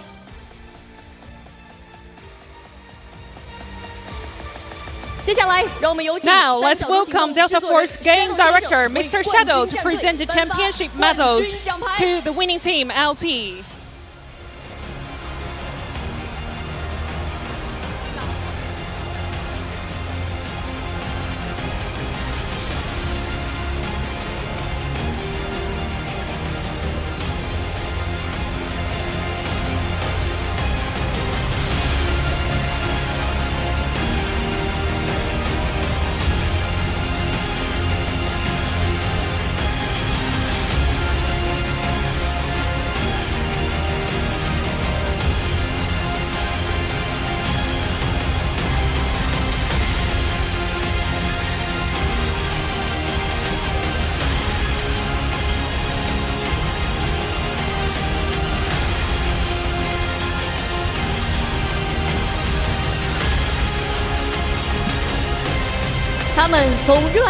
They started from passion and turned every corner of the battlefield into the stage to prove their talent. Every step along the way counted, and every drop of sweat became the confidence behind this championship moment. Today, we witnessed the birth of the 2026 Delta Force Invitational Warfare Global Champion. This medal is the ultimate honor of the strongest ones, and the highest honor for them.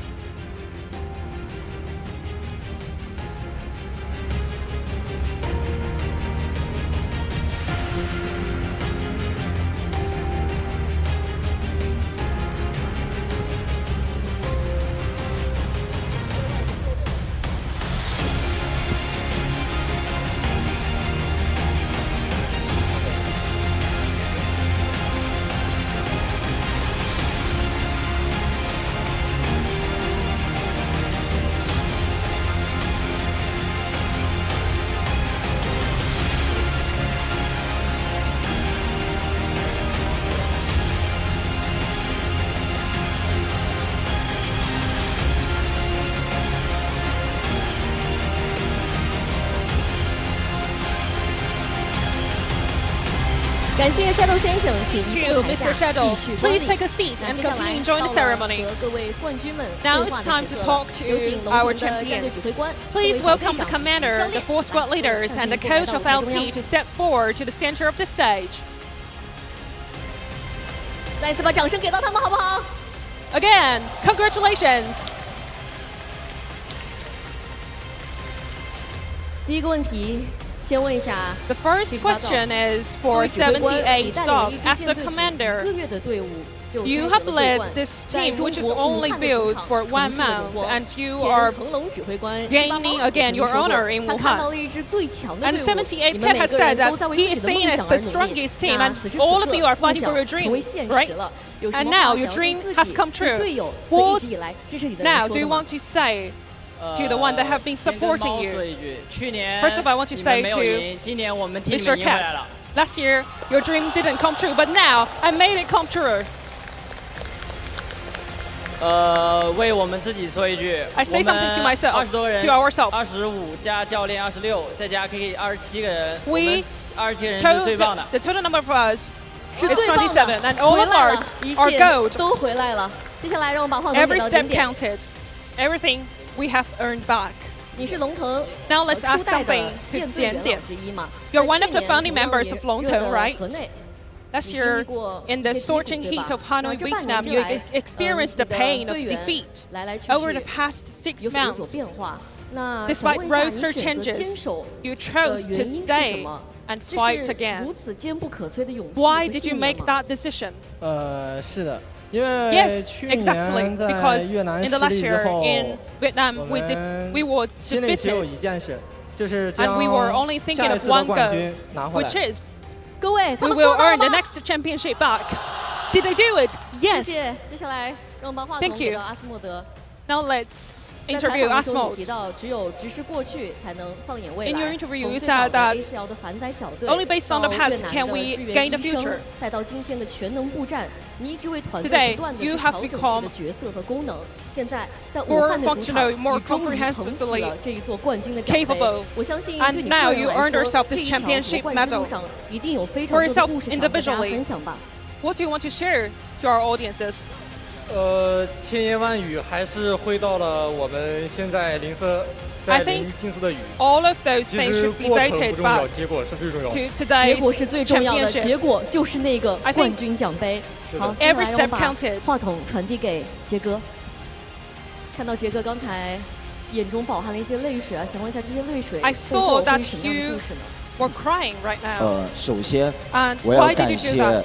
我们龙 First of 腾 all, I 这 want 群可爱的 to 孩子们能 thank 选择我们，选择我的 LT 阵营。 teammates 然后 to 我要 choose 感谢 my team.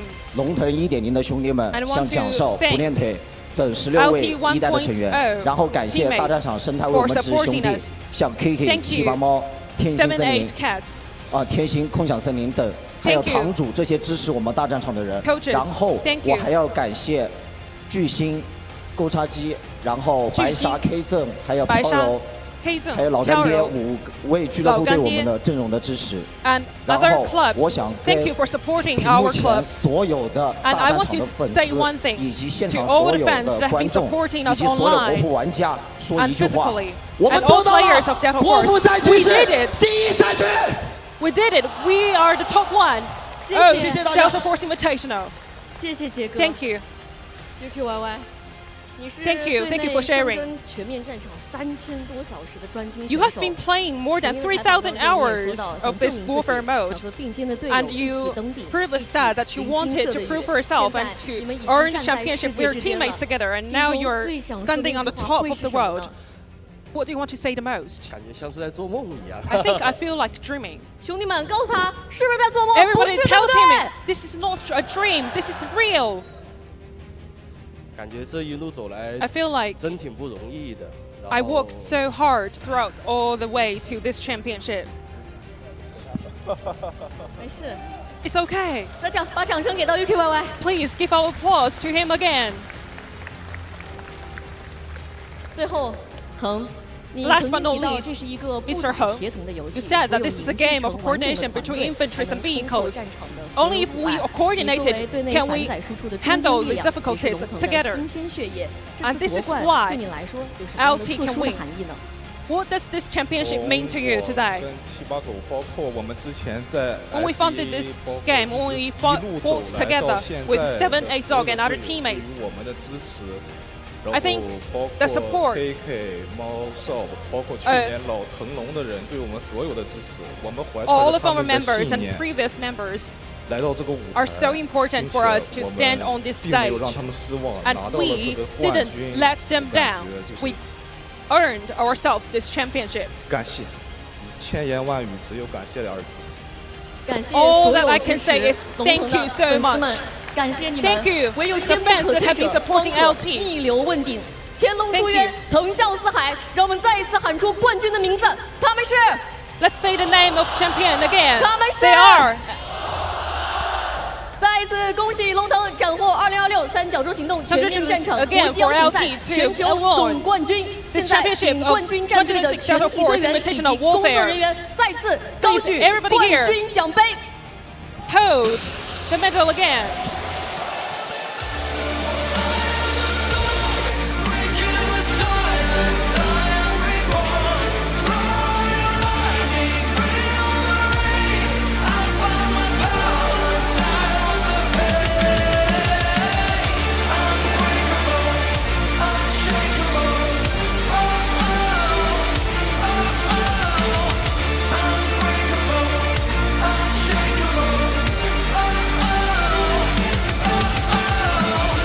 The earth shake under my feet.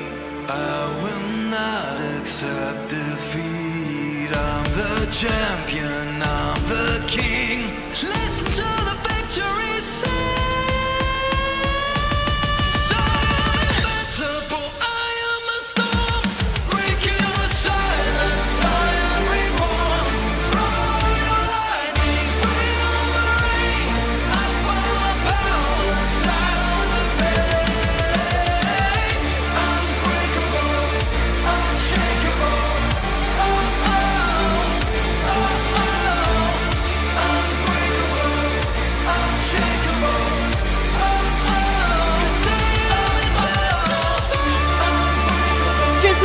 2026三角洲行动全面战场国际邀请赛总决赛圆满结束。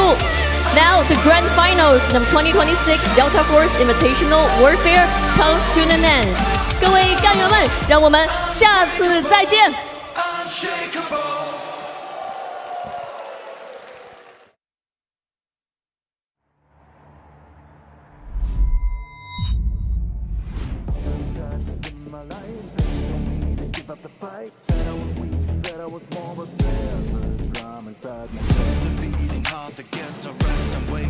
I'm shifting gears.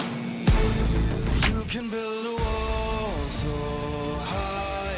Watch me spread my wings and fly. You can try to block my way, but hear the words I'm gonna say.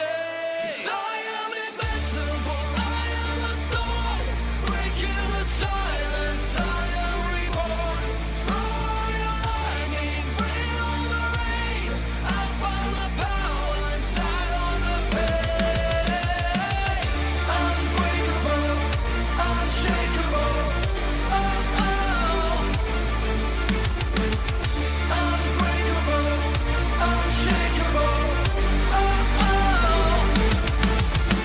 I walk the fire, I don't burn. The lesson that the world has learned. My skin is steel, my will is stone. I'm standing on this violent throne. No looking back, no turning round. I'm rising up from off the ground. The scars I bear are trophies now. I never break, I'll never bow. So high, watch me spread my wings and fly. You can try to block my way, but hear the words I'm gonna say. I am invincible, I am a storm, breaking the silence, I am reborn. Throw your lightning, bring on the rain. I find my power inside my pain. Unbreakable, unshakeable. Oh, oh, oh, oh. Unbreakable, unshakeable. Oh, oh, oh. Let the earth shake under my feet. I will not accept defeat. I'm the champion, I'm the king. Listen to the victory sing. I am invincible, I am a storm, breaking the silence, I am reborn. Throw your lightning, bring on the rain. I find my power inside on the pain. Unbreakable, unshakeable. Oh, oh, oh, oh. Unbreakable, unshakeable. Oh, oh. 'Cause I am invincible. Unbreakable, unshakeable. Oh, oh.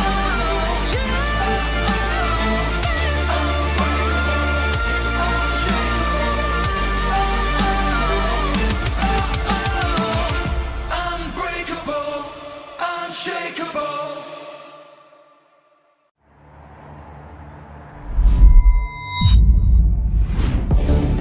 In my life, they told me to give up the fight. Said I was weak, said I was small, but there's a drum inside my chest. A beating heart that gets no rest. I'm waking up, I'm shifting gears. You can build a wall so high. Watch me spread my wings and fly. You can try to block my way, but hear the words I'm gonna say. I am invincible, I am a storm, breaking the silence, I am reborn. Throw your lightning, bring on the rain. I find my power inside on the pain. Unbreakable, unshakeable. Oh, oh. Unbreakable, unshakeable. Oh, oh. I walk the fire, I don't burn. The lesson that the world has learned. My skin is steel, my will is stone. I'm standing on this violent throne. No looking back, no turning round. I'm rising up from off the ground. The scars I bear are trophies now. I never break, I'll never bow. So high, Watch me spread my wings and fly. You can try to block my way, but hear the words I'm gonna say. I am invincible, I am the storm, breaking the silence, I am reborn. Throw your lightning, bring on the rain, I'll find my power inside me. Unbreakable, unshakable, oh oh, oh oh. Unbreakable, unshakable, oh oh, oh oh. Let the earth shake under my feet, I will not accept defeat. I'm the champion, I'm the king. Listen to the victory sing. 'Cause I am invincible, I am the storm, breaking the silence, I am reborn. Throw your lightning, bring on the rain, I find my power inside of the pain. Unbreakable, unshakable, oh oh, oh oh. Unbreakable, unshakable, oh oh. 'Cause I am invincible. Unbreakable, unshakable, oh oh.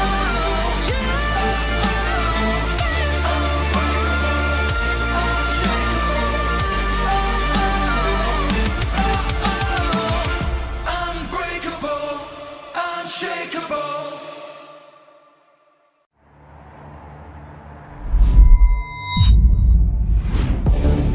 In my life, they told me to give up the fight. Said I was weak, said I was small, but there's a drum inside my chest. A beating heart that gets no rest. I'm waking up, I'm shifting wheels. You can build a wall so high. Watch me spread my wings.